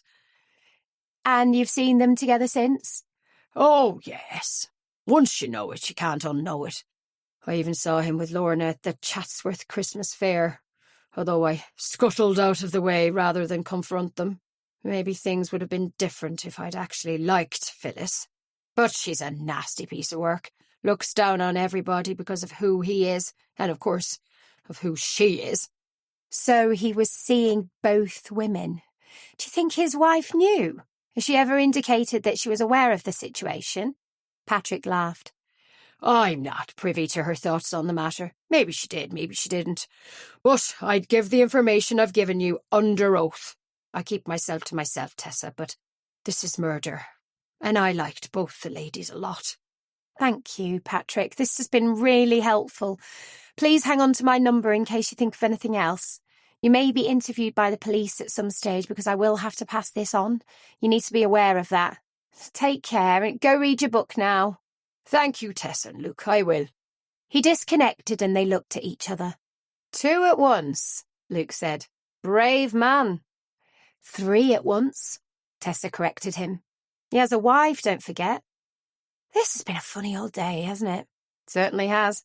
I'm going to write this conversation up for the Pearson file. You want a copy for your file? Yes, please. I don't quite know what to do about my file. We've taken deposits from both the women, but they're no longer with us, so we won't be paying for any further work. I don't think we can leave it there. The brief was to find the writer of the notes, and we haven't done that, so it's logical to carry on, isn't it? Luke shrugged. Who knows? Are you feeling that Evelyn's killer is the same person as Lorna and Denise's killer? Tessa shook her head. No, it's the handwriting on the notes. Look at that list of names we took at the book club. The women take care how they write, the men don't. These notes were written with care. And if you think that's a crazy reason for me thinking a woman killed our 2 ladies, then so be it. He laughed. It probably is a crazy reason, but I'm not crazy enough to say you're wrong. He stood and picked up his piece of paper with a note scribbled on it and took his packet of biscuits. You're not leaving them? Certainly not. There'd be none left. He placed the McVitie's packet and his notes on his desk, then went down in the lift to have a look at the changes being made to Beth's office. There had been a considerable amount of drilling during the phone call. There was now an extra door leading off reception, and he carefully opened Beth's door to see what the internal changes were. Beth's room had shrunk, but appeared much lighter with the addition of the large window between the two newly formed offices. Stefan was in the small room and looked up to see Luke's thumb held up in approval. Luke backed out, not wanting to stop them, and headed back upstairs. The biscuits had disappeared. 22. Tuesday, the 21st of January, 2020. Is Oliver in? Maria mouthed the words towards Cheryl through the plate glass window. Cheryl waved her towards the front door and pressed the lock release. Come in, it's freezing out there. I think he's with Luke in his office. Maria held up the cat carrier. I've come to organise him being chipped. Luke said last night he would bring him across, but we're quiet at the moment, so I thought I'd offer a collection service. Cheryl picked up her phone. Visitor for Oliver, she announced. Maria grinned and headed for the lift. I'll be 2 minutes. Oliver clearly wasn't happy inside the carrier, and Maria ran across the road, dodging the traffic. She lifted him out and made a fuss of him before taking him through to the treatment room. The little cat was swiftly dealt with, and he was given a drink of water before being placed back in the cat carrier. Maria braved the traffic once more and returned the newly officialised member of the connection team to his home. I'll take him up to Luke. He'll want to be pampered, Maria said with a laugh. He was a brave boy, but I get the impression he thinks Luke is his dad. Oh, he definitely thinks that. The hand that feeds him and all that. Go straight up. Luke met her at the lift. He's not heavy, she said. You didn't need to be here waiting. Did it hurt? Course not. He's been chipped, not castrated. However, we do need to talk about that. Luke looked horrified. He's not old enough. He is. But you want to take away his rights to be a father. True, but he's hardly a pedigree cat, whereas kittens would be worth loads of money. Luke took him out of the carrier and covered Oliver's ears. Don't listen to her, pal. Your kittens would be precious and loved. Luke, he really does need to be done. Shall I book him in? Soon. Luke sat, placing Oliver on his knee. Let him get over this first. OK, but I'll remind you again in a fortnight. We didn't take his collar off, by the way. He didn't have it on. I'll hunt around for it. He's always sliding it off, but I don't make it any tighter. It'll be in somebody's office. I keep finding it placed on my desk so I can put it back on him. He's chipped now, so if he strays, he doesn't need his name on his collar. Leave it off. Clearly doesn't like it. See you later. He smiled. Definitely. I'll pick you up at 6 and we can have a drink first. Table's booked for 7. That okay? Certainly is. She blew him a kiss and disappeared. Tessa stood in Luke's doorway. I've been thinking. I've checked with Senior's place in Sheffield and he's in today. Fancy a trip to the big city? He placed Oliver on the floor and stood. Definitely. I'll pack a bag. It's Sheffield, not Las Vegas. 20 minutes and we'll be there. I meant my backpack with my notes and stuff, clever clogs. If we're seeing him, I want to be prepared. I also want to ask him if he was the one who wrote that little note she slipped in that journal envelope. I'll take all the diary sheets. Think it's a good idea to confront him at work? I do, away from Phyllis. Luke nodded and unzipped his bag. I kind of empathise with him chasing other women. Did we find out who owns the house they live in? Beth messaged me last night. It was in her name only, but made joint ownership on their marriage. Luke looked up from what he was doing. So if she were to die, he'd end up the sole owner of an expensive piece of real estate in one of the most sought-after counties in the UK. And he's a prime suspect in murder. Tessa drove, and Luke spotted the sign for the senior medical car park. They found a space and pulled in, then sat for a moment. Are we going merely to cause him aggro? Or do we think we'll get something from this? Tessa half turned towards Luke. I've no idea. I'm going to wing it, see what happens. We didn't tell Carl Heaton till yesterday afternoon, so I don't think he'll have spoken to him yet. I think Senior'll still be jittery. Maybe we can catch him off guard. Talk to me. What about? Gut feelings. When I first joined the police, I didn't know what gut feeling was. Everything had to be black and white. When I was made up to DS, my superintendent congratulated me and told me to develop something he'd noticed in me, and that was gut instinct. You feel anything about this man? Yes, but I didn't put it down to gut instinct. Luke stared out of the windscreen. I put it down to me being stupid enough to think it. I don't believe he killed Evelyn. And I don't believe he killed Denise and Lorna, although he has the obvious connections. Now, shoot me down in flames. I can't. I agree. The trick now to learn is how to follow your gut instinct, and yet keep an open mind. Follow my lead when we get in. I'm going to try to get him to give us an alibi. This won't be easy, but if he can produce an alibi for Evelyn, there's really only one other in the running, isn't there? Alan Edgerton, Tessa laughed. Alan Edgerton, or somebody who hasn't even appeared in the running yet. She opened her door and climbed out, leaving Luke to stare at the space where her body had been seconds earlier. Somebody not in the running yet. The receptionist handed them 2 visitor IDs, which they slipped around their necks. Mr. Senior can see you for 10 minutes. He'll be down to collect you shortly. They moved around the reception area, looking at the various pictures on the wall that were all of Sheffield, but both turned as the lift door opened. Senior walked across to them and looked at the picture they were examining. It's the old Cole's Corner. Do you remember it being like that? Vaguely, Tessa said. No longer, of course. It's a coffee shop now, I believe. It is. These pictures were bought at various times by my father, and I've kept the collection because of that. Follow me, we'll go to my office.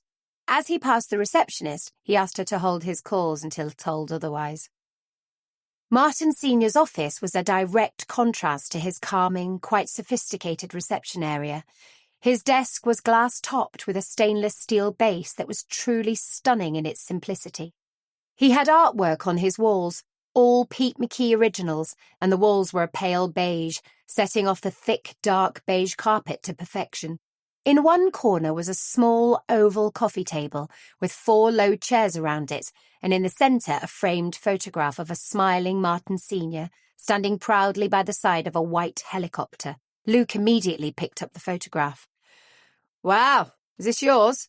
Senior smiled. It is.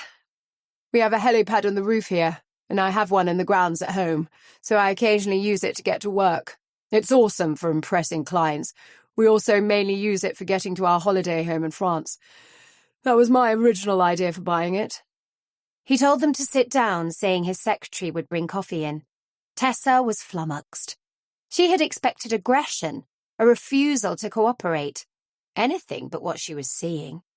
They had taken their seats when the door opened and a smiling woman brought in a tray of drinks. Thank you, Kirsty, Senior said, and waited until she had left the room before sitting down opposite his 2 guests. There was a choice of tea or coffee, and both said coffee. He poured out their drinks, then sat back. How can I help this time? And I apologise for my behaviour on Sunday. Phyllis and I had had a hell of a row, and you took the fallout, I'm afraid. I haven't been approached by the police yet, by the way. We only told D.I. Heaton yesterday afternoon, Tessa said. He'll be here shortly, don't worry. I'm not worried. I'm also not guilty. I held back a lot on Sunday because I was feeling so pissed off with the world in general, but I really didn't have anything to do with Evelyn's death. I wasn't even in the country. You know when she died, then? Luke allowed a puzzled expression to cross his face. He didn't want this man to think he could tell them anything and they would take it at face value. I know she didn't return home on the Monday night, the 21st of August, 1995. I think it's reasonable to assume it's because she was dead. She was close to her mother, and if Evelyn was doing anything to keep her away from home, she would have told Hattie. And you have an alibi? I do. Every year this factory closes down for 2 weeks from around the 20th of August for maintenance of all the machines. Most of the employees take it as their annual holidays, and we work with a small skeleton staff. My father and I always headed off to Spain for 2 weeks to play golf. That year we left the UK on the 19th of August, the Saturday. I last saw Evelyn the Friday night before we flew, and she gave me a picture. He stood and walked to his safe. He removed a small framed picture and brought it across to the coffee area. He fiddled around removing it from the frame, then showed it to them. The drawing was of Evelyn. She had captured the essence of herself. Her eyes sparkled, her lips curved in a gentle smile. She had signed it EP 1908-95. Turn it over, Martin said quietly. To my Martin, I will cry from 20th of August until 3rd of September. Then I will smile again. Everything will be sorted when you get home. I promise. I love you. Kiss, kiss, kiss. Tessa read it twice. She looked up. Everything will be sorted. Senior nodded. She was going to tell Edgerton she was calling off their relationship. We would have been together properly, not having to sneak around. I returned home after our 2 weeks away and she'd disappeared. Alan denied all knowledge of her going, said maybe she had found somebody else, but I knew different. We were so right for each other. There couldn't have been anybody else. She wanted to wait until I had left with Dad before telling Alan, and I presume he was the last person she saw. Mr. Senior, could we have a photocopy of this beautiful picture before we go, please? We have to give a report to our client, and she would love to have this last reminder of her daughter. Of course. I'll do 2 copies, because no doubt the police will want one. I keep it locked in my safe because it's my most treasured possession, and I wouldn't want jealous wives or lovers seeing it. Evelyn was certainly a talented woman. Tessa stared at the picture before handing it to Martin, who walked across to his printer to copy both sides of the picture. Luke opened his backpack and removed the diary copies. What puzzles me most, he said as Martin returned, is why she put nothing in her diary about you going. Luke picked up his copies and flicked through to August. He stopped at the 19th.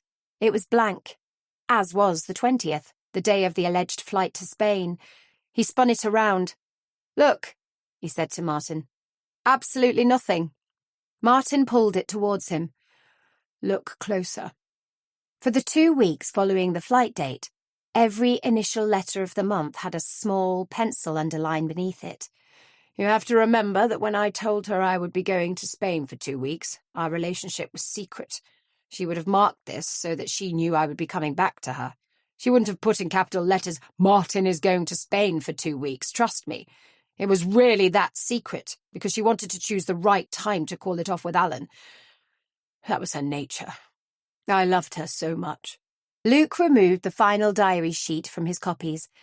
And did you at some point give her this little note? He smiled. I did. She kept it, clearly. It was in the little envelope pocket at the end of the diary. Thank you for confirming you wrote it. As I said, I loved her so much.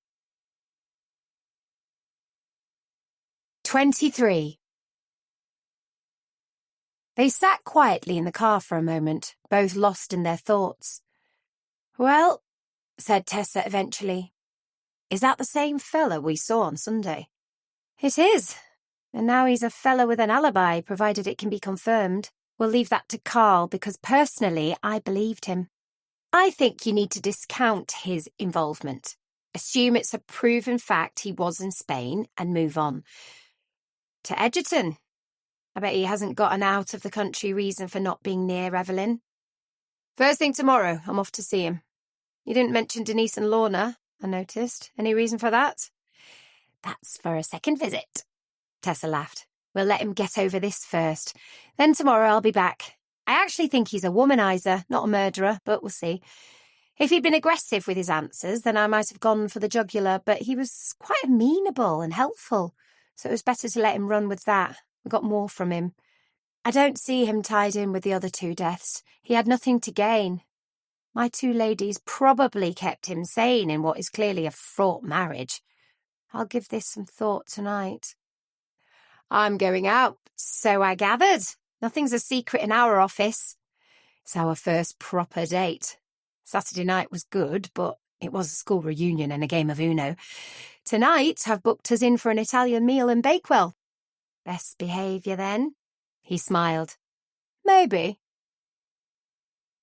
Luke stood in front of his mirror and straightened his tie one more time. He suddenly felt extremely grown up. A man, and a brief thought flashed across his mind as he wondered how he had got to this stage almost without realising. 1 second he was a teenager in school, studying for exams, knocking about with mates, and the next he was taking a beautiful woman, to an Italian restaurant, dressed to kill in a suit and tie, his best suit and tie. He closed the bedroom door behind him and heard 2 wolf whistles. Rosie and Imogen were standing in their bedroom doorway, grinning. "Get lost," he said, and turned to chase them back into their room. They disappeared, slamming the door behind them. He could hear their giggles as he walked down the stairs. Yes, he definitely needed his own place. The candle in the centre of the table glimmered, and simultaneously Luke and Maria reached across and linked fingers. "You're beautiful," he said softly, and she squeezed his fingers in response. The waiter slid up beside them and handed them a menu each. "Can I get you drinks?" "Water, please," they said in unison. "Thank you," he said, writing it down. "I'll leave you for a few minutes, and I'll be back to take your order." Maria tried desperately to hide her giggle. "We certainly live the high life," she said, "both of us asking for water." "I'm driving, but you could have had anything." "I'm not keen," Maria admitted. "I don't really like the taste of alcoholic stuff, and I definitely don't like the way it makes me feel. Wobbly and headachy." They picked up the menus and made their choices. "Can we stop somewhere and talk for half an hour?" Luke turned to look at Maria. "We can. You don't want to go home?" "Not yet. It's too loud at home. And we couldn't really talk in the restaurant, as lovely as it was." He thought for a moment. "I'll pull into the car park at Stony Middleton. That okay?" "It's fine. If the police come, I'll tell them you've kidnapped me." "Okay." 2 minutes later, he indicated right and dropped down the small incline into the car park. After turning off the engine, he reached into the back seat and grabbed at a blanket. "We'll put this over our knees. It'll soon go cold." She smiled at him. "You're so thoughtful." "Don't be fooled," he said, smiling back at her. "I was taught by an expert who went on many a nighttime surveillance with me. Always have a blanket on the back seat. You never know when you might need it." "Doris?" "Doris. Was there something in particular you wanted to talk about? Or are we avoiding going home after such an awesome evening?" "I wanted half an hour with you. Only you." He lifted her hand and gently kissed it. "Am I complaining?" "Can I see you again?" "I thought I was supposed to ask that." "Then ask it." "Maria, can I see you again?" "Yes. I'm glad we've settled that. Now to the next bit." "The next bit?" Luke felt himself break out into a mild sweat. "I'd like to be your girlfriend. I know I'm not supposed to be saying this, but we live in 2020, Luke, not 1920. I've wanted to be your girlfriend for a long time, since being at school. And never thought you'd look twice at me, but you have." He pulled her close. "Maria, I feel blown away by you wanting to go out with me. You're stunning. You could have anybody. I bless the day Oliver brought us together. Should we stop all this men and women nonsense about who does what? We're boyfriend and girlfriend, right?" He kissed her, then kissed her again. "Right," she murmured and kissed him, for a long, long time. Maria's father was standing in the front garden, smoking a cigarette and keeping an eye on the dog busy completing his ablutions for the night. He watched as Luke pulled up, then get out of the car and walk around it to open Maria's door. He didn't hear Luke whisper, "Pretend it's 1920, to his daughter, but he did feel relief that Maria's first boyfriend did seem to be a nice lad. Buddy, the little white Shih Tzu, ran towards Maria, so she planted a swift kiss on Luke's cheek. He knelt down and rubbed Buddy's head, called goodnight to her dad, and climbed back in the car. Maria watched until his taillights disappeared and then turned to go into the house. "Nice lad," her dad said. "You smitten?" She punched him in the shoulder. "Oh, Dad! Don't be so old-fashioned. It's not 1920, she said, and tried to suppress her laughter. Naomi Taylor was still up watching the end of an old Gently detective program and tried to pretend she wasn't waiting for her son to come home. "Mum, why are you still up?" "I like Martin Shaw." "You're not waiting for me to get in, then?" "Course not. You're a man now." "I am." "Okay, I've had a lovely evening." We went to that swish little Italian in Bakewell. We stopped to look at a non-existent moon in Stony on the way back, had a chat, and I delivered Maria safely home to the loving arms of her dad, who was standing in the freezing cold in the front garden, smoking a cigarette and waiting for Buddy, her little dog, to have a wee. Like you, he too was waiting for his offspring to come home. I wasn't involved in any traffic issues. Nobody tried to run me off the road. I'm safely home. Naomi picked up the remote control and switched off the television. "I have one thing to say to you, smart ass. One day you will have children of your own." She walked past him, sniffing loudly with her head in the air, and deliberately trod on his foot. "Ouch," he said. Fred stood outside his own home, staring up at the same moonless sky. There was the faintest of glimmers behind thick clouds, and he hoped Luke had enjoyed his night out. Fred's had been a cold and a fruitless one. He suspected he could look forward to several nights of the same ilk, because it felt as though his current investigation could be classed as a slow burner, but deep inside he knew it would come to fruition. The man he was watching, Harley King, was thought to be involved in what would have been termed industrial espionage in bygone times, but Fred knew it was pure and simple theft.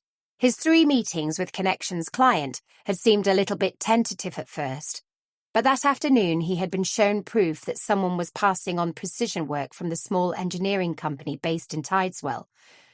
Ernest Lowndes and Company had been in existence for over 30 years, specialising in making precision components for Formula One cars alongside high-end luxury cars, and they had recently lost a large order from a major customer because they could get it elsewhere at a much lower cost. The meeting had been a long one, and one name had emerged as the forerunner for the man Ernest believed to have taken blueprints. Harley King was the husband of Ernest Lowndes' daughter, Ursula. Fred had been a little surprised to learn that Ursula and Harley had met when Harley started to work for the company some 20 years earlier, so he was clearly someone of importance in the company and not a newcomer. "Why?" he had asked Ernest. "He's obviously going to get the entire company one day, so why would he do this?" Ernest sighed. "I don't know. That's why I don't want the police involved. This is family, and I need to know what's going on. Do what you have to do, Fred. Find me the answers." The answers didn't come from the moon, that was for sure. Fred stayed outside for a few minutes longer, finished his cup of tea, and went back inside. He ran his thoughts through what he already knew. Nothing was being passed electronically directly from the data held by the company on their computers, and all incoming and outgoing calls were, and had always been, carefully monitored. All mail was opened by the receptionist before being distributed to the intended recipients, which left mobile phones. Mobile phones with their bloody cameras that could take pictures of anything and have them sent anywhere in the world within seconds. He needed to get hold of Harley King's phone and give it to Beth. He knew she would be able to do something magical with it and give him answers. How hard could it be to steal a mobile phone? And how much harder would it be to return it without the owner actually knowing it had disappeared in the first place? Fred refilled his cup of tea and went to bed. He took his book with him, guessing it was going to be a long night. His brain would be churning, working out how to get hold of that phone and wondering how much or how little Ursula King knew of what was happening in her dad's company. Fred opened his book, The Pottery Cottage Murders book was showing itself to be a fascinating insight into the theory of Stockholm Syndrome, where the captives bond with the abductor, and the family who had lived at Pottery Cottage had all proved how manipulative a kidnapper could be. He couldn't remember how many of the family actually died, and he settled down to delve further into the story. His tea went cold, his book fell to the floor, and eventually he slept. And Harley King took advantage of his wife being away for the night. 2 bottles, one full of whiskey and one full of sleeping tablets did the job. By morning he was dead, and Fred no longer had to worry about stealing Harley's phone. Ernest Lowndes handed it to him. 24. Wednesday, the 22nd of January, 2020. They met in Luke's office for the weekly report meeting. Beth was the last to arrive and brought with her a tall young man. A guess would have placed him around 22 or 3. He looked smart, wore a suit and tie, and he stayed by Beth's side as she introduced him. Okay, everybody, this is Simon Reynolds. We've sorted everything over the last couple of days, and he will be starting next Monday. He isn't on the investigative side, he's on my side. And no, you can't borrow him.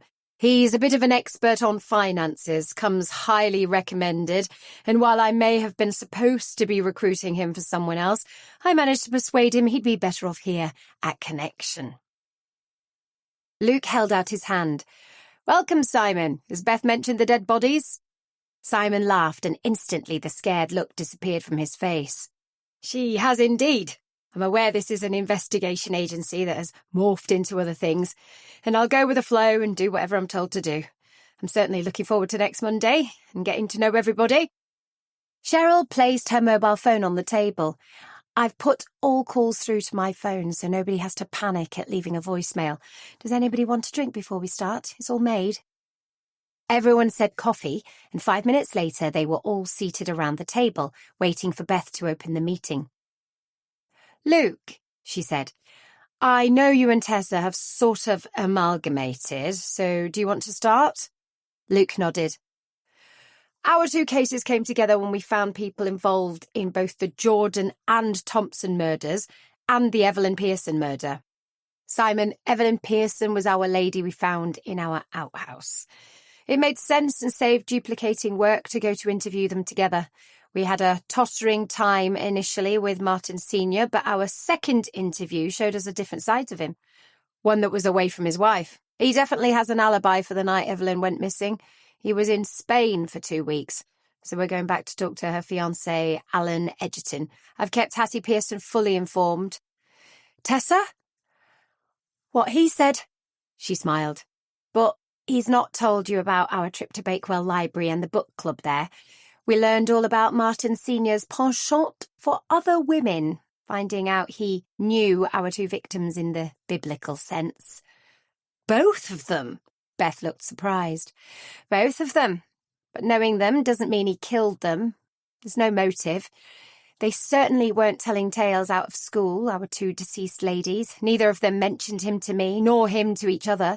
So it made no sense for him to feel threatened by them to the extent that he had to bump them off. I think we possibly have to delve deeper into our Mr. Senior, because if he had these 2 women, then I imagine he's had others as well. Mrs. Senior? A strange lady, indeed. She really didn't want us in her home, which is why we headed off to the business premises of Senior's for our second interview. He was much nicer, helpful, was clearly deeply in love with Evelyn. Beth nodded. And Fred? The case at Great Hucklow is closed. Final invoice paid. I believe the divorce is underway. And I've saved all the films to my computer. Mrs. Barker has copies of everything, but we need to hang on to them for a short time. It's a just-in-case situation. Something not sitting right? Beth asked. I don't know. On the surface, it went fine. Anyway, I'm covering our backs by saving this footage. I'm now working with a company at Tideswell. Bit of old-fashioned industrial espionage. But again, something's not sitting right. I can't say what yet, because I don't know what's troubling me, but it's a family situation and it doesn't make sense. I've only recently started with it, so watch this space. You need extra help? Fred shook his head. No, it'll all work out, I'm sure. I'll keep you informed. Cheryl, Oliver's lost his collar, so can I employ the skills of the company to track it down, please? He's been chipped and he's going to be castrated shortly. Everybody is checking in and out properly. Almost. She cast glances at Tessa and Luke. I've sussed out the telephone system, and the new offices downstairs are nearly finished. They were finishing fitting the new blinds when I came up, and that was the final job. All looking extremely good, I must say. We have a cat, Simon said, backtracking to Cheryl's first point. We do. Luke found him and we've taken him in. If you feed him, he'll love you. Beth smiled at her assistant. Please don't say you're allergic. I'm not. I love cats. We've recently lost ours. He was 13. I look forward to meeting him. Okay, my turn, Beth said. I've found Simon. We have acquired 2 new medium-sized clients since last Friday, and Simon will be taking them on.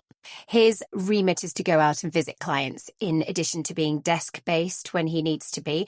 Does a Wednesday morning meeting suit everybody? They all nodded. Then I think we'll make this a regular thing, so all reports by Wednesday morning. If you need help, ask for it. We can all juggle our schedules, I'm sure. And thank you, everybody. Is it time for biscuits now? Oliver joined them as they were partaking of second coffees and Luke's biscuits. He instantly went to investigate Simon, who bent down to stroke him. So you're the boss then, he said to the little black cat. I best keep on your good side. Are you open to bribes? He definitely is, Luke said. He'll do anything for some dreamies. Cheryl's phone rang and she scooped it up and answered it, trying desperately to swallow her biscuit. Connection Investigation Agency. How can I help you? She listened for a moment. Thank you, I'll put you through to him. She muted her phone and turned to Fred. It's for you, Mr. Lowndes. Fred took the phone from her and unmuted it before speaking.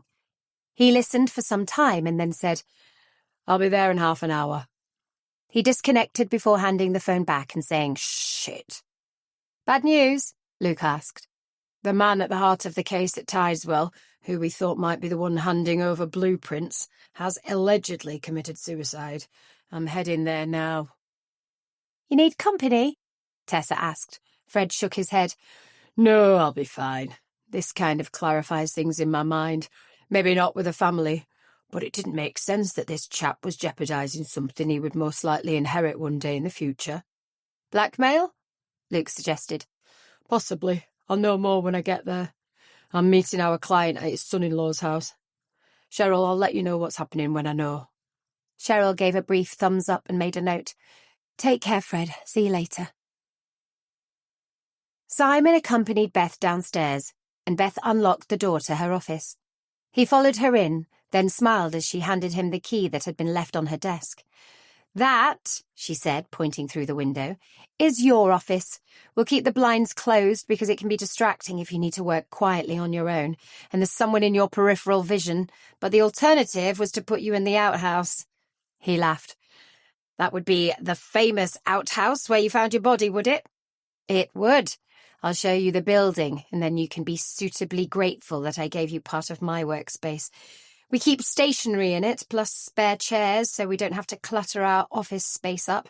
I originally intended putting in a connecting door, as we will obviously be working closely together, but decided against it. We have to go outside into the reception area where we can check if the other one has the engaged light before we go interrupting. Cheryl will direct us anyway. She's taken over control of our working lives. And I thought she seemed nice. Simon winked. She's lovely, but she calls it keeping us safe. He stared at his key.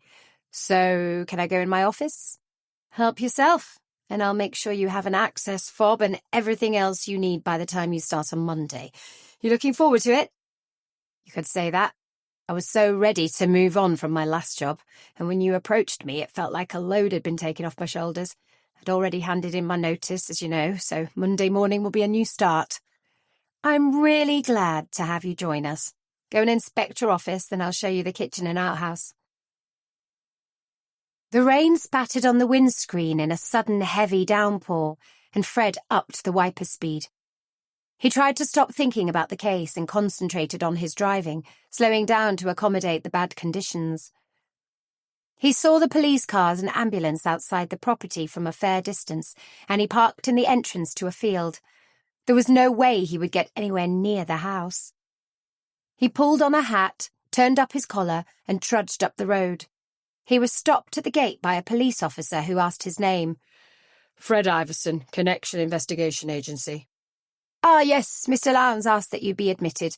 I believe he's in the kitchen with his daughter, sir, if you go through to the end of the hall. Fred nodded and walked up the stone steps to the open front door. He could hear sounds of movement from upstairs and walked down the long, narrow hallway until he reached the end door. He knocked and opened it. Ernest Lowndes and... Thank you for still being here with us. Your presence makes this story warmer. Enjoy this musical pause before continuing your reading.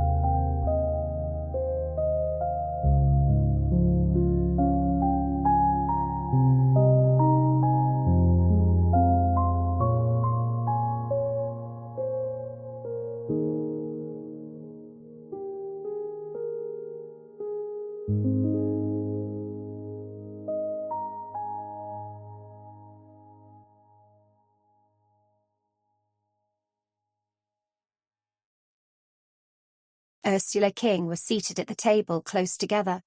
Ernest had his arm around his daughter's shoulder, and she was leaning into him, her eyes red from the tears she had shed. Ernest looked up. Fred, thank you for coming. The kettle has boiled. Make yourself a drink and come and sit with us. Fred nodded, and 2 minutes later joined them at the table. Mrs. King, I'm so sorry to hear of your loss. She sniffed and nodded. Thank you. Can I call you Fred? Indeed you can. Did you find your husband? Her sigh seemed to come from the bottom of her ribcage. I did.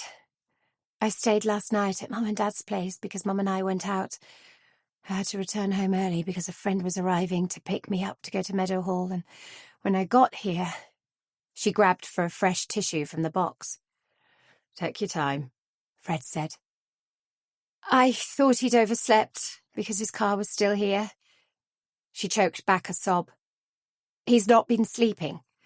Something's been troubling him for a while, but I couldn't get him to talk about it. He said it was pressure of work, the business was growing, that sort of thing. Fred sipped at his tea and waited.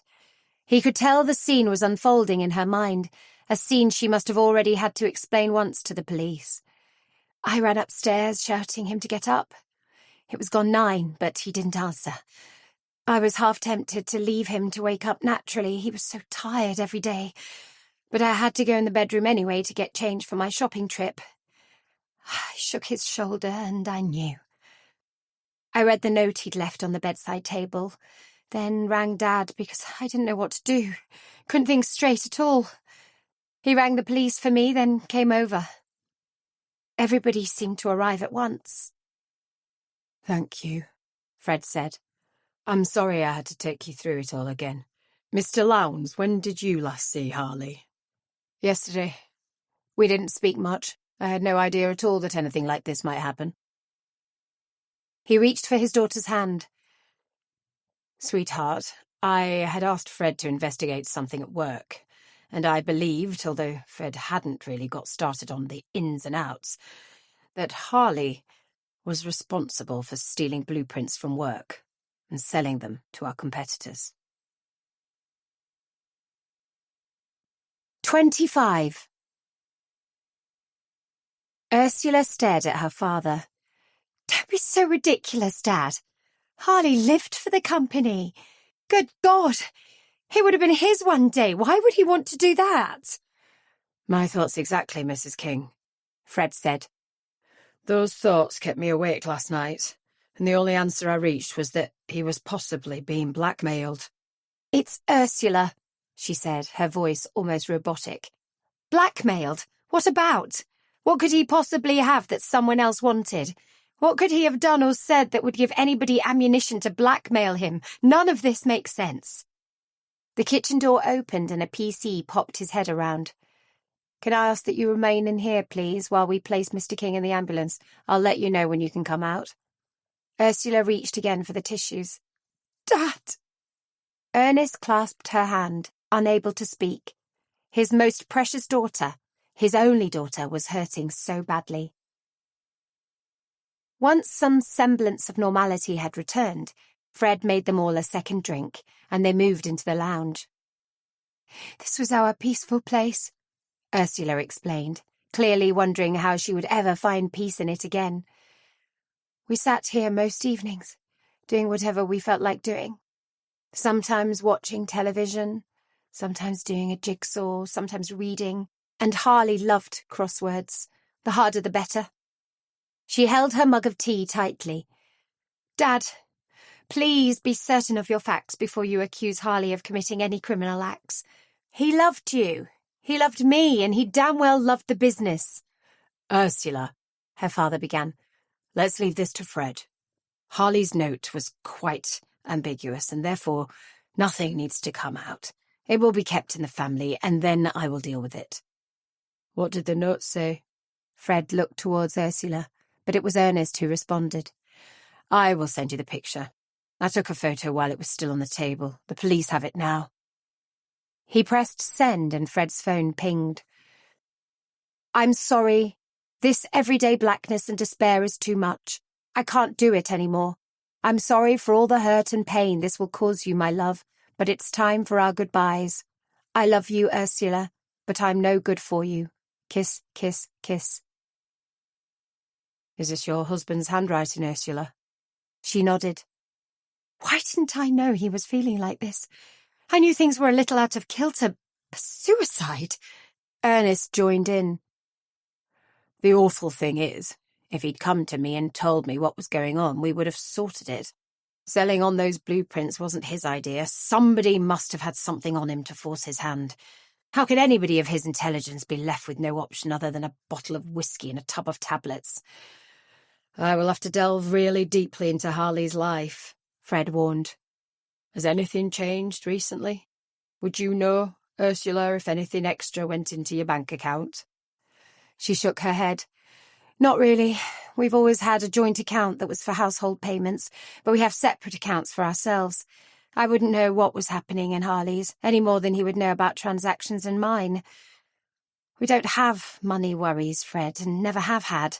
I've always had a salary from Lowndes, as Harley did. So the obvious inference from that is that it is something in his personal life. Fred frowned. I'm sorry to ask this, Ursula, but have either of you ever had an affair? Or have you even suspected Harley might be seeing someone else? Shock passed across her face. Good Lord, no. If anything, I would say we're closer now than ever. We're closer. She corrected herself and reached for another tissue. He had no skeletons in cupboards that you were aware of? We met when we were 20 and we were open books with each other. We told each other everything, never seemed to stop talking, and 6 months later we married. Fred, believe me, we were as close can be. If there is something, it's a recent thing and I'm not aware of it. Ernest? Fred probed gently. Fred, you know how puzzled I've been by the whole situation. Even when I was giving you Harley's name, I was astounded I was giving it. He's been my right-hand man for so many years, and yet logic told me it could only be him. Have the police taken his phone? Why would they do that? It's not murder, is it? And he did leave a note. I'll go and look. She stood, but Fred stopped her. Leave it until later. There are still police here, and they may decide they want it. I don't want to alert them to me having an interest in it. I'm going back to the office now, Ernest. When the house is empty, will you let me know? If the phone is here, I'll collect it. Ursula, are you going back with your dad? I am. Mum isn't too good and Dad made her stay home, but she'll be worrying about me. I'll pack a few things and go stay with them for a couple of nights. I don't want to be on my own. Then you shouldn't be. I'm so sorry everything's such a mess for you, Ursula. Fred spoke quietly. We will get to the bottom of it, I promise. But you should prepare yourself to be even more upset. It must have been a really strong reason for Harley to have decided that there was only one way out of the chaos in his life. Fred smiled at Cheryl as he closed the office door. Everything good? She nodded. Tessa and Luke are out, Beth is in her office whisking a duster around, and Simon has gone, to return next Monday. I've organised his set of keys, so he's good to go. Beth's been telling me his qualifications. Impressive. Have you gone on? It seems it was definitely suicide. Whiskey and tablets, lots of. But as to the why, no idea yet. I'm hoping to get hold of his phone, see if that tells us anything. I imagine the police will have his laptop, so I think I can rule that out as a source of information. His wife is in a state. She'd no idea how low he was.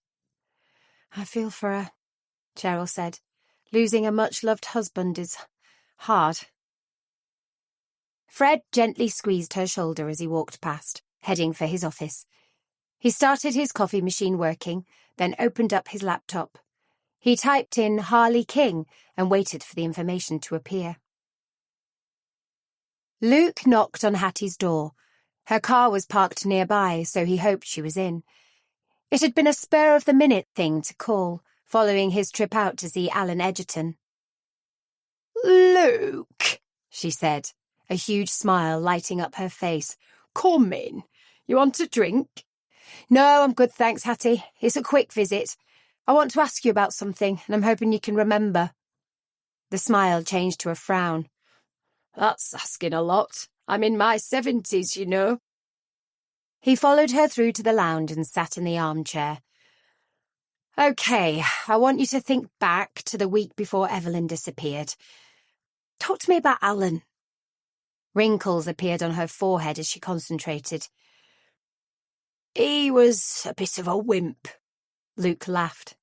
You've said that before. No, I don't mean that. Did he have some sort of accident during that week? She hesitated.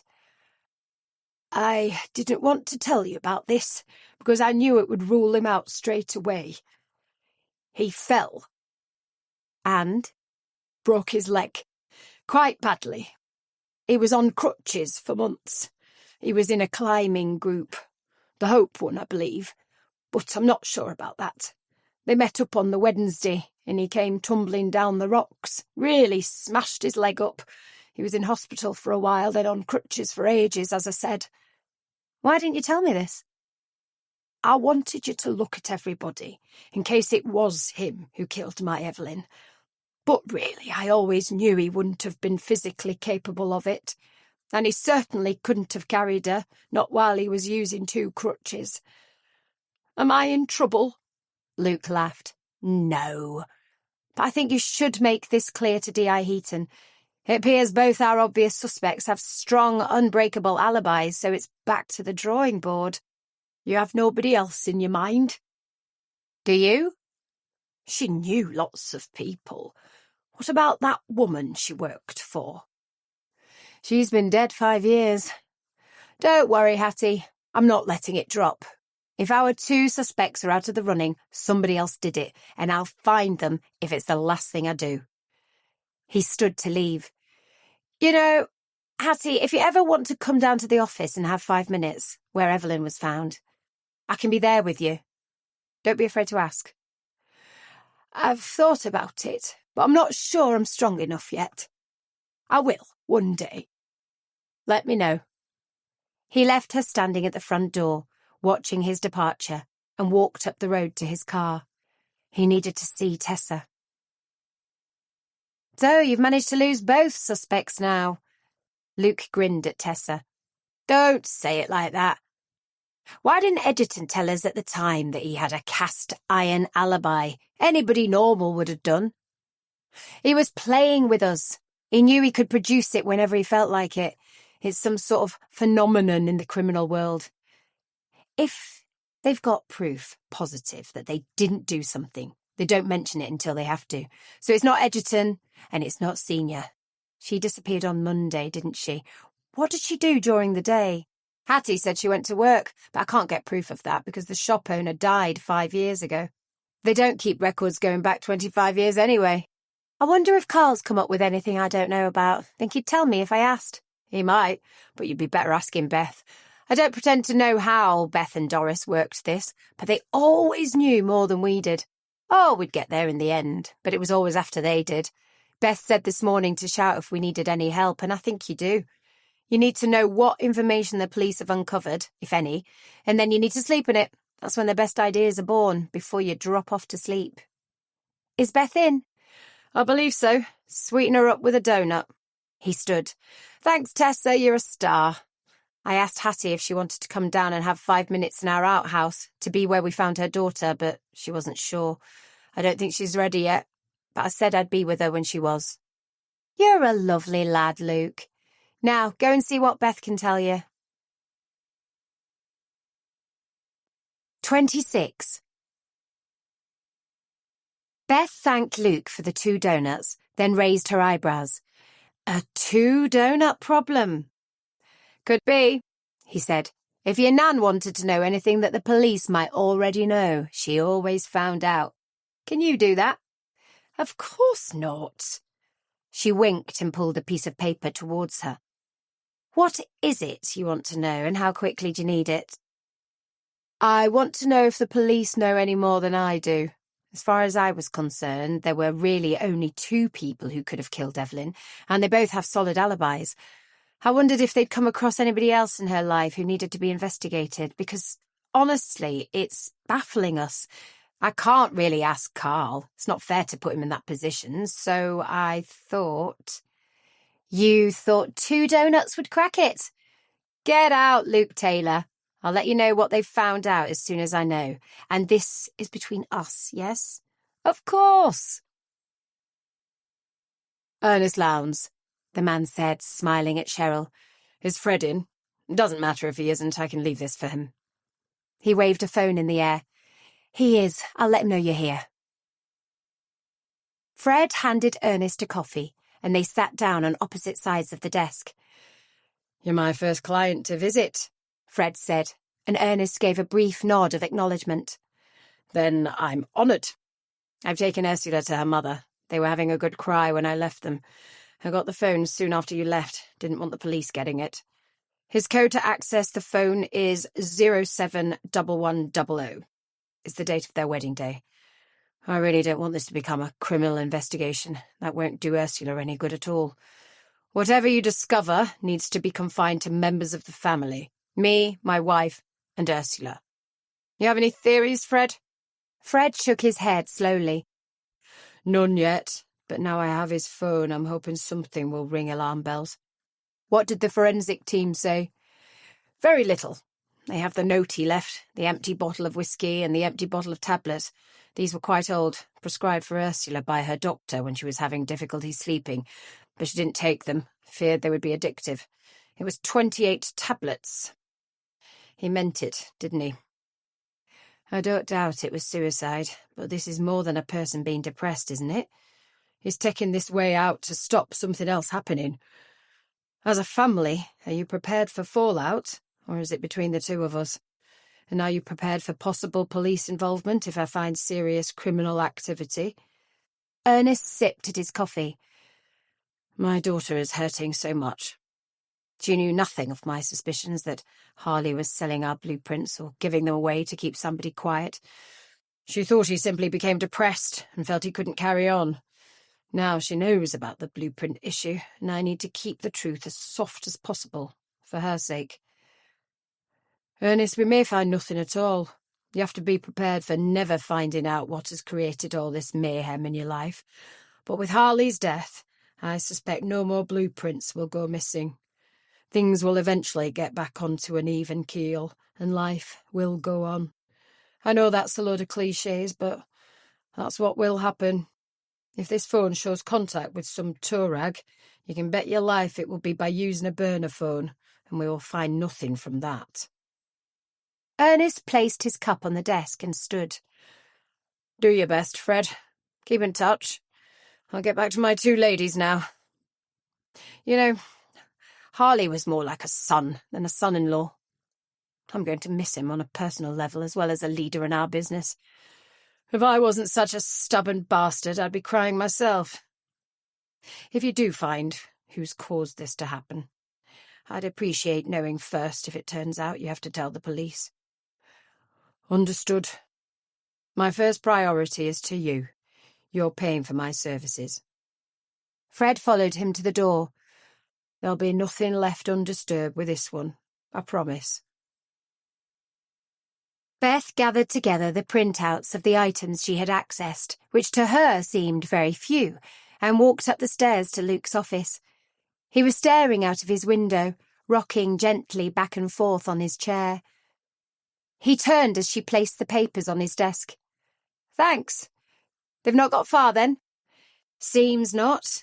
I imagine the concentration is on that gang murder that's going on at the moment. They've 2 dead with that. Plus they have Lorna and Denise's murders. A 25-year-old mystery is at the bottom of the pile. There's Martin Sr.'s statement, a much shorter one from Alan Edgerton, and one from Hattie. I can't see any of it being a help. I reckon you've probably done more in it than they have.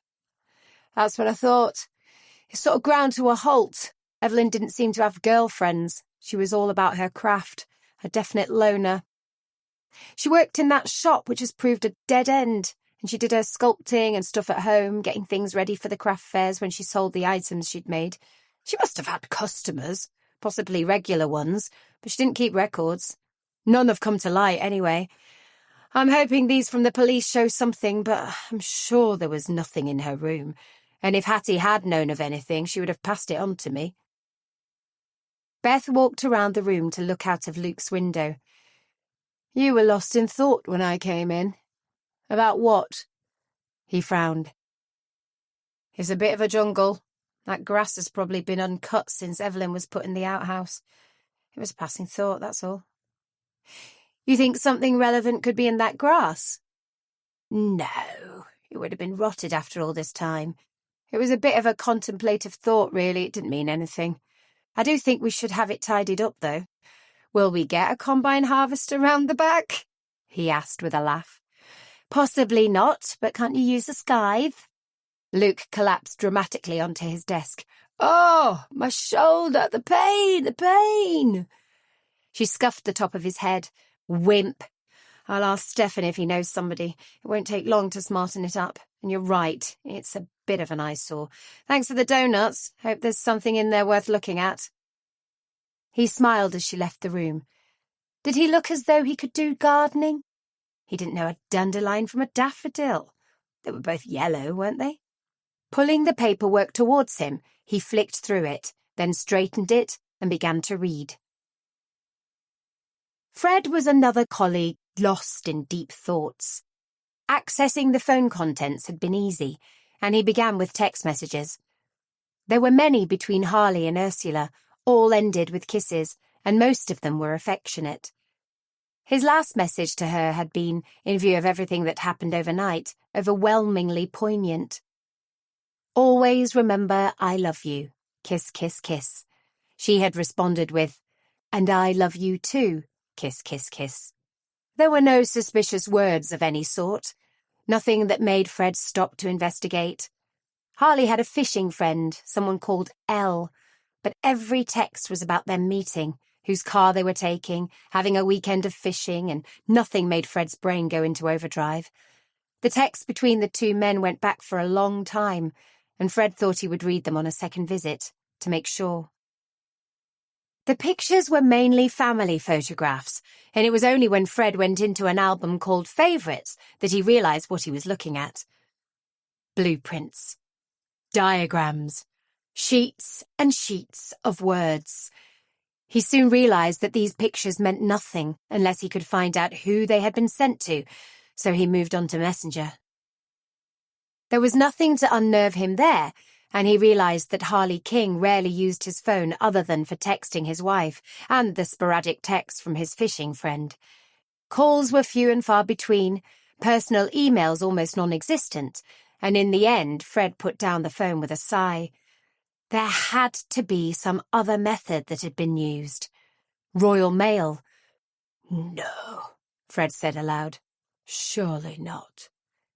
It dawned on him that it was possibly the best way of moving anything around that you didn't want tracing, and Harley had been moving A4 printouts that would probably have gone into an ordinary envelope with a first-class stamp, untraceable everyday mail. He could simply slip it into an envelope, address it by hand, stick on a stamp and put it in a postbox. Who would know? Only the recipient. Harley King wasn't a stupid man.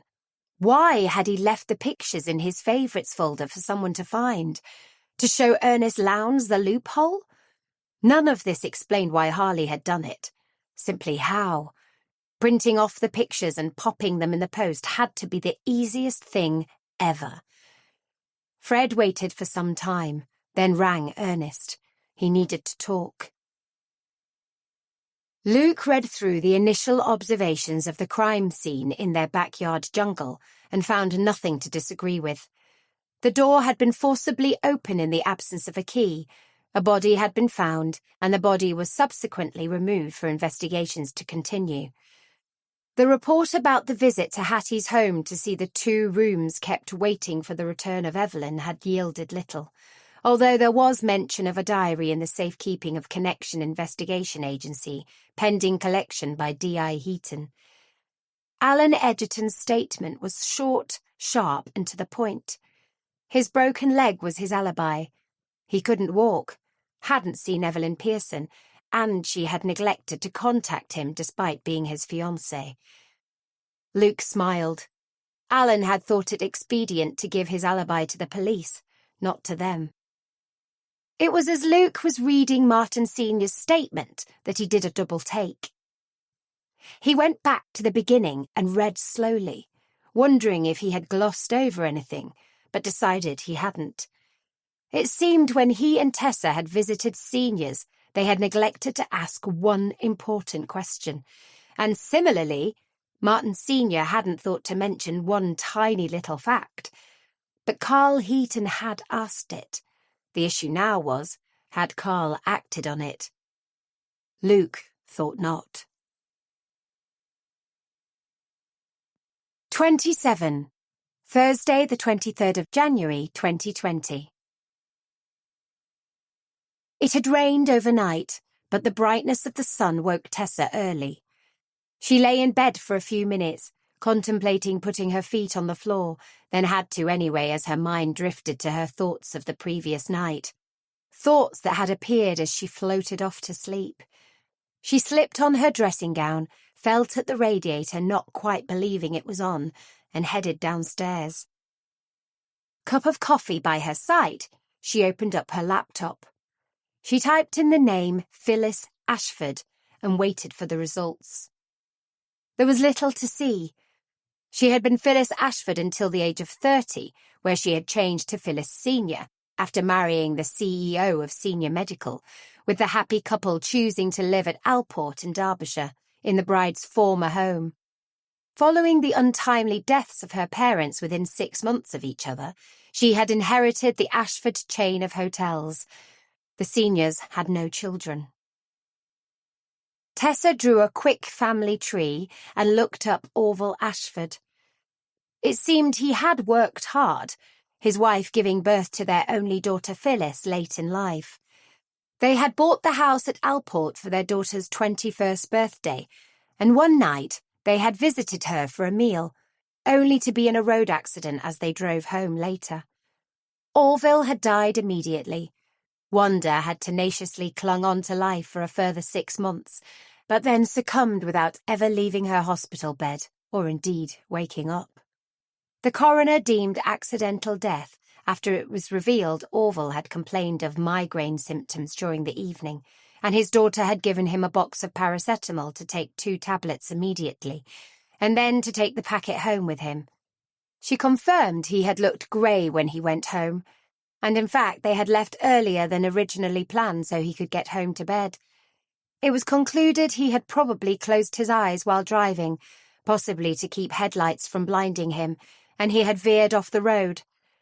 An exceptionally large oak tree stopped any further travel, and Orville died immediately. 6 tablets were missing from the packet, and his daughter confirmed it was a new pack of 16 tablets she had given him. With Wanda's subsequent accidental death findings, Phyllis became an extraordinarily rich heiress. Tessa leaned back in her chair, picked up her coffee and sipped thoughtfully. Had it really been accidental death, or had Phyllis spotted an opportunity with a severe headache? It was only her word that she had given her father a full packet of tablets. Suppose she had given him 2 to take, but had crushed another 4 and put them in his meal, or in a drink. 6 paracetamol would certainly make him drowsy. Tessa made a few notes on the family tree and closed down the laptop. Had Phyllis known about the presence of Denise and Lorna in her husband's life, or were they simply what they appeared to be, fellow members of the Bakewell Library Book Club? If it was the former, did this mean that Martin Sr. was in some danger? Tessa felt she needed to talk further with Martin. She closed down her laptop and headed upstairs for her shower. Time for some pro-activity, she reckoned, after she'd checked if Luke wanted to accompany her. Luke was in his office, contemplating the sheet of paper in front of him, the yellow highlighter pencil glowing from the page. He needed to speak to Martin Sr. Luke looked up as his office door opened. "You got a minute?" "Several. You okay, Tess? You look frazzled." "My brain's in overdrive. I shouldn't have major thoughts as I'm dropping off to sleep. I've been digging into Phyllis Senior. Maybe I'm seeing stuff that isn't really there, and I really shouldn't be arguing against a coroner's findings, but you know when you get a little niggle and it won't go away?" "Yep. I also know about little niggles turning to bigger niggles. What's wrong?" Tessa explained about her research work of earlier and the horrible feeling she had about the deaths of the Ashford couple. "It's infuriating. I can't remember anything about it. I was in the police force at the time, but not with the Derbyshire force. I was doing a 2-year stint on secondment to Kent, so missed this altogether. I don't think for 1 minute Martin was in any way involved. He didn't meet her until 4 years later, and it may have been simply accidental death, but would an intelligent, astute businessman really take 6 paracetamol all at one go, especially if he knew he was driving? You planning on asking her? Luke said, his eyebrows raised. The thought terrifies me. Not asking her at this point, but maybe getting Martin's take on it. I'll go with you, Luke said, and pushed the paper in front of him across to Tessa. Look at the highlighted section. This is Martin's police statement. Tessa laughed. The 2 donuts worked, then? She read the yellow section, then lifted her head. Shit! How did we miss asking him this? I think there's possibly other stuff we missed asking him. We were so gobsmacked at the change in him and the information he was giving us. He kind of controlled it, and we didn't pick up on this. We've got it now, though. But even seeing this in print, I'm not sure what it means, if anything. I'm leaving it at the back of my mind and going back through everything we have. You got any biscuits? Chocolate digestives. You want one? I'll make the coffee. She stood and walked towards his door. I'll ring Senior and see if we can pop down and see him today.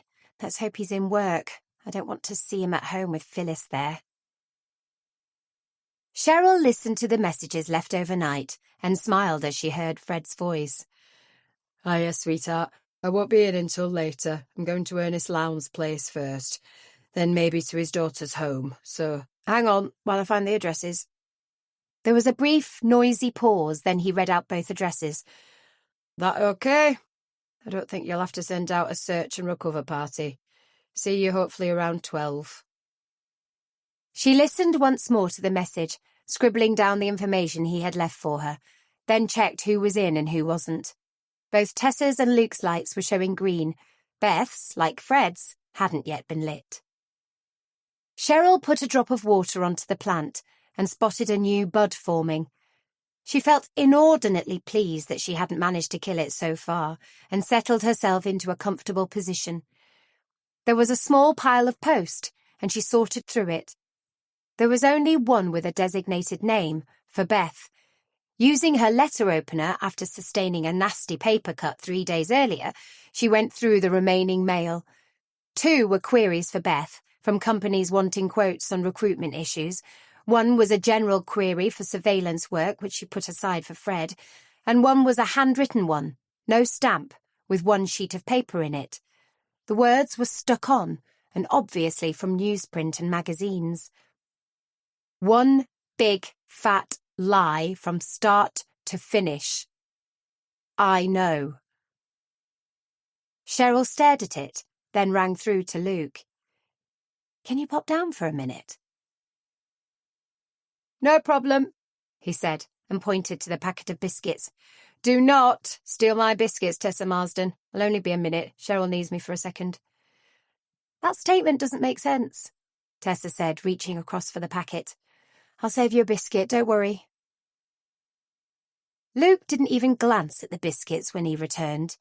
He was holding the letter in the grip of Cheryl's tweezers, and he placed it in front of Tessa. I kept my fingerprints off it, but Cheryl has touched it. What do you think? She quickly scanned it, then looked up. It wasn't addressed to anyone in particular. No. Hand-delivered, said connection on the front. That was handwriting. He handed over the envelope. Tessa stared at it.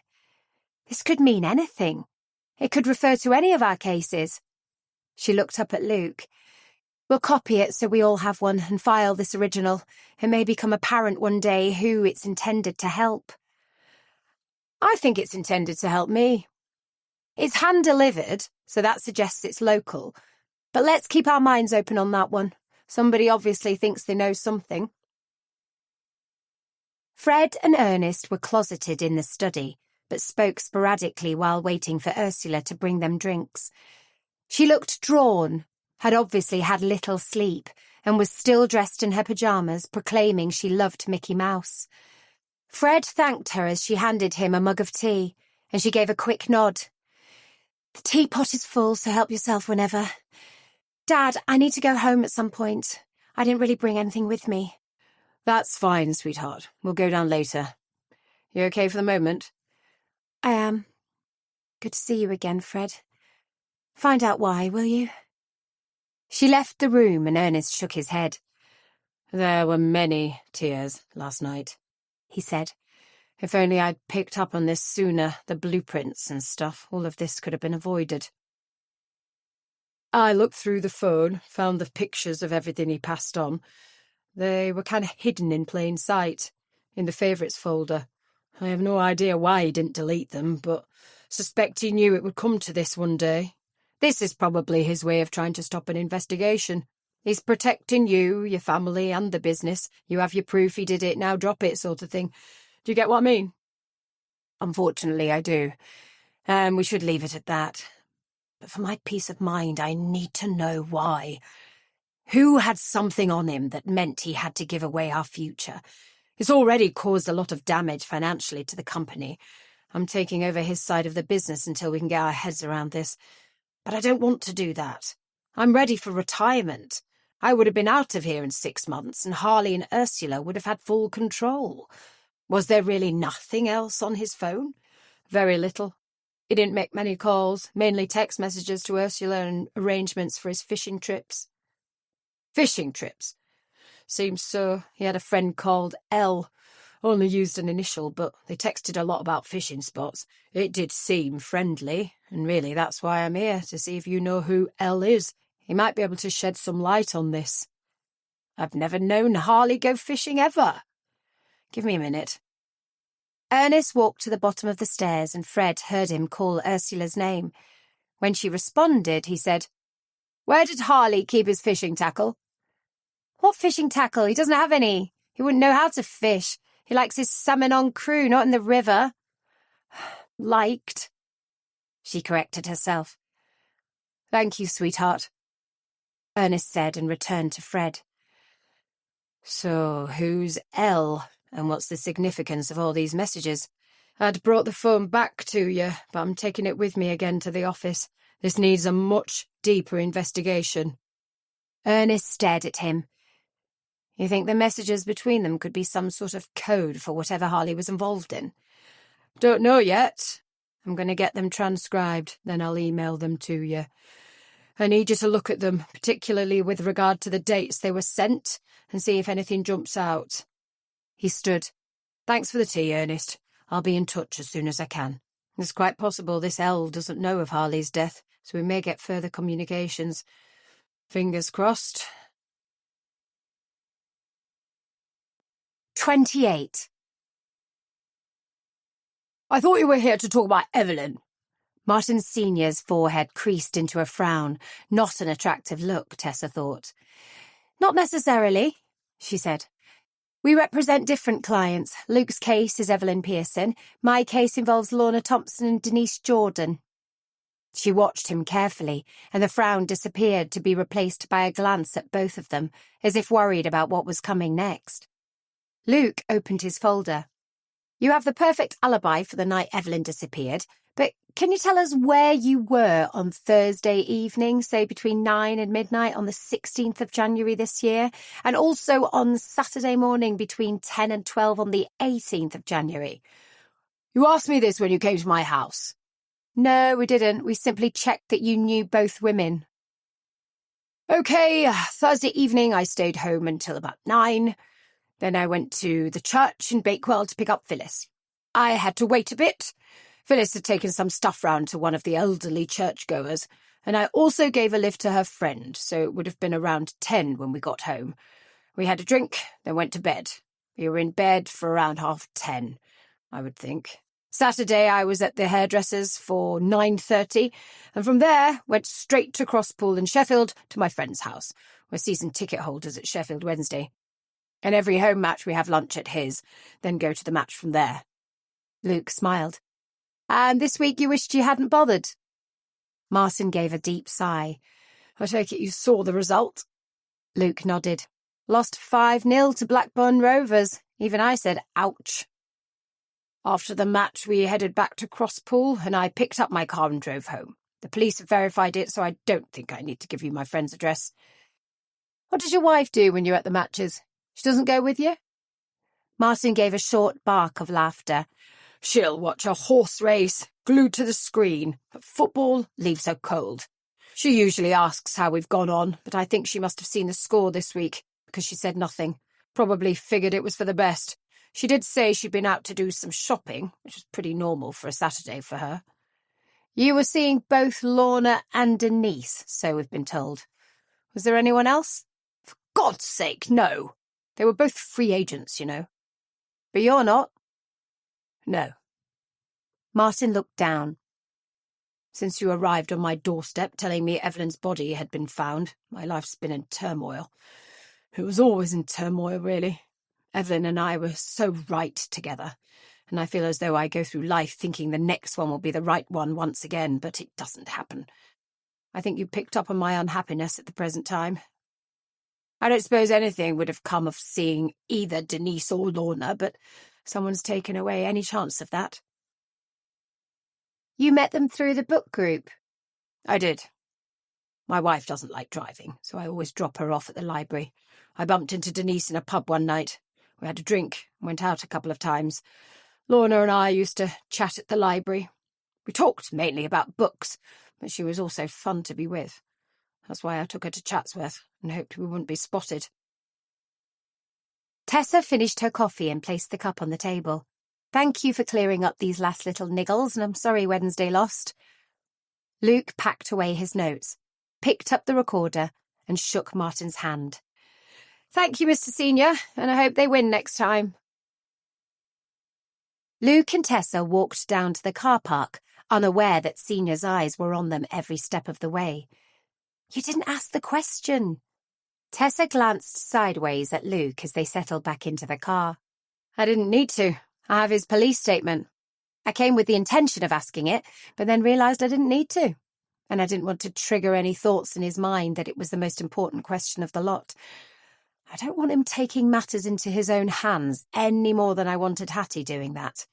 If there's one thing I've discovered in my 20 years on this earth, it's that people are unpredictable when love comes into the equation, so things will be released when they're ready to be released. Where the fuck are you? Fred stared at the text from Elle. How to respond? Beth had checked the number in Harley's contacts, but had confirmed their suspicions that it was a burner phone. If he responded in any way that would ring warning bells with Elle, they would lose this lead and probably immediately. In the hope of buying some time, he texted back, "In bed. Flu." He waited with a degree of trepidation, and then the phone beeped. 2 days. We need trout. He stared at the message, wanting to laugh. We need trout? What the hell did that mean? It was clearly a code between the two men, but he didn't think for 1 minute it was anything to do with fishing in one of Derbyshire's beautiful rivers. This was something much more sinister that had ended with a man taking his own life rather than face up to what he had done. Fred went into contacts and rang Ernest, who answered immediately. Fred. A text has come through from Elle. Hang on, I'll send you a screenshot. He waited, giving Ernest time to read it. Trout. So, it doesn't mean anything to you. I hoped it would. You going to text back again? Fred hesitated. I don't think so. We run the danger of him guessing it's not Harley if we get into a conversation with him. I've bought us a day or two to think things through by saying Harley's got flu. Ernest sighed. If only it was flu. Ursula and her mother are in bits. Call me any time, Fred. Luke sat at his desk, realising that today he didn't like his job. It was the first time since he started work at Connection that he had had that feeling, but today it was a shitty job. He sorted the various papers into order that would form the report he would be giving to Hattie, making sure that the photocopied picture of Evelyn's drawing was in there. He double-checked the photograph taken by Tessa of the body in situ before the forensics team's arrival and placed that behind Evelyn's drawing. He hadn't shown either picture to Hattie yet, but it was a major part of his job to present everything that had been discovered to the client, and so he would do that. He needed a picture of the outside of the outhouse to complete that section of his report. He stood and looked out of his window towards the overgrown grassed area and saw to his surprise there was a man with gardening equipment and a little black cat watching every move he made. He went down to join cat and gardener and was soon making cups of tea and a saucer of milk. "Your lady on reception let me in," the gardener explained. He held out his hand. "I'm Vic. I'm here to sort this lot out." He waved an arm to indicate the whole area. "Thank heavens for that," Luke said. "I'm Luke. It was casually mentioned I could use a scythe. I'm glad common sense prevailed." Vic laughed. "This'll take a bit more than a scythe. My instructions are to clear it, get all the grass back to ground level, so to speak, then discuss planting. It'll be an ongoing thing, so don't worry. It's too early to get any flowers in, but I can prepare the ground once I'm given a thumbs up." He took a sip of his drink. "Stefan's done all the refurb, hasn't he?" "He has. Brilliant job. He's done it twice now in 2 years. We needed to expand, so he expanded us. He recommended you?" Vic nodded. "He did. Told me about the body in the shed.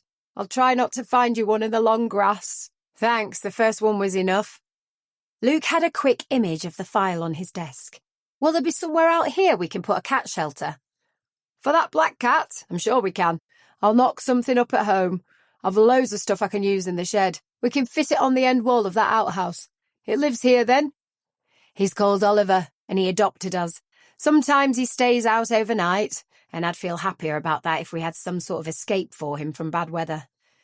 "I'll sort some stuff out when I get home." They sipped at their rapidly cooling drinks, and Luke took out his phone. "Need to get a picture of the outhouse for our client." He took 3 pictures, finished his drink, and went inside. "Thanks, Vic.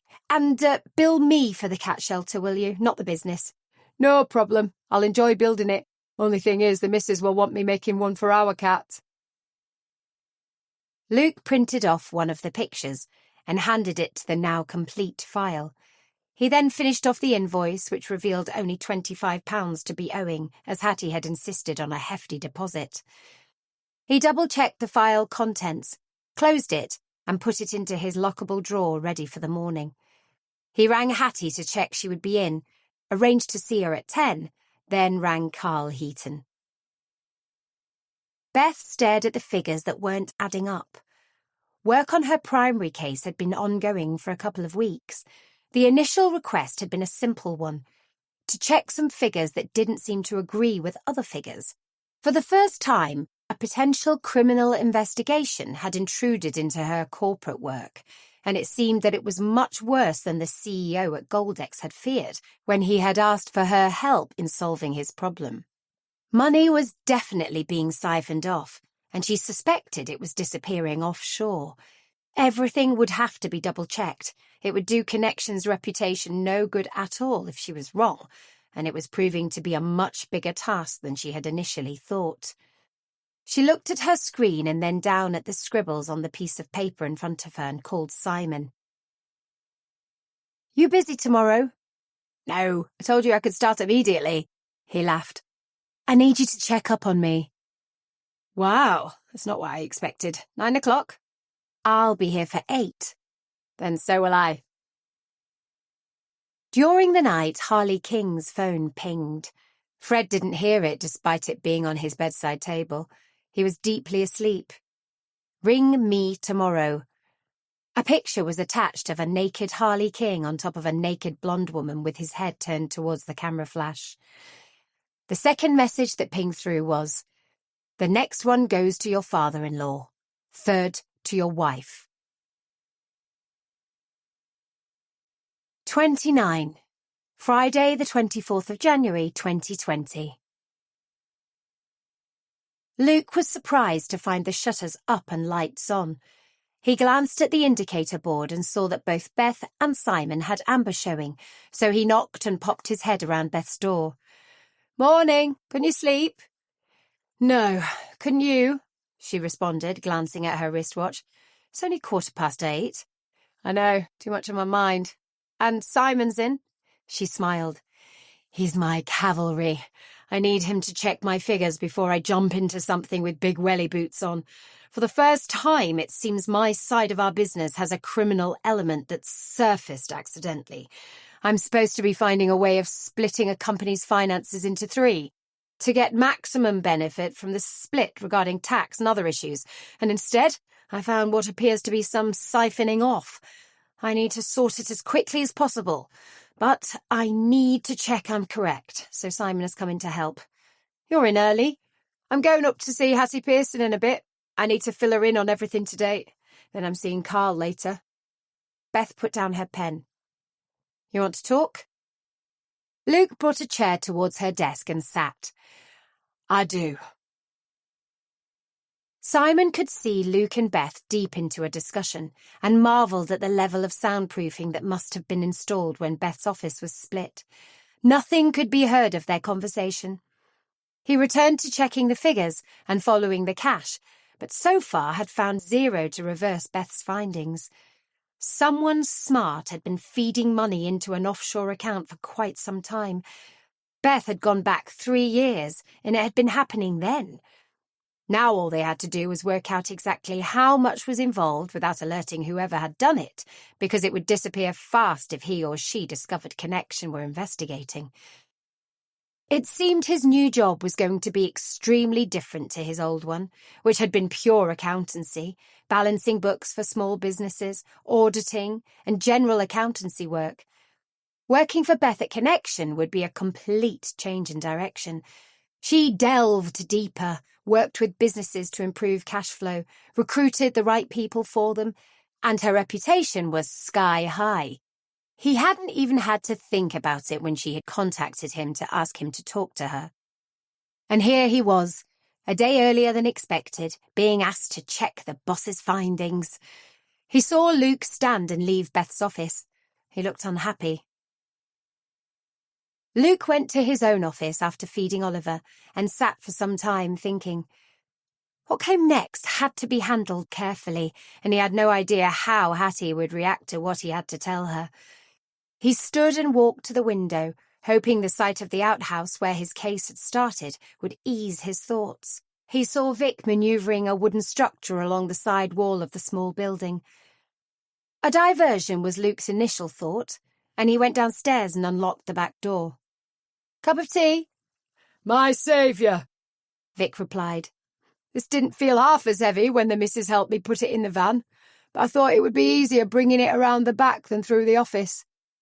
Luke knelt to inspect it, then looked up. It's a cat mansion. Vic laughed. That's what the missus said. She's made the cushion for inside. He handed Luke a carrier bag. And there's 2 more in there for when you need to wash this one. I painted the whole structure black so it would deflect the sun, and it hopefully will be cool enough for Oliver to get some shade. It'll also make it warmer in winter. He's even got his name over the door. Again, that's the missus. I'm the builder. She's the creative one. It's brilliant. Don't forget to invoice me, not Connection. Luke looked around at the already much improved cleared space. Can you build me one on this bit of land? What, a cat house? They both laughed at the thought, and Luke said, No, an adult house. I've got to move out ASAP. My sisters are growing up and need their own rooms, but it's not as easy as it sounds finding somewhere in Eam. Have to stay local for work and for Mum. I'm not straying too far, simply freeing up the bedroom they need. I might have the answer. If you go up Hawk Hill Road, past the museum, there's 3 houses set back from the road. Big front gardens. I do all 3 there, but the end one has a granny annex at the back. The granny in question died last year, so they've had it completely refurbished, and I'm working with Stephen Patmore redoing the driveway to it next week. It's then going to be available for rent. I'll give them a ring if you like. I'm sure they'll jump at the chance of a professional like yourself moving in. 1 large bedroom, 1 small one that the overnight carer used that could be an office, all ready to move into in about a month or even earlier. Sounds perfect. Don't bother building me my own cat house if I manage to get this one. Vic glanced at his watch. It's a bit early to be ringing them. I'll do it in an hour and let you know. About this cup of tea? On its way, Luke said, and went back inside. He punched the air and said, "Yes!" Tessa arrived in Bakewell at a little after 9:30 and headed straight for a coffee shop across from the library. She ordered a toasted tea cake and a latte and settled back to enjoy the treat before starting work for the day. She liked Fridays. Fridays had always held the promise of the weekend to come, although that no longer seemed to count, now she had moved her investigative life into the private sector. She wasn't really sure why she was here. Her intention was to have a word with Faith, to see if her version of the relationships between Martin and Denise and Martin and Lorna were the same through her eyes, or had Martin understated the situation? Could it be that things had progressed to the point where Martin felt he had to get rid of two needy women? Tessa finished her tea cake, wiped the crumbs from her top and around her mouth, then took out the folder from her bag. She reread the transcript from the last interview with Martin and accepted that his alibis for the Thursday evening of Lorna's death and the Saturday morning of Denise's death were pretty solid. Not so much his wife. He had gone to collect her from church, but she hadn't been there, and he had had to wait for her return. On the Saturday morning, Phyllis Sr. could have been anywhere. He was on his way to his football match at Hillsborough. Phyllis could indeed have been breaking a lock on a garden gate and squeezing through, to return 5 minutes later at some speed, escaping the same way she had arrived. Tessa shook her head. Her imagination was running riot. Was this what a latte and a tea cake did to a woman? But to add fuel to Tessa's fiery thoughts, Phyllis had been limping on the Sunday morning when they had first met her. Perhaps they needed to ask the question, why the limp? Had she injured her ankle in a rush to escape the bloodbath in the kitchen of Denise Jordan's home? She sipped at her coffee, one eye on the library door, and when Faith eventually arrived, Tessa finished off the last of her drink, replaced her file back in her bag, and left the cafe with a thank you to the girl behind the counter. Walking across the road, Tessa let her brain run through what she already knew and entered into the peaceful atmosphere of the library. It was a couple of minutes before 10, and the outer doors were open. Not so with the inner doors to the library, and she could see Faith putting some books on a shelf. Tessa stood patiently, watching and waiting. She didn't recognize the young assistant who eventually opened the doors, but she could see Faith at the far end of the room. Faith's face lit up with a smile as she spotted Tessa walking towards her. "Hello? Is this a library visit?" "No, although I do love a good rummage around. I like finding authors new to me." "Then you should come next Friday evening. We have a local author giving a talk for us. His debut novel comes out next month. He writes crime. Should be a good night." "Actually, I came to talk to you. Have you got time to spare me 1/4 or so?" "I have. I'm in charge now." "Of course, it's been made official, has it?" "Yesterday. Let's go into my office." "You've changed your hair," Tessa said with a smile. "I had streaks put in and a shorter cut. I decided it was time for a new me. I've been in Lorna's shadow for far too long." "Oh?" "Ignore me," Faith said with a nervous laugh. "It's been a difficult time. What did you want to see me about?" "Lorna and Denise, but I guess you knew Lorna better." "You knew that she was seeing Martin Sr.?" Faith sat a little straighter. "I did. It was obvious. He always stayed downstairs for a bit once Phyllis had headed up to the meeting room. He never went home straight away, and Lorna stayed down there with him. There was a clear attraction, and then his eyes started straying again with Denise. It was like he was collecting his own harem from the book club, his wife, the leader, and a member." "And you?" Tessa said softly. "Don't be so ridiculous." The anger burst from Faith. "Why on earth would I want Martin Sr.?" "Because he's quite a nice man, wouldn't hurt a fly, and has a lot of respect and liking for women. He really shouldn't be married, that's a fact, and my job is to track down any other women in his life. I think you're a possible contender in that category." Faith stood. "I have to get back to work now. I'll see you to the door." Tessa sat in her car feeling slightly shocked.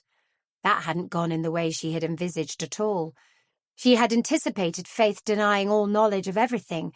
The woman had seemed to be quite retiring, quiet, and of the non-gossip variety. Suddenly the anger had shown. She took out her phone and scrolled through until she found Patrick Fletcher's number. He said he would put the kettle on and gave her directions to his home.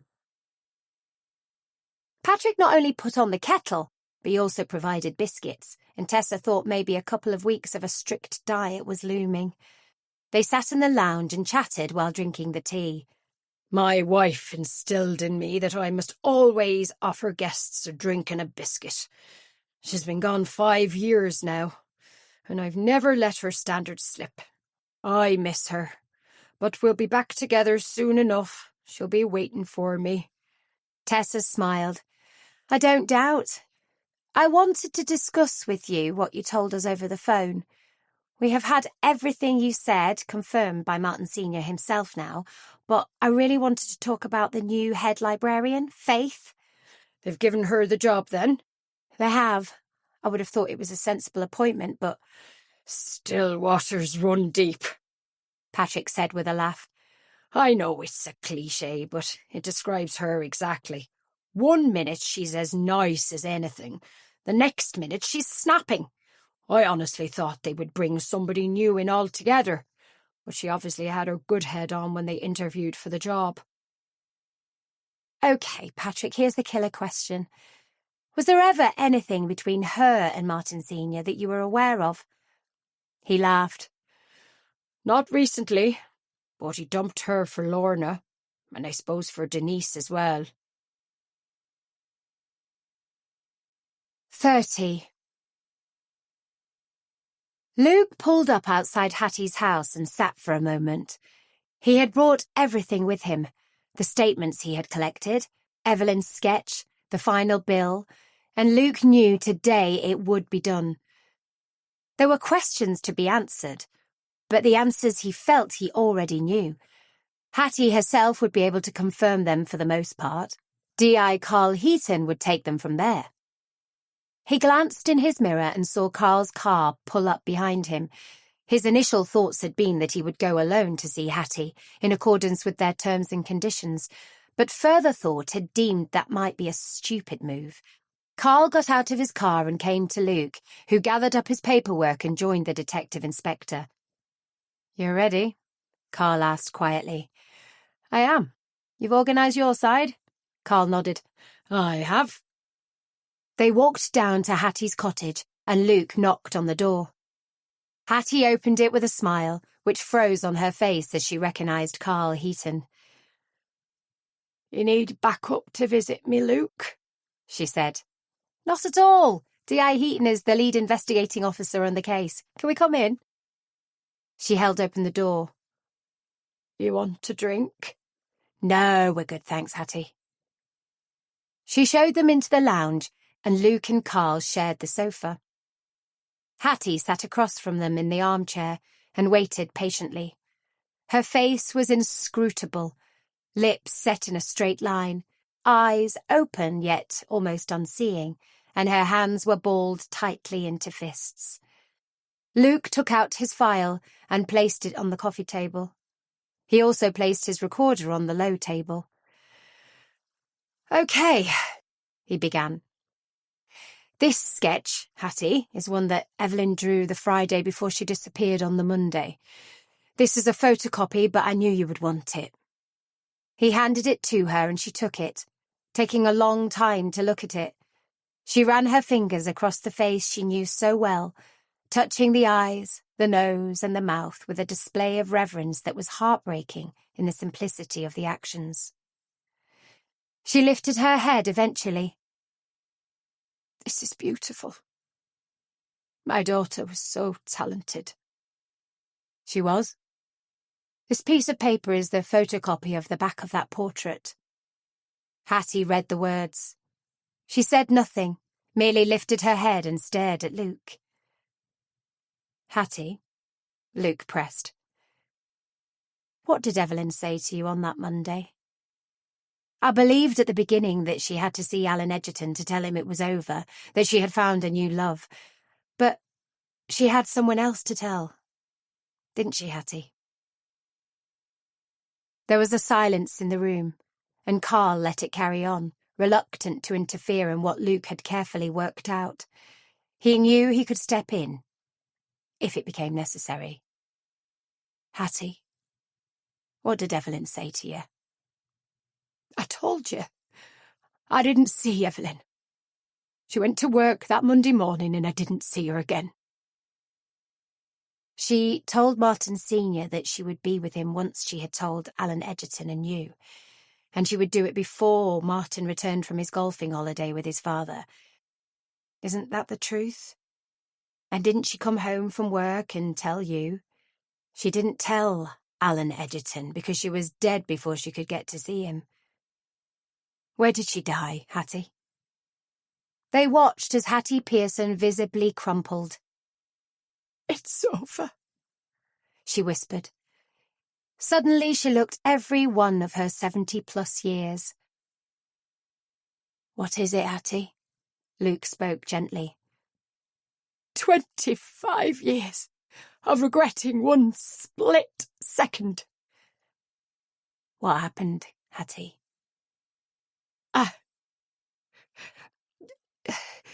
She came home early from work. I had taken some tablets because I had a thumping headache. And when she came in, I was asleep on the sofa. She woke me, said she had something to tell me. She didn't reveal his name, only that she loved him and she was going to live with him. I couldn't let that happen, but I also couldn't really take in what she was saying. I felt really ill. I stood up to try to talk to her, to stop her from leaving me, and she pushed me away when I tried to put my arms around her. I was suddenly so angry it felt like flames running through me. My head was pounding so hard. I picked up the paperweight she had bought me. Hattie turned and pointed to a large glass item on her sideboard. I hit her head with it, and she went down. I hit her. And I hit her. And I hit her until she was dead. But why did you employ us to find this out? Luke kept his voice low. Hattie was distraught. I didn't know what else to do. When Nora told me they had found a body, I knew with DNA and stuff they'd soon find out who she was, so I tried to get a head start by muddying the waters. I should have known you'd work it out, but I had to try. I thought you would think it was either Alan or this new man she'd got in with who killed her. I waited until it was dark, then put her in the boot of the car and took her down to your outbuilding. I knew how to get in the little shed. I used to go there as a teenager to smoke with other kids from school, and the key was under the bottom tile on the roof. After I put Evelyn in there, I threw the key into the grass. Carl stood. Mrs. Pearson, I have to stop you there for your own good. I'm arresting you for the murder of Evelyn Pearson, but my advice, before you say anything else, is you need a solicitor. Please wait here. We will formalise proceedings at the station. He left the room and Hattie looked at Luke. I'm so sorry for lying to you. There isn't much left of my life, and I didn't want to see it out in prison. I thought it was too long since she died for anybody to work out what happened. But you did, didn't you?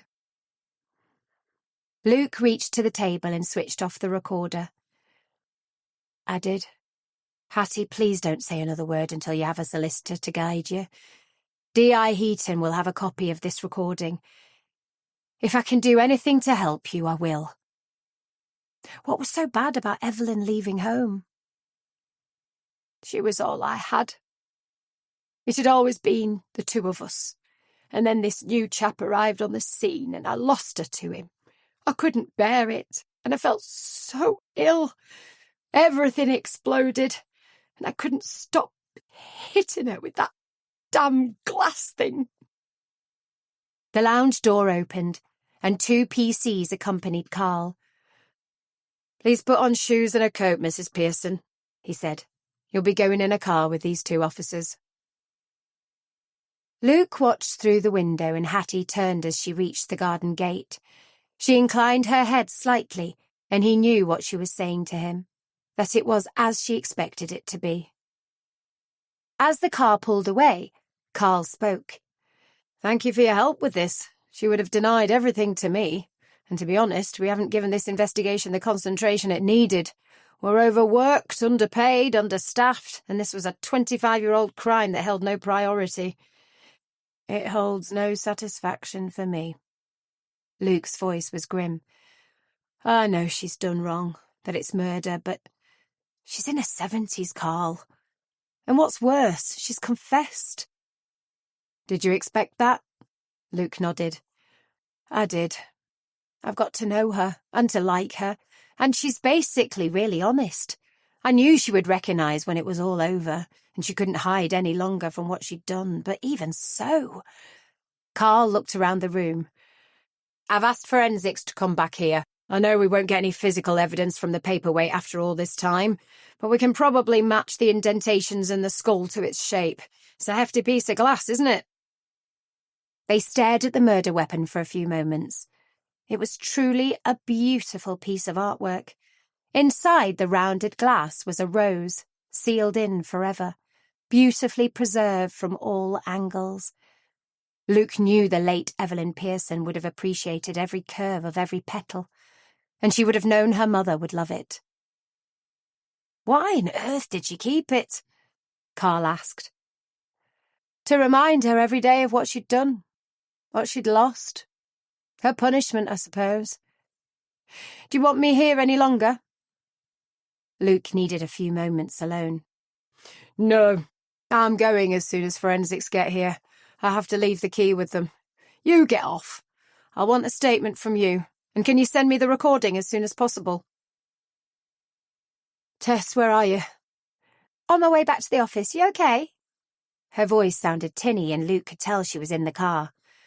"No, I need donuts." Tess sighed. The diet was creeping ever closer. "I'll get us some. I'll be there in about 10 minutes. Sort out the coffee." She disconnected and increased her speed. Luke handed her a coffee as she walked through his door, carrying the white box of goodies. "I got a mix of things," she explained. "Because it's Friday, Beth and Simon are coming up for a break. Cheryl's staying on reception, so she's got her bun. Fred?" "He's out. According to Cheryl, he's at the Lowndes place. He thought the job would be over when the main culprit under investigation died, but it seems that's not the case. I've taken one out to Vic. Have you seen Oliver's new house? And that back garden area is looking much better. We planting it up or leaving it to grass?" Luke laughed. "I've no idea. I'm not a gardener. I think if we have it grassed properly, we could put a table and chairs out there for us to have coffee breaks in the summer." Tessa placed the box in the middle of the desk and turned to Luke. "You okay? Is Hattie with Carl?" "She is, and I'm not okay. But we knew really, didn't we? As soon as we saw the answer to that question, I didn't think to ask.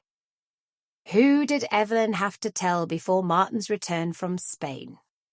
We, or rather I, closed my mind. Unforgivable. I assumed there were only 2 people in the mix, Martin and Alan. But she had to tell her mother, the mother she knew would be devastated by her leaving home. I missed it, Tessa. I missed that fact." Got there quickly, though, Luke. And it's you who's delivered the end result to Carl. Luke's laugh was bitter. At what price, though? It would have been so much better if we'd simply swept the bones up and put them in a black bag for the bin men to take away. "Oh, Luke." Tessa walked around the desk and put her arms around him. "And you could have lived with that, could you?" He didn't answer. 31. Luke parked his car on the main road and headed back a few yards to the bottom of the driveway that was partially excavated. He kept over to the left and walked by the side of the adjoining house and round to the back door. There was a woman by the bin store sorting recycling. "Mrs. Yates?" She turned with a smile, threw in the last 2 empty bottles and said, "You must be Luke, and call me Jenny." "I am." They shook hands. "Hang on while I get the key and I'll take you to see the annex. Has Vic explained about the driveway?" "He has. He said I'll be able to park my car outside the annex because you're widening the access to it." "I'm sure it will be finished in 2 weeks, but if the property is what you're looking for, you can move in whenever you want. You will have to leave your car on the road until the drive is finished, that's all." She opened the back door and unhooked a key from the wall. "My mum lived here until she passed last year and was very happy. It's a lovely little place. There's a small second bedroom where her carer used to sleep overnight, but really it would make an ideal office. Will Maria be moving in with you?" Luke knew the shock must be showing on his face.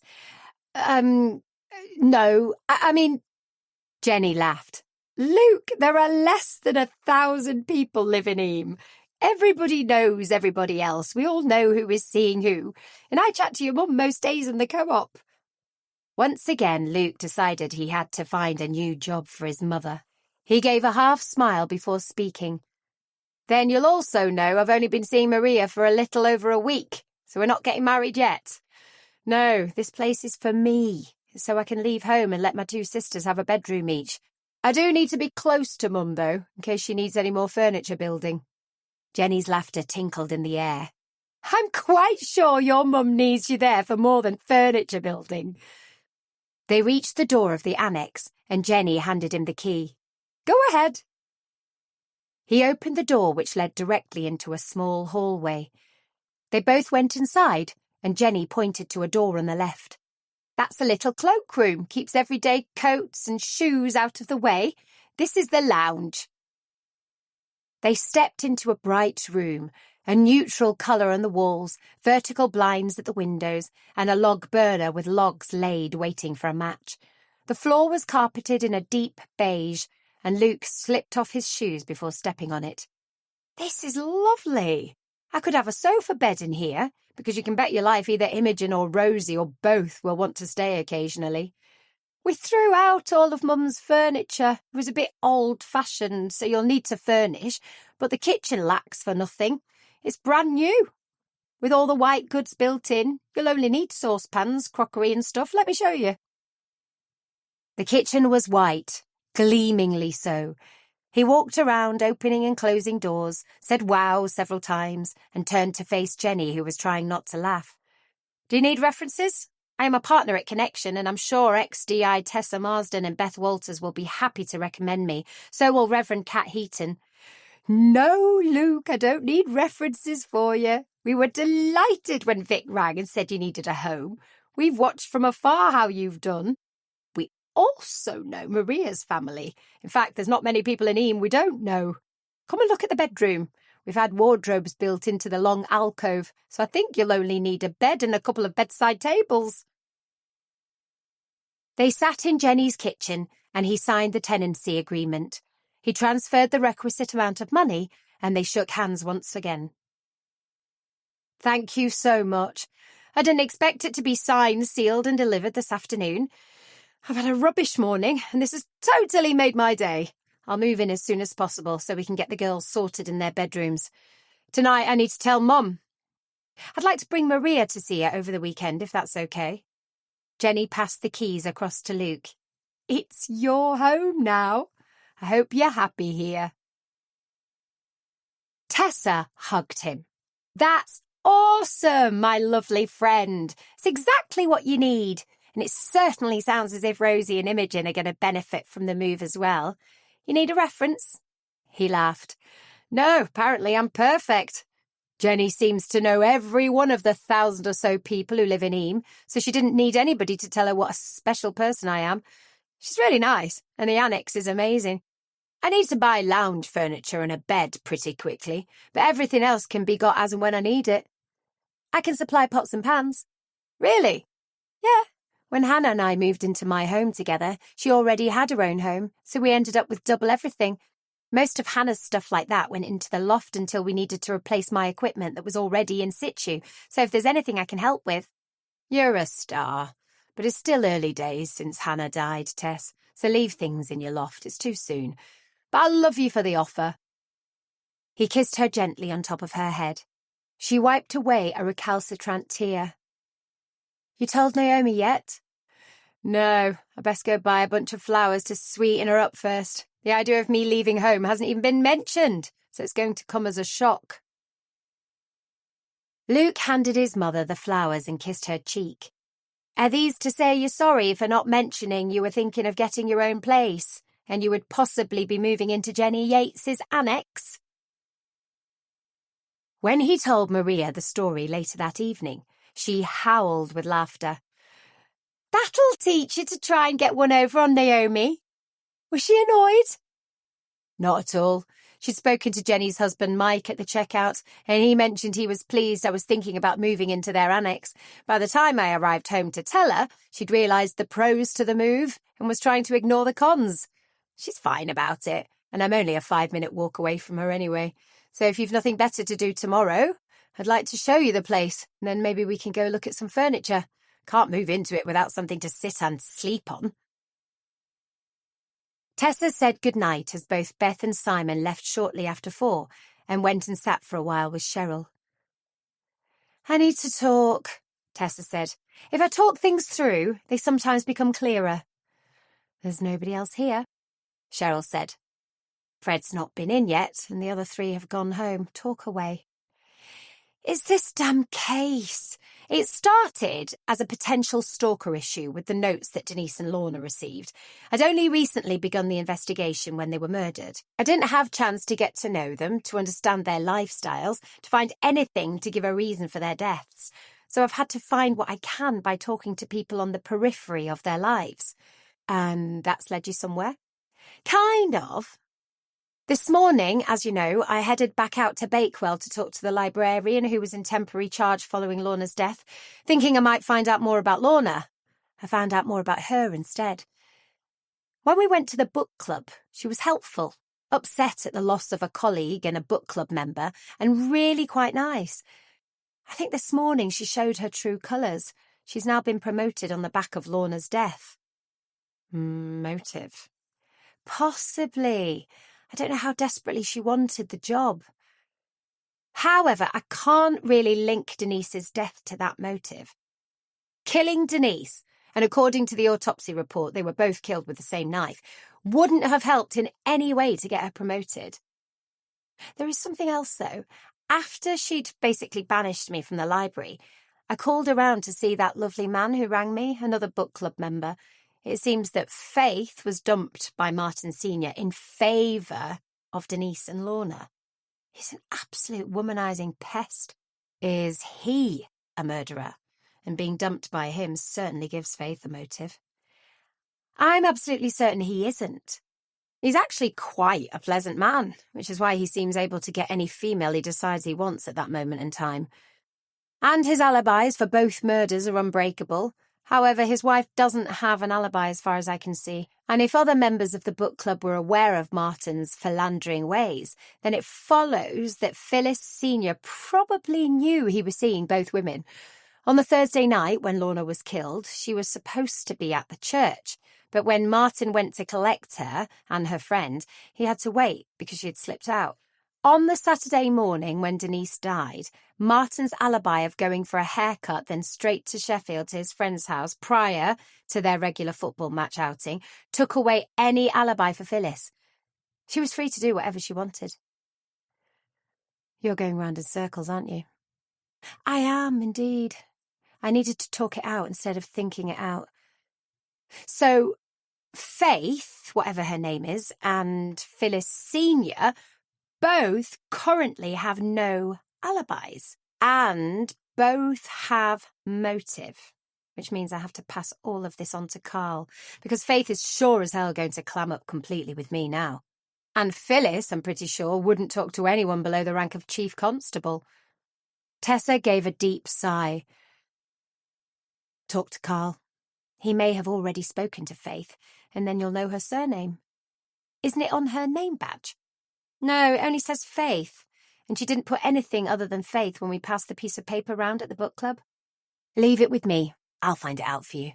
Thank you. If I asked, I don't think she would answer me now. 32.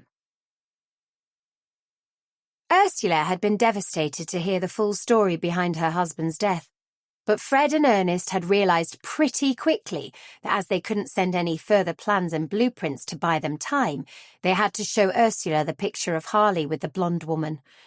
Whoever Elle was, presumably the photographer, would send the picture first to Ernest and then to Ursula. Ernest felt it would be easier to manage the total wreckage the picture would cause if they told her the full story behind Harley taking his own life. At first, she hadn't believed it. They tried to tell her without showing her the picture, but she demanded to see it, and then she believed. "Do we know who this tart is?" she sobbed. No, neither do we know who Elle is. Did Harley ever mention a new acquaintance with a name beginning with L? Did you meet anybody new with Harley? No, I can't get my head around anything. 3 days ago, my life was perfectly normal. And L isn't necessarily the name of a person. It could be a letter they used, or a company. You say the messages come from a burner phone? They do. Then my suggestion, she said, wiping her eyes on a screwed-up tissue, is to message back and say, "Up yours. Ernest and Ursula have seen the picture, and it's now been passed to the police for action." Fred looked at Ernest. Your decision, Ernest. I always thought it was a police matter. Harley was driven to suicide by the actions of this Elle. Ernest closed his eyes for a moment, deep in thought. He opened them and looked at Fred. You available to come into the office? I am. Then let's open up the books to you. See if you spot anything. If by the end of this weekend we've hit on nothing at all to suggest who this Elle is, then we'll hand it over to the police. I'm trying to save Harley and Ursula from being dragged through the media circus and the mud that will be flung. And if we find who has caused all of this, then I'll deal with it, Ernest said. And now I need to find some way to explain all of this to my wife. Let's hope she's having a good day today and can take it in. Faith Cox, Cheryl announced. Really? How did you find that out? Rang the library and asked. Told them I was a reporter doing a piece on Derbyshire libraries. Smart ass. Thank you, although I'm not sure it helps. I'm seriously thinking of going back to the library and browsing the books. Picking a couple up to bring home with me, generally rattle her. I've not worked out how to rattle Phyllis Senior yet. She laughed as she replaced the receiver. The phone rang again. Tessa Marsden. Go and see Phyllis. That'll rattle her, Cheryl said. Bakewell Library felt busy. The children's section had a number of school children who all seemed to be around 5 and all wanted to speak at the same time. Tessa walked through the doors and strolled casually across to where she hoped the crime section was. It proved to be historical, so she moved on to the next bay. Eventually, she found what she was looking for and began pulling off the shelves that she had never heard of, authors she didn't know, and after reading various blurbs, settled on 3 she hoped she would enjoy. While choosing the books, Tessa had put Faith Cox out of her mind, but now Tessa moved across to a table surrounded by 4 chairs and opened the first of the books. She tried to take in the words, but her eyes were constantly roaming around the library, searching for the elusive Faith. The children were lining up at the 2 checkout machines, and Tessa sat back with a sigh. It would be some time before she could check out her own books, so she continued to people-watch around the large room. It was a good library, well-stocked, warm and inviting. There seemed to be several people sitting in various places, reading books or newspapers, or simply chatting quietly, and there was a group of 4 men at a table near the end wall who were discussing Charles Dickens books. And then she spotted Faith, stepping down from the elevated area that was the children's section. She must have been there all the time, Tessa mused. Had she been letting the children know who was in charge now? The smile on Faith's face disappeared the second she spotted Tessa sitting at the table. She walked across and sat down on one of the spare chairs. "You're here again. I am indeed. I realised when I got back to the office I hadn't collected a ticket for the author talk you told me about. Next Friday, isn't it?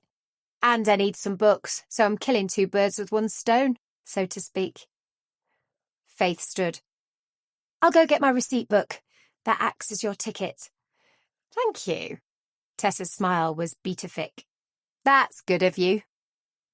Faith walked across to the central information desk, rummaged in a drawer, and returned to Tessa holding a Sylvine receipt book circa 1960, Tessa thought. One, is it? It is. Did you say £5? I did. She sat down and inserted the carbon paper before beginning to write. An evening with Charles Warsop, Bakewell Library, 31st of January, 2020, 7 p.m. One ticket only, £5. She signed it with her name, handed the top copy to Tessa and closed the book. You're number 13, she said, her face devoid of expression. Unlucky for some? Only some, Tessa said with a smile. Don't forget to bring that with you. I may not be the one on the door and you won't get in without it. Don't worry, I'll keep it in my purse. Tessa handed over the £5 note and folded the small receipt carefully. She placed it in the note compartment of her purse and then took out her library card. I rang my own library to check I could borrow books from here and they said no problem, and I can return them to any Derbyshire library. That's right, isn't it? It is. You going now? I'm waiting for the last of the children to check out their books and then I'm taking these 3. She patted the pile in front of her. I've a quiet weekend coming up, so I shall enjoy these. Good. Maybe take them back to Chesterfield Library somewhere closer to home, Faith said, and walked away. Tessa stifled her laughter, waited a further 5 minutes, then moved across to the machines. She waved her library card at the red beam, and she was soon on her way. Is Luke in? Tessa asked as she shut Connection's front door behind her. He is, Cheryl confirmed, probably checking out furniture stores. It's nearly 5, though, home time to us mere mortals. I know. I went to the library and managed to upset the lovely Faith all over again. I want to show him something before I pass it on to Carl. I need to go home. I've got 3 library books to read. It's a busy little place, loads of youngsters in being taught how to use a library. I'd have been back half an hour ago if I hadn't had to wait for around 35-year-olds to check out their books. Good afternoon, though. She entered the lift and went up to the floor she shared with Luke. She knocked on his door and was surprised to see Beth and Simon in with him. I'm leaving some instructions with Luke for Monday because Simon and I are off to Northumberland. It's possible we'll be back Monday night, but also possible we may have to stay over, so I thought I'd better tell him as well as Cheryl. Beth laughed as she said it, but fully aware of the sense in Cheryl's instructions. You've done the report for your client? We have, and it's definitely going to have to be passed to the fraud people, so I don't know if we can simply present it and leave, or if they will want us to go through it with the relevant authorities. I'll keep Cheryl informed, so if you need me, check with her. Beth and Simon edged around her as they left, and Tessa sank down into a chair. Give me a minute to recover from my afternoon and I'll go fetch my file. Luke stood. I'll get it. Coffee? Thanks, she said, and closed her eyes for a few seconds. It's in the top drawer on the right of my desk, and coffee would be lovely. He returned with the file, handed it to her, and turned to pour them both a coffee. Successful afternoon? I think so. We'll know in a minute. Anna got 3 library books. Think there's a possibility I might have to see Carl tomorrow, though, Saturday or not. You know, Tess, nothing you say ever surprises me. I might be wrong. She pulled her file towards her and took out the photocopies of the original threatening notes Denise and Lorna had received and placed them on the desk. Then she opened her purse and removed the receipt written by Faith Cox. She only needed a few seconds to confirm what she thought, and she twisted them around so Luke could look. Bingo, he said quietly. I don't doubt Carl will get these to a handwriting expert to verify these are all written by the same hand, but I think your job is now done. Even so, she said, a frown on her face, it doesn't prove she killed them. That's Carl's job. You're giving him the proof of who wrote the notes. Let's take it from there. We can't go around demanding alibis, as you know, but Carl can. Show him these tomorrow and we can close another case. You're right. I find it hard to accept I don't have to take everything to a conclusion, and we're not getting paid on this one beyond the deposits we took. Without power of arrest, I can take this no further. So good luck with D.I. Heaton, Faith. His clear-up rate's going to be impressive after Evelyn Pearson this morning and Denise Jordan and Lorna Thompson tomorrow. Fred seems to be heavily embroiled in this suicide case, but it seems obvious it is suicide, so we can't pass anything from that on in Carl's direction. I don't think it's probable Beth's fraud issues could end up with him, even though he used to be in that specialised department before he moved to major crimes. If Beth is heading to Northumberland, it will most likely stay with their fraud squad. Think he'll send us a thank you card? Tessa grinned. Doubt it. Is there a card with the message, "Why can't you lot be quiet"? Tessa placed the notes and the receipt back in the file and sighed. Let's hope next week is a bit quieter. This coronavirus thing that's on the news is becoming a bit worrying, so maybe we need some sort of a plan.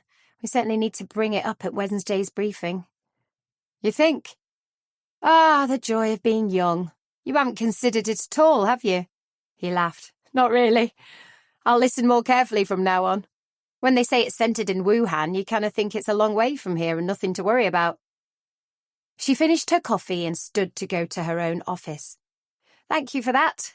I'm going home shortly, but I'll see if I can meet Carl here tomorrow. I don't want to wait till Monday. Faith could have killed someone else by then, probably me. She really doesn't like me. Fred rang Cheryl to report he was on his way home, and he was going to take the weekend to think things through on the Ernest Lowndes case. She said she would ring him Saturday morning to make sure he hadn't weakened and gone into the office. And then she asked him if he would like to have Sunday lunch with her and the kids. He said yes. 33. Saturday the 25th of January 2020. Tessa and Carl both arrived at Connection at the same time, and Tessa quickly put a pot of coffee on to brew. I want to take you through everything I've followed in this damn case, Carl, and if you can find my body somewhere, start your investigation with Faith Cox at Bakewell Library. I didn't realise you were still following up on it, as both your clients are deceased. It's partly because it linked into Luke's case with Mrs. Pearson, and it's all become a little interwoven, and we did take a deposit from our clients. I felt we needed to follow it as far as we could, and I think I've reached that point. Almost. Carl sighed. Almost? Yes. I'm certain I've found out who wrote the original notes to Denise and Lorna, but writing the original notes doesn't mean the person of interest is the killer, as you will be quick to point out. As far as I've been able to ascertain, there is another person, also possibly without a good alibi for the murders of both women. I've not asked for an alibi from this first person I'm going to talk about, because she definitely won't tell me anything. Can't think why, but she really doesn't like me. She laughed. Carl groaned. I hope you've got biscuits to go with that coffee. This looks like been a long morning. Carl was on his third sheet of paper. His writing was deteriorating by the second as he tried to annotate everything Tessa was telling him. You haven't spoken to Phyllis Senior at all? Not really. She made it clear on that first visit that we were beneath her, which was why we were so surprised by the way Martin Senior was with us when we went to his office. He quite happily gave us his alibis for both killings. It leaves Phyllis without one, but that's only as far as we are aware. You think this is all about jealousy, whoever the killer is? I do. I've handled enough murder cases to know it's about the most powerful motive there is. Martin dumped Faith to take up with both Lorna and Denise. She knew without him having to spell it out. I believe Phyllis also knew, as she was in the same book group at the library. On the night when Lorna died, she was supposedly at church, but when he went to pick her up, he had to wait for her to come back from somewhere. I think he said she'd had to take something to somebody who was also a churchgoer. He was a bit vague about it, and I don't think he could remember the details. What if there were no details? What if she'd nipped round to Lorna's, but because of the blood, it took longer for Phyllis to clean herself up than she had anticipated? Carl scribbled further notes. And on the Saturday when Denise was killed, Martin left home before 9 to go get his hair cut before heading straight for his friend's house in Sheffield. He didn't get back home until after the match, so that would have been after 6. She had the full day to herself. You have confirmed that the killer forced that back gate open after breaking off the padlock? We have. When we saw Phyllis on the Sunday morning, she was limping. Might be worth asking her why. Carl leaned back and ran his hand through his hair. You seem to be a couple of steps in front of us. Tessa laughed. That's because this is my only case at the moment. How many are you handling? These stabbings are running us ragged, and we're getting nowhere fast, I can tell you. I will be bringing in Phyllis Senior first thing Monday morning, along with Faith Cox. This can't be allowed to carry on. We need to close it. Is there any more of that coffee? Tessa stood and poured them both another drink. You want my thoughts? I've got nearly 4 pages of your thoughts. You got some more? Only my feelings, not facts. I'm listening. Find out how closely they know each other. Faith and Phyllis. If they're working together, they only need an alibi for one of the murders, as it was the same knife used in both. Ergo, same knife, same killer. But if Faith has an alibi for the Saturday morning, it basically rules her out for Lorna. Likewise for Phyllis. I bet she has an alibi for Lorna, but not for Denise when her husband couldn't vouch for her. Am I making sense? He frowned. I think so. How do you know it was the same knife? I think you might have mentioned it. He gave a slight nod. Yes, I'm sure I must have done. When you have them brought in on Monday, make sure they see each other. My Lord, I wish I could be there, she said with a grin. You mean you haven't got a direct connection to the camera that videos the interview? I'm working on it. She pushed the plate of biscuits towards him, and he took one with a sigh. I love chocolate digestives. Put them away before I empty the plate. It's okay, she said. They're Luke's. Luke had no idea of the theft of biscuits from his office. He had shown Maria around his new home, and now was sitting on the lounge carpet sharing a picnic with her. This is awesome, she said, nibbling on a ham sandwich. Should we go buy a kettle or something? Don't need to. Tessa's bringing me pots and pans and stuff, so I'll wait to see what she has spare before I get anything. I need as much money as possible for furniture. You can have my TV. What TV? The one that's leaning against my dressing table. Mum and Dad have bought that new enormous thing in our lounge, and they're wanting me to have the old one on my wall in my bedroom, but I don't want it. It's too big for that size room, and I won't watch it anyway. You want that? If it's okay with them, that would be fab. He poured her another coffee from the flask, then handed her a cupcake. It's pretty urgent I organise something to sit on and something to sleep in, though. And a desk. Although, if Rosie doesn't want my desk that's in my room, I'll bring that. If she wants it, I'll have to get a new one. Oh, it's a lot to think about, isn't there? Maria laughed. I think it's amazing. And you've managed to get a lovely landlady. She knew about us seeing each other. Your mum? He nodded. Always my mum, but nothing secret in him anyway. I wonder how everybody's reacting to the Hattie Pearson issue. You're such a softy, Luke Taylor. Hattie Pearson killed her daughter and then came to you, hoping you would be able to find someone else to pin it on. It didn't happen. Was she counting on the fella her daughter was running off with being untraceable now? I think so. She certainly didn't know who he was, and I reckon she hoped we could say it was him. She knew we couldn't pin it on Alan Edgerton. He couldn't even walk. I still feel sick about it, though. It was a moment of anger and madness combined with her being ill at the time. But murder is murder, no matter the circumstances. He took another sip of his coffee. I've got an appointment lined up for Monday morning. Let's hope it's a bit more straightforward than a body in our outhouse. Dad, will you be okay if I go back home? Ursula King took hold of her father's hand. You know we're going to have to make some decisions about Mum soon, don't you? Your mum is fine. She's not fine. She asked me who I was. But she knew you yesterday. She's okay, only the odd lapse. Ursula shook her head. Her father was obviously burying his in the sand. Why do you want to go home? I need some time out.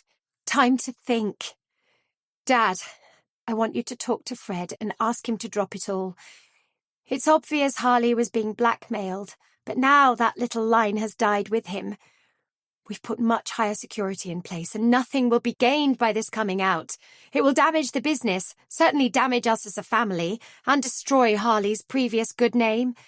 My in-laws will be even more devastated than they are at losing Harley if they find out why. We have to put a stop to this now. Ask Fred for a final bill. Let's pay it and close the investigation, please.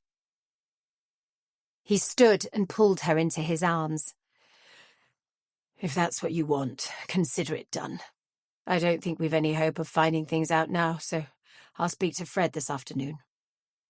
Would you like me to go home with you? No, I'll be fine. I have to go in the house on my own sometime, so I'll go today. Thank you so much, Dad, for your support. Let's put it all behind us, and let's get that phone back from Fred and smash it to smithereens.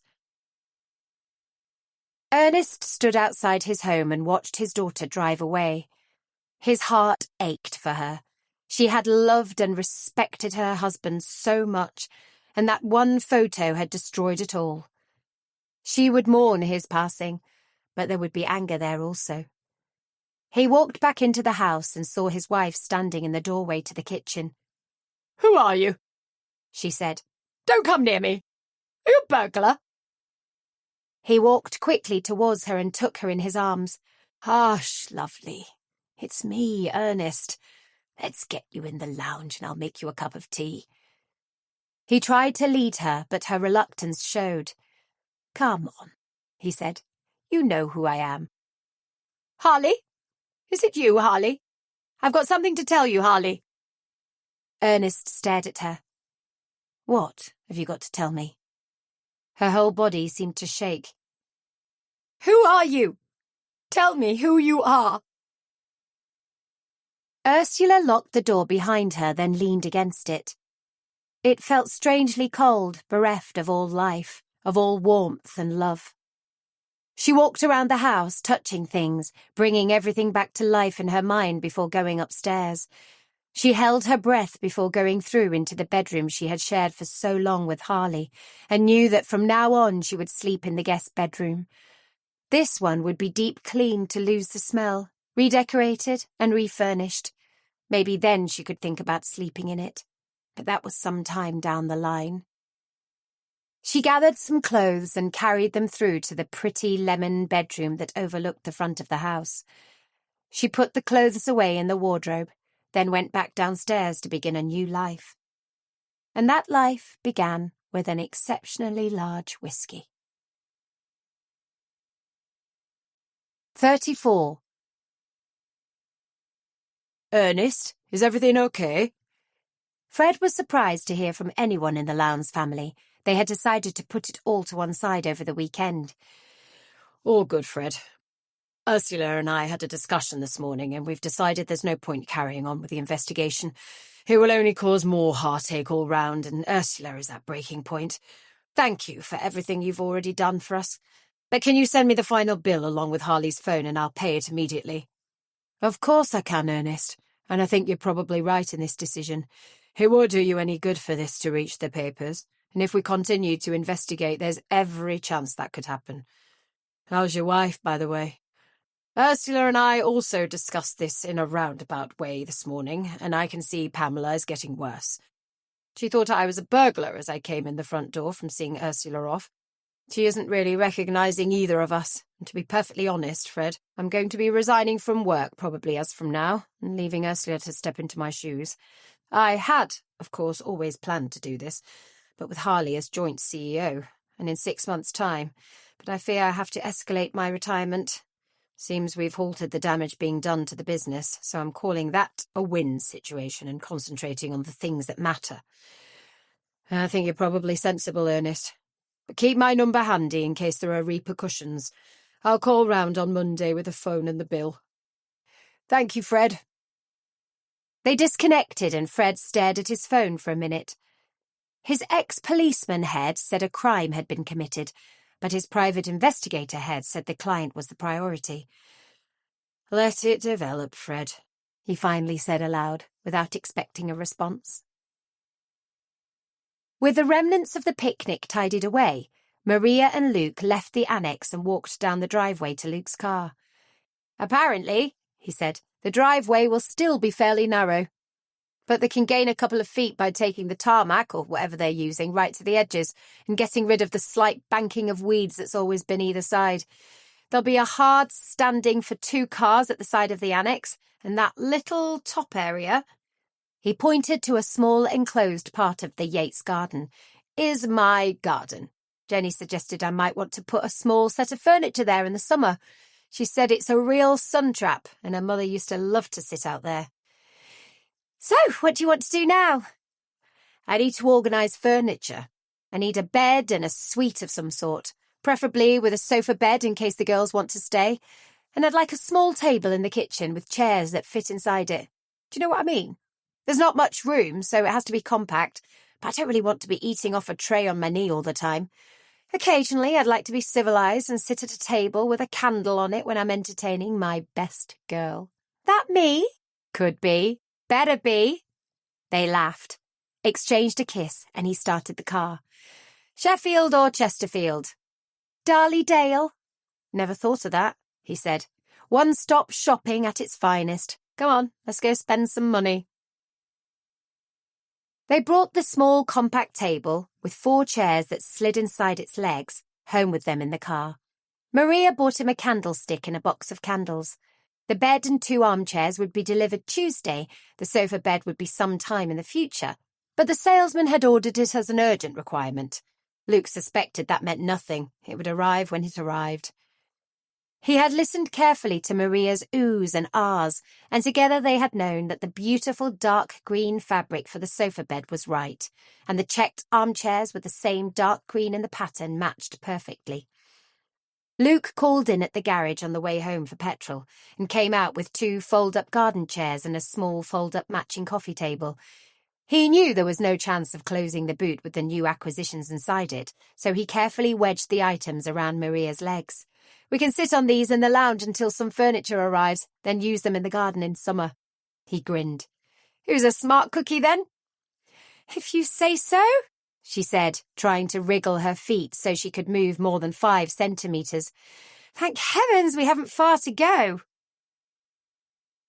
Jenny Yates met them as they struggled up the driveway with their packages.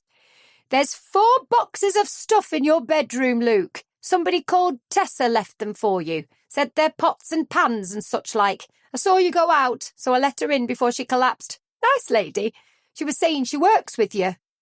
She does. That probably means we've now got a kettle and some cups. I guessed as much. The boxes rattled a bit. She said to tell you to wash them because they've been in her loft for some time. Thanks, Jenny. I'll give her a ring and thank her. She liked the place. She did. She was saying she's hoping to buy an eam eventually, so I said I would keep my ears open for her. I'll leave you 2 to it. Shout if you need anything. We will. I'm going to dump the stuff we've bought and call it a day. Maria's mum is feeding us and we'll be back tomorrow to sort everything. Carl spent his afternoon at home sorting out the collection of Faith Cox and Phyllis Sr. at 7 Monday morning, giving them no time to organise themselves, no time to get their brains into gear, and no time to contact each other if Tessa's thoughts proved to be valid. He felt a little surprised to realise it was a possibility that the 2 women had worked together. The sticking point was that Faith had been involved with Martin until Lorna and Denise had appeared on the scene, but maybe Phyllis hadn't realised that. Maybe Phyllis had assumed that Faith needed to get rid of Lorna in order to take her job, and she had seen it as an opportunity to get rid of both her husband's bits on the side in a clever way, the same knife to be used, but only one alibi needed. Faith, on the other hand, knew the full story. Carl annotated the questions he would need for both women, but he intended interviewing Phyllis Sr. He wanted to be the one who told her Faith Cox had also slept with her husband. He would have Ray Charlton in with him, and DS Susan Ridgway, recently returned to his unit after a serious road accident, would lead the Faith Cox interview alongside DC Nigel Glossop. He contacted all three of them to inform them they needed to meet with him at 8 on Monday morning to go through the planned questions, and he knew he could finally rest. Hattie Pearson had been charged with murder the previous night, and he hoped her confession would help her case, and now this one was potentially coming to a close. If only the stabbings would end soon. Martha stood in the office doorway. Daddy, She held up Patty, her doll. you play with me and Patty? He laughed. This was what he needed.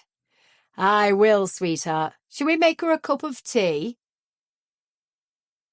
Tessa felt a sense of relief that she had passed everything on to Carl. She had been experiencing pangs of frustration at not having the power of the law behind her, but with the discussion that morning, she had reached the end of her commitment to the two women who had died before she had had chance to help them, and she had none of the hard work to go through following up on it. Her thoughts that she had passed on to Carl had been simply that, her thoughts. No proof, only feelings that there was something off-kilter with both women, and Phyllis had certainly not hung around at the book club meeting, disappearing out of the way as soon as she could. Faith had been quiet, but Phyllis had left, unable to handle the stress, and if it was proved that they had worked together to get rid of two inconveniences, who had approached who? Had it started as a joke that turned serious?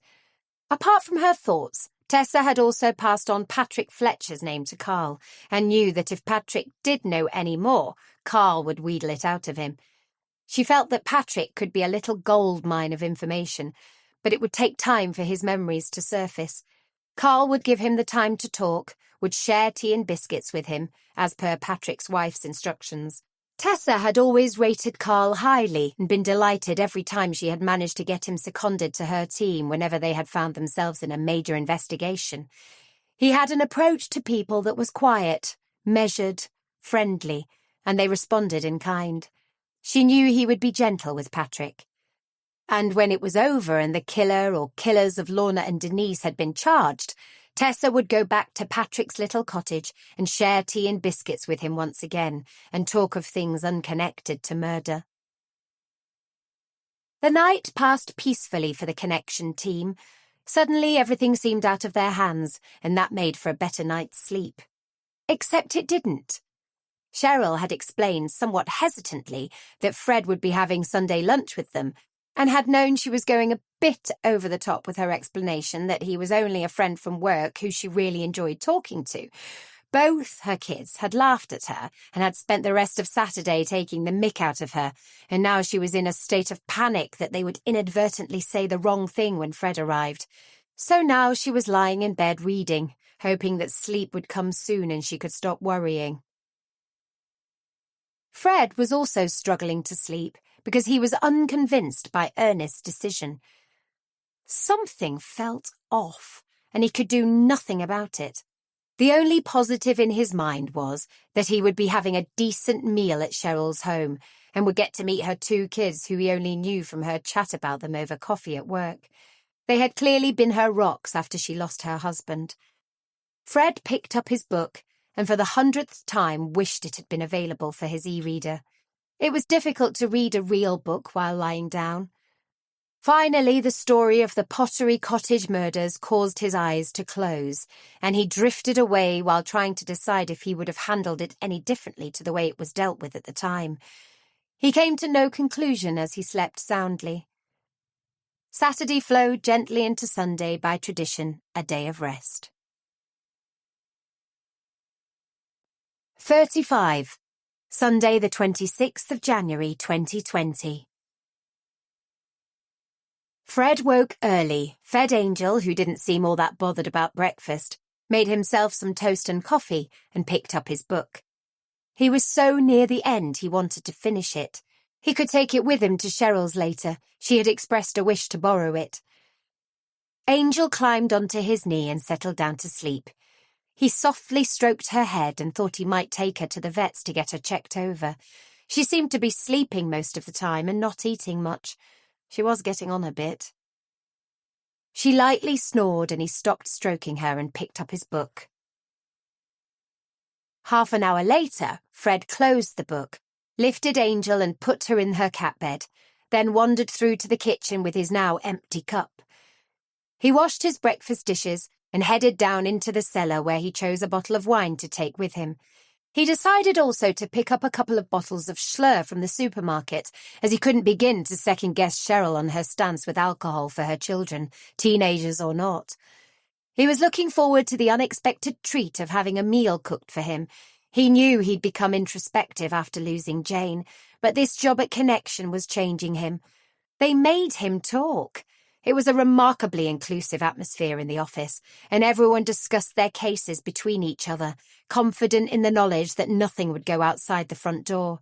He needed to talk to Luke, whose logical brain would work through what Ernest had said, and he would then chip in with his 2 penn'orth of advice. But today he would talk to Cheryl, who always brought a smile to his face with her chatter. He stopped for a moment to look at Angel as he went by her bed, and pursed his lips. Laid on her side, he could see she was losing weight. Definitely he would book an appointment with the vets as soon as he could. He headed upstairs for a shower, pleased that at 52 he was still able to climb the stairs 2 at a time and hadn't put on a pound in weight since his 20s. Fred handed flowers, the wine, and a carrier bag containing Schlur to Cheryl, and she smiled her appreciation. "Wow, these are beautiful. Thank you so much. Come through, Fred. Let me introduce you to my kids." She led him into the lounge. "This is Tyler on the iPad, and the one with her nose in a book is Ellery. It says everything you need to know about these two, one on an iPad, one in a book." She laughed. Pleased to meet you both, Fred said, and they stood up. "You too, Mr. Iverson," Tyler said and held out his hand. Fred shook it. It's Fred. Ellery, that's a pretty name. Ellery smiled at him. "Nobody's ever heard of it, can't spell it, can never get anything personalised in a shop. It's a Welsh name, because my dad was Welsh."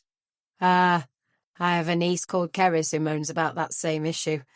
On the plus side, Ellery, you'll always stand out when it comes to job interviews and such like. "I have to go to work. I can't laze around and read all day."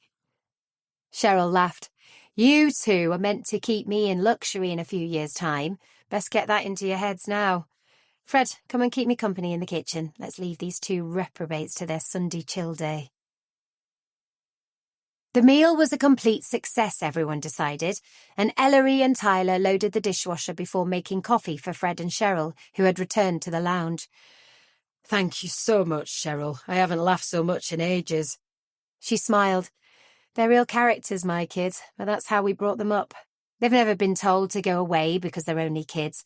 They've always mixed with adults and can relate to adult things. When Keith died, it knocked them for 6, but they're coming round. They've even understood the concept of you being a man friend, not a potential boyfriend, if you know what I mean." Oh, I do. I had a woman friend when I was in the police who is still a woman friend now, some 20 years later, and the nudges and winks used to drive us mad.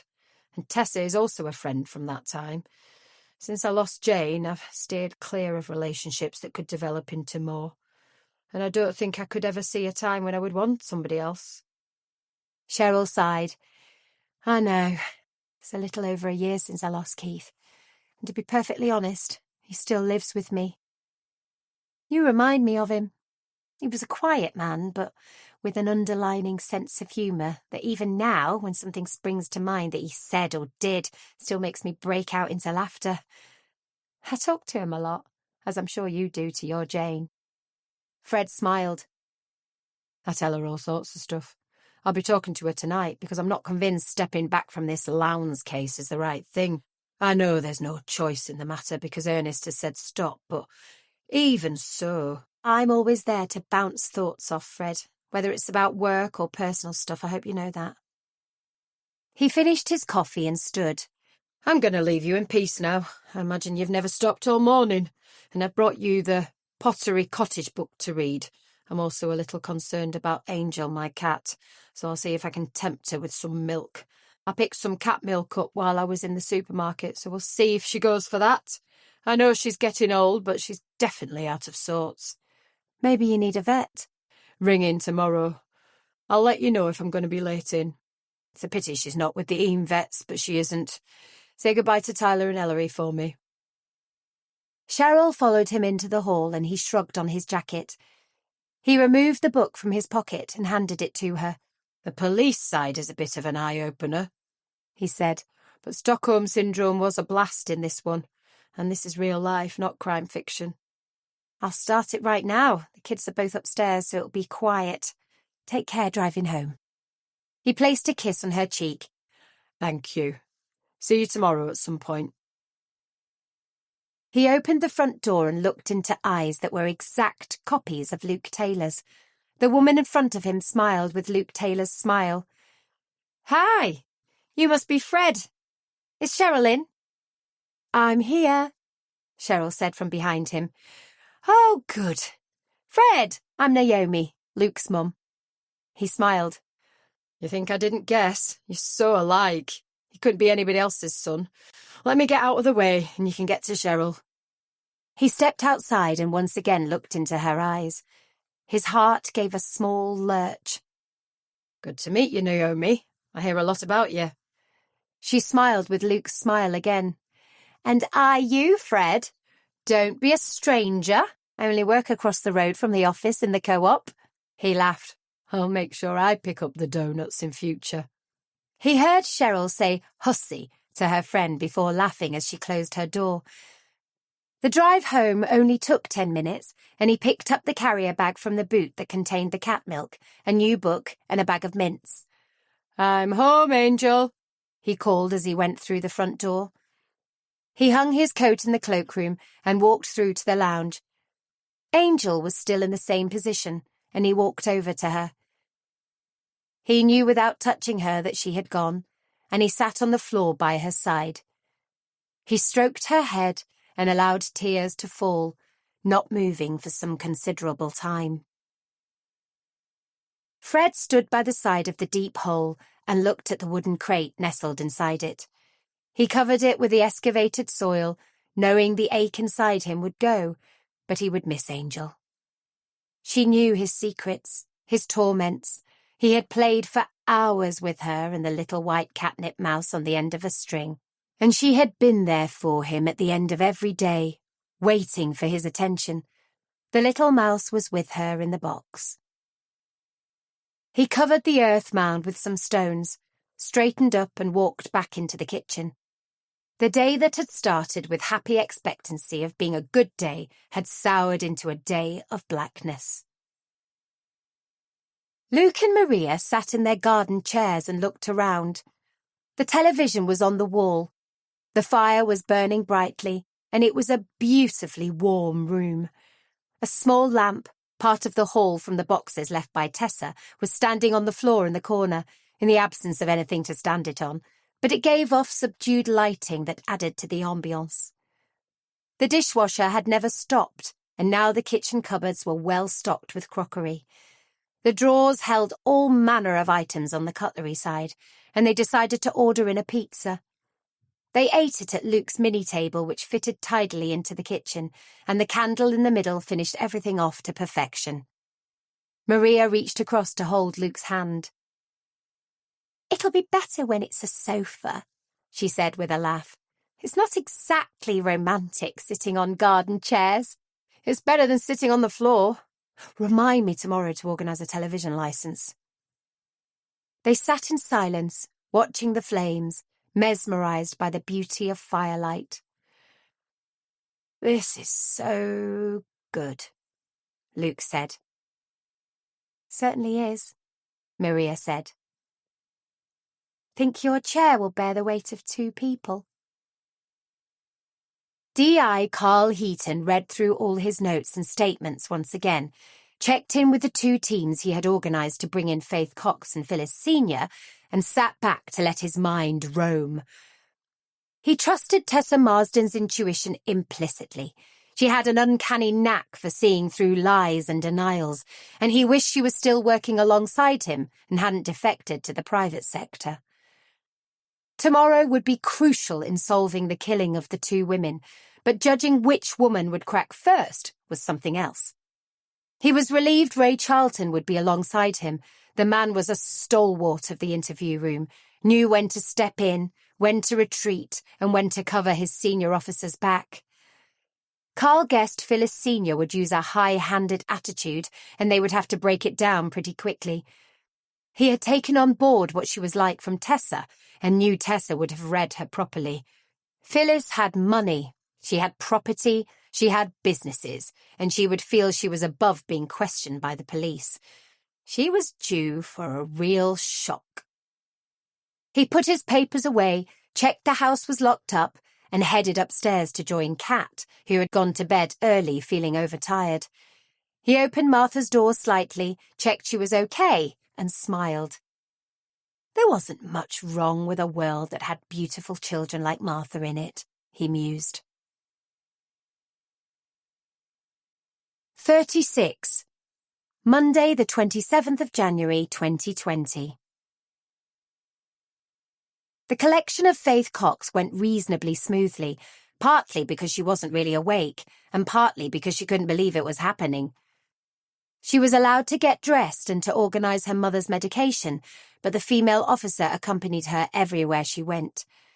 Cox reached for her mobile phone to take with her, but was told to leave it. It would be collected for forensic examination when the team moved in to search the property. Hardly any words were spoken, and they held her head while she ducked to get in the car. The female officer sat beside her, observing how much Cox was shaking. She asked her if she was okay, but Faith simply glared at her, refusing to speak. On arrival at the police station, she was put into the first interview room. The male officer remained with her, without speaking. Her right foot tapped continuously, and she picked at the skin surrounding her fingernails. She only came to life when the door to the room opened for a moment, and the officer asked if the PC knew where D.I. Heaton was. Standing behind him was Phyllis Sr. It had been carefully orchestrated that the two women should know they were both in for questioning, but although Faith Cox half stood, neither she nor Senior said anything. Faith sank back down onto the chair, and her foot resumed its tapping. Phyllis Senior was so angry she felt as if her head was going to burst. She had been manhandled at 7 a.m. and into the back of a police car. Her ineffectual husband, his face deathly white and his hair looking not quite so groomed as normal, had done nothing to help beyond saying he would ring their solicitor. And then to see Faith Cox sitting in an interview room, suddenly she realised this was a bit more than a police interview. She sank onto the chair and watched as one of the two officers left the room, leaving the other one in with her. "Why am I here?" she demanded. "I'm sure I don't know, madam. I was simply told to collect you." "It's not good enough. I'd like a drink." "I'll mention it when the DI arrives, madam." The room was cold and uninviting. She imagined that at some time in the distant past the walls had been white, but they now had a grey tinge to them, with chunks missing from the plaster in several places. The door opened and her solicitor was admitted. The police constable moved outside the room to give them the privacy demanded by Yvette Garside. "I need to speak privately with my client," she'd said, and he inclined his head in acknowledgement. Martin rang in a bit of a flap. "He's not sure why you've been brought in, but he doesn't want you here without help from me." "Have they said anything?" "I think it's in connection with the deaths of 2 women I was acquainted with through the book club I go to in Bakewell. They haven't mentioned charges or anything, but they have threatened me with a house search warrant. I've already been here for ages and seen nobody." "They would have been waiting for me. I rang as soon as Martin rang me and told them under no circumstances could they interview you without legal representation." She glanced at her watch. "They picked you up at 7, so Martin said. It's now 9:30, so they'll not be much longer." "Okay, tell me about it." "Tell you what, there's nothing to tell. 2 members of my book club have been murdered. I had absolutely nothing to do with it. I only saw them once a month, so we didn't exactly have a close relationship. For God's sake, I don't think we even liked the same sort of books." Yvette gave a slight laugh. "That will go down well with any jury." What? I'm joking. Lighten up, Phyllis. We'll have you out of here in a couple of hours. Now, if I want you to say no comment, I'll touch your ankle. The police are good at twisting things that are said, so the best way of dealing with stuff is not to say anything. That way, we'll find out what they think they have, and we can deal with it. There's another issue. They've also brought in Faith Cox, the new librarian and current leader of the book club. She's replaced one of the two dead women, Lorna Thompson, who was head librarian there. Can't be a coincidence that she's here. They've presumably got us in for the same thing. Are you friends with Faith Cox? No, I don't really know her, other than on the periphery of the book club. She dished out cups of tea, but she's sitting in the room next door. Yvette made a note of the name and gave a slight nod. We're clearly going to have to wait this one out, find out what they want you for and take it from there. I'm assuming you didn't kill one or both of these women. Of course I didn't, Phyllis snapped, but I can't guarantee murder won't happen if they don't hurry up and get this bloody interview over with. Faith was introduced to the duty solicitor Barclay Wright, and her PC was dispatched to stand outside the door. Do you know why I'm here? She demanded as soon as he sat by her side. For questioning about the deaths of Denise Jordan and Lorna Thompson, he answered smoothly. Do you know anything at all? Only that they're dead. Her words came out almost as a snarl. Ouch, touchy, aren't we? I suggest you don't respond like that when they question you, or we'll be here for a long time. Tell me what you do know, without any clever comments. Very little. Lorna Thompson was my boss. She was head librarian at Bakewell Library. She was killed on Thursday evening, I think the 16th of January. And where were you that evening? I was at home. I live with my mother, who needs help physically, but there's nothing wrong with her mentally. We play Scrabble, we read, we watch crime shows on television, we knit and crochet, and I rarely go out after I get in from the library. You don't have a husband or partner? No. I had a bit of a relationship, but it didn't last because I can't commit to being able to go out at night. It's difficult. And your mother will vouch for you? Of course. My journal will also probably do that. We document our Scrabble scores along with start and finish times for the games. I've done that for years. He nodded. And the other death, Denise Jordan? She was murdered on the Saturday morning. I go shopping on Saturday mornings. I'll still have the timed receipt because I save them all to balance my bank account at the end of the month. I haven't killed either of these women, she said, her voice becoming more strident. Let's leave it there. I'm sure things will become clearer as we progress with the interview. He checked his watch. They're already playing silly buggers, keeping you waiting. If I touch your hand at any point, reply with a no comment. I'll see if I can get us a drink. You want a tea? Please, anything. I haven't had a drink at all this morning. Carl Heaton stood with Susan Ridgway looking into the interview room where Phyllis Senior and Yvette Garside were deep in conversation, both drinking from bottles of water presumably brought in by the solicitor. I haven't spoken to her yet, and I don't like her, Heaton said. Susan took a sip from her coffee mug before answering. I know what you mean, sour-faced. I'm guessing it's going to be a day of no comments. Have we heard anything from the team with a warrant for her home? Yes. The cleaner apparently arrived 5 minutes before they did, and she let them in. Martin Senior wasn't there, and the cleaner seemed to think he'd already left for work. They found nothing of any significance, but are bringing in 2 laptops, 1 iPad, and a mobile phone. The phone belongs to Phyllis, according to the cleaner. Seems the cleaner tried to contact Martin to tell him what was happening, but got no response. And the team at the Cox house? Taking it carefully. The mother is not too good. Suffers with severe arthritis, so they've put her in the kitchen. There's only a phone on the technology side to bring in, and they've found a journal. They're bringing that. No bloodstained clothing from either property. We'll give it another half hour, let them both stew for a bit longer, then go in. It was close to 11 when DS Susan Ridgway and DC Nigel Glossop entered the room to begin their interrogation of Faith Cox. They checked in all names that were present, and Nigel opened up his file. Faith, can you confirm your date of birth, address, and your employment status, please? Faith did so, her voice muted, her face with a fixed expression that hoped didn't promise a refusal to answer any further questions. Why have you kept me waiting for almost 4 hours? Was her final remark. Have we? Nigel glanced at his watch. We were waiting to hear back from the search team at your house. Seems you don't own a laptop or an iPad, or indeed any sort of tablet. Is that correct? It is. I have a section full of computers at work. I don't need one at home. And I sincerely hope you haven't caused any distress for my mother. She isn't fit enough to cope with stuff like this. She's been well looked after. Our forensics team have left your property now and ensured she was safe before they left. Faith made no reply. Susan coughed.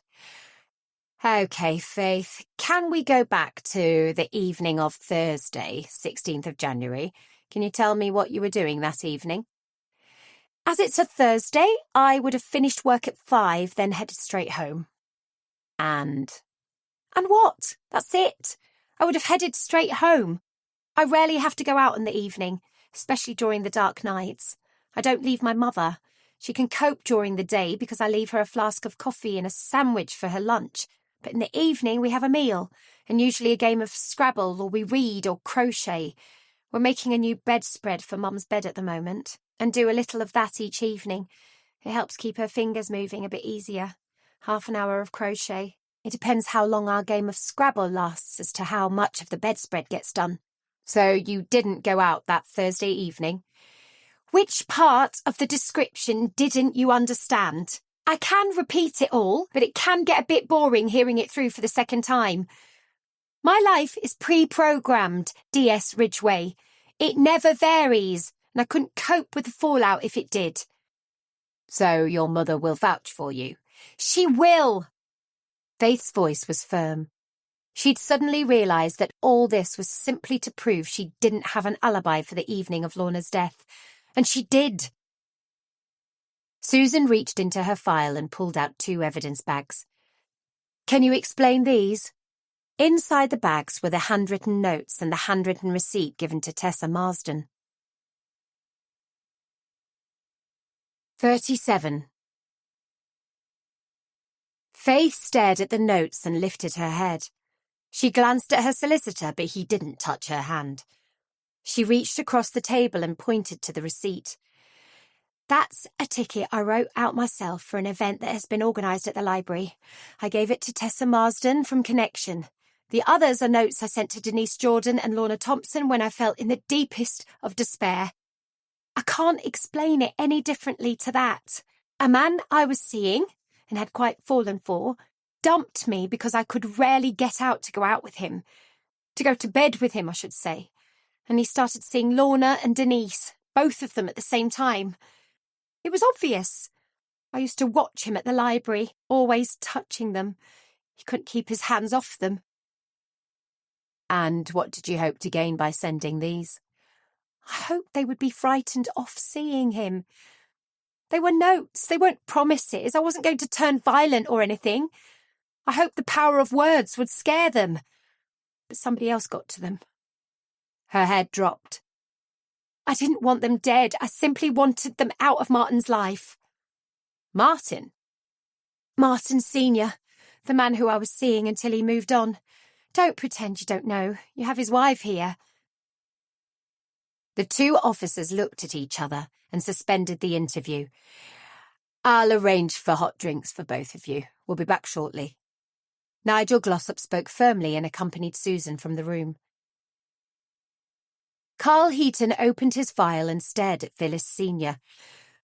Mrs. Sr., can you tell me where you were between 8 and midnight on the evening of Thursday the 16th of January? She looked at Yvette Garside, who gave a small nod. If it was a Thursday, I was at church. And if we're talking about the evening Lorna Thompson was murdered, I was definitely at church. My husband dropped me off before 7 because I opened up for the group, and I nipped across the road to take some stuff to one of our congregation who'd had a fall and couldn't walk. We're making new kneelers for the church, and I took her supplies to sit at home and sew. I was back in the church for about 7:15, and my husband called to pick me up at 9, as usual. We dropped a friend off on the way, and were back home for about 9:30. He made me a hot drink, Horlicks, I believe, gave me my sleeping tablets, and I was in bed alongside him for 10. I'm sure he'll confirm that. Your husband's statement doesn't confirm that. He says you went to see someone at the end of your group meeting, and he had to wait for you coming back. Phyllis looked perplexed. But that's simply not right. Do you have a piece of paper? I'll give you the lady's name and address who I went to at 7, not 9, and also the name and address of my friend who had the lift home. Carl handed her a pen and a piece of paper. She scribbled furiously and pushed it back to him. Ask my bloody husband again. He'll have been confused by you when he told you that pack of lies. Were you aware of his relationships with Lorna Thompson and Denise Jordan? Hardly relationships, D.I. Heaton. He spoke to them at the library. And were you aware of his relationship with Faith Cox? Carl was relentless. For the first time, he saw shock on Phyllis's face. Faith Cox? The little mouse? Never in a million years. He was seeing Faith Cox on and off for quite a while before he gave up and moved on to the other two, who he was seeing at the same time.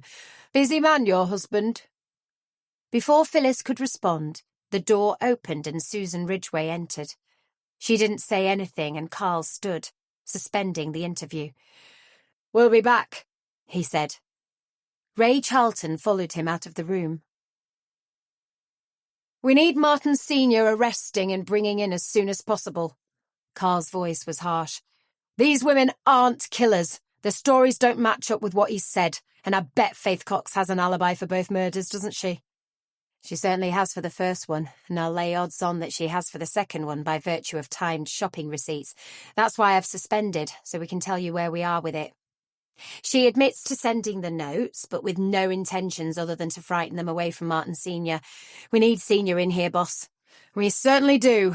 He's lied on his statement, it seems, and at the very least we need to question him. He'll be at work according to their cleaner. Let's have some lads there with Susan and me to bring him in.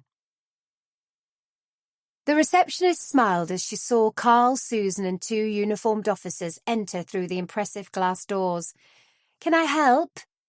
I need to speak with Mr. Senior, please. Mr. Martin Senior. Oh, he left about 8. Left? Where is he? He didn't say. As I arrived, he was down in the bay where we keep the skips, and then he walked back up here to say he would be away for a while. He took the lift up to the roof and I heard the rotors start. Carl looked at Susan. Susan, go with these 2 lads down to the skips. See if there's anything in them we need to know about. He watched as they disappeared through the doors, then turned back to the receptionist. Rotors? He came by helicopter this morning. His car wasn't in its usual place, and when I heard the rotors, I knew. He has a helipad on the roof. He does, and one at home in their grounds. It's handy for him to fly into work. No traffic jams in the sky, he always says, and he loves flying. I'm going up to his office. I'll advise his secretary you're on your way. Carl picked up the picture from Martin's desk. He was standing proudly by the side of a helicopter, white with a blue flash down the side, a nod to his favourite football team, Carl surmised. This is still his current helicopter? He asked. The woman hovering in the doorway nodded. It is. He bought it for their visits to their second home in France. It's quicker flying than by road, obviously. You have an address for this home? I do. She disappeared and reappeared a minute later. She handed the address to him. Thank you. Could he have gone there now? I have no idea. There was a note on my desk that said he was going to be away for a while, and that's all I know. OK. I'm sending a forensics team in, and I'm leaving one of my men here until they get here. Do not touch anything in this room. I'm taking this picture with me. Does he file his own flight plans? Yes, I know nothing about that. Carl gave a slight nod. Thank you. I'll send my man up now. Please lock the door. She did, and he held his hand out for the key. My officer will return it when forensics have finished. He took the lift back down to reception and arrived as Susan and the 2 officers burst back through the glass doors, one of the men carrying a holdall. Found in the 3rd skip along, Susan said, somewhat breathlessly. The bag was placed on the floor and Susan bent to unzip it, revealing its contents. It was filled with sports clothes, jogging bottoms and hoodies, shoes, socks, boxer shorts, all of them soaked with what appeared to be blood. Carl stared at it for a moment and took out his phone. I want a forensics team at Seniors Medical, and I need to know how to file flight plans by the time I get back. He handed the key over, explained he told the secretary she wasn't allowed in the room, and the officer nodded his understanding. I'll take this bag back to the station and log it in. Good work, you three. It's definitely looking as though we brought the wrong ones in this morning. They released Faith Cox half an hour before they released Phyllis Sr. Faith was allowed home to care for her mother, but Phyllis was told her house was a crime scene and she would have to go elsewhere. Before you go, when you fly to your home in France, how long does it take? It's not a jet, she said. I suppose a couple of hours. Don't go fretting about my husband. He's had a hell of a start on you. Could be anywhere now. You'll not see him again, and I don't suppose I will. I'd better retain the services of Miss Garside for a bit longer and sort out my future. I don't want him back. It seems he's killed off anybody else who might have wanted him, except the little mouse, of course. She might still fancy her chances. She'll have to find him first. 38. Tuesday, the 28th of January, 2020. Luke walked down the driveway towards his car, his mind fixated on the news that had come from Carl the previous evening. It seemed everything was cleared up, even if there was no sight of the killer of the two women. He knew Tessa had been shocked by the revelation that it was Martin Sr. after all, but Luke also recognised he had been completely taken in by the man, had quite liked him after that first disastrous meeting with him. Phyllis had even explained the reason behind her limp on that Sunday morning. It was nothing to do with escaping from Denise's back garden. She had simply slipped down the stairs while going to answer the door when they had rattled her lion's head knocker. All Carl had to do was wait for the forensics results on the bloodstained clothing and find Senior. They could find no flight plan that had been filed, and therefore had no way of knowing whether Senior had left UK airspace or had simply flown the smart helicopter a few miles and switched to more normal transport like a car. He would need money, that was for sure, but Carl had said during their conversation that there was a lot more to Martin Sr. than they had first thought, and Luke had no doubt the money would be spirited away somewhere, ready for when he might need it. Luke got into his car, knowing he would be back later to build up a bed. It was arriving between 2 and 4, so he had asked Jenny if she would be around to take the delivery for him. He was about to drive off when there was a tap on his window. He wound down the window. A small, rotund, elderly lady was standing there, and she leaned on his sill. You got my note, then? What note? I said I knew. I told you it was one big fat lie. You wrote the note with the cut-out letters. I did. She lied, that Hattie Pearson. I heard the argument that night, and then Evelyn disappeared. And you didn't tell the police? No. My hubby said to leave it alone. But when that body come to light, I needed to say summat, didn't I? Thank you. Nora. No need to thank me. I had to do it. She walked away and he smiled. So that was nosy Nora. That solved that little mystery of who had sent the anonymous note. Another minor thing cleared up. Cheryl was waiting for him when he reached the office, with an old ice cream container sitting on her desk. He looked inside it when she pushed it towards him. What's this? Vic's finished sorting out all the long grass, and he's picked up bits and bobs of stuff he wants you to check you don't need. There's hinges and screws and all sorts in there. He wanted everything out of that grass so he can mow it properly when the time is right. Luke laughed. I reckon we can probably throw it all away. Vic's a hoarder, keeps everything, but I don't. I'll have a look through it, then recycle the metal. Guess what I've discovered? That note we got that was all letters cut from a paper. It was nosy Nora who sent it. Don't know her surname. Hattie called her that. Nora apparently heard them rowing the night Evelyn disappeared, so put 2 and 2 together. Cheryl grinned. Did she think we'd act on it? I think she thinks we've solved it because of her careful cutting. Bless her. Any more news? My bed's being delivered today, so I've been to tell Jenny. She'll let them in. I can sleep there tonight. Brilliant. Your mum okay about it? She's fine. The girls are really giddy, as you can imagine. The second I move out, one of them will be in my bedroom. I'm not asking who's having it in case World War III breaks out. Luke picked up the grubby white box and took it with him up to his office. He made a coffee and sat down with a large piece of newspaper spread in front of him. He tipped everything out and separated the finds into recycling and dumping. When he came to the key, he stopped. He knew exactly what it was, who had last touched it 25 years earlier, and he felt sickened and saddened. He had no doubt at all that it was the old key to the outhouse, and instead of putting it into recycling, he placed it in his top drawer. He quickly went through the rest and carried it all downstairs and outside to the bins, where everything was disposed of into the correct receptacle. Fred finished work at 4 after a really early start and decided to nip down to Meadowhall where he needed to buy himself new shoes. He thought he might grab a meal while there and people watch for a while. The shoes were easy, as were the 3 t-shirts, the hoodie and the 2 pairs of jeans. He headed back towards the Oasis, where he decided to sit above the main area and enjoy an Italian meal. He called in the newsagents and picked up a newspaper, intending to sit and read for a while until his meal arrived. However, his plans went awry as he recognised an old friend who was leaving the restaurant, and by the time they had finished chatting, his meal had arrived. He quickly finished it, suddenly aware of how hungry he was, and left some 20 minutes later, heading downstairs towards the main Oasis eating area and the lane's exit. That was when he saw a familiar face. 2 familiar faces, although he remembered the rear area of one of the women rather more than her face. Amy Barker and Vanessa Noon. He stood and watched them for a while, surrounded by bags from various designer shops, laughing and joking as only sisters can.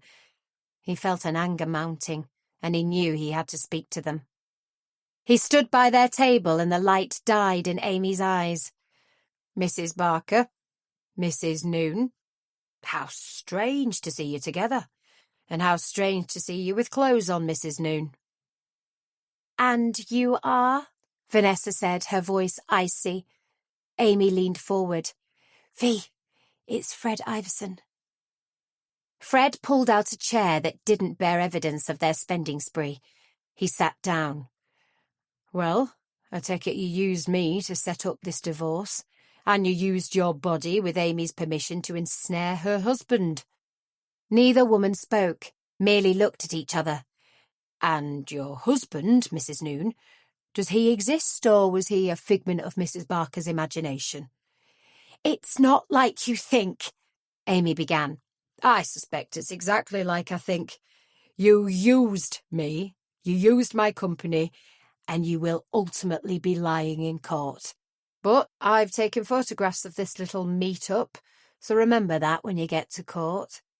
I will make these pictures available, and I'll make me available when they need me to tell them about this. I think they will. Fred stood, gathered his bags together and walked away. He didn't look back, simply walked out of the exit and to his car. He sat for a moment, not wanting to drive, only to relax. He picked up the newspaper, glanced at the front page, then turned to page 2. Facing him was the headline, Millionaire Boss, Suspicious Death, and a picture of Harley King. Fred felt sick that by the following day it would be front-page headlines, and he pulled out his phone to ring Ernest Lowndes. Epilogue. Wednesday the 29th of January 2020. Martin pulled the woman closer and kissed her. He ran his hand down her body and smelt the perfume, still so familiar after all the years of knowing her, after all the years of golf trips with his father, then alone. "Thank you," he whispered. "Thank you, my lovely Paloma. There was no hesitation, was there?" Why would there be? I have waited for you for nearly 30 years, my Martin. Why should I hesitate when you needed my help? And you know I will never desert you. But I have to know why you killed these 2 ladies you have spoken of. She coughed, a deep hacking sound, and she clung to him. He soothed her and turned to reach a glass. "Have some more water," he said gently, "and we will talk. Both wanted me to themselves exclusively. They wanted to tell Phyllis, and I couldn't let them do that or find out about each other. In the end, I thought I had no choice but to kill them." "You're here to stay? With me?" "Definitely. I can't go back to England, so I'm here for good. No more Spanish golfing holidays. Now it's a Spanish life." Again the cough drained her. "How long have you had this cough?" "Today. I feel ill, but I'll take some tablets." He moved away from her slightly, remembering the news from earlier, the increased hospital admissions, the death rate mounting on the Spanish mainland. And everybody in England watching with trepidation. "Paloma, have you been in contact with someone with this new virus?" She nodded. "See, my uncle and aunt, he in hospital. My aunt at home, but I need to take care of her. She is struggling to breathe. I am so worried." He pulled her towards him. "And I'll take care of you. We can begin our life together now, no having to go back to England." He bent down and sealed his words with a long kiss. The end. Thank you for listening to Blood Red by Anita Waller, read by Leslie Harcourt. Produced by Shaka Sonic Studios for Saga Egmont. Egmont is a charitable foundation that donates €13 million to vulnerable children and young adults every year. We are working hard to ensure as many children as possible get invaluable access to education and social resources. Thanks for helping us make a difference. To find out more, please visit our website, www.egmont.com.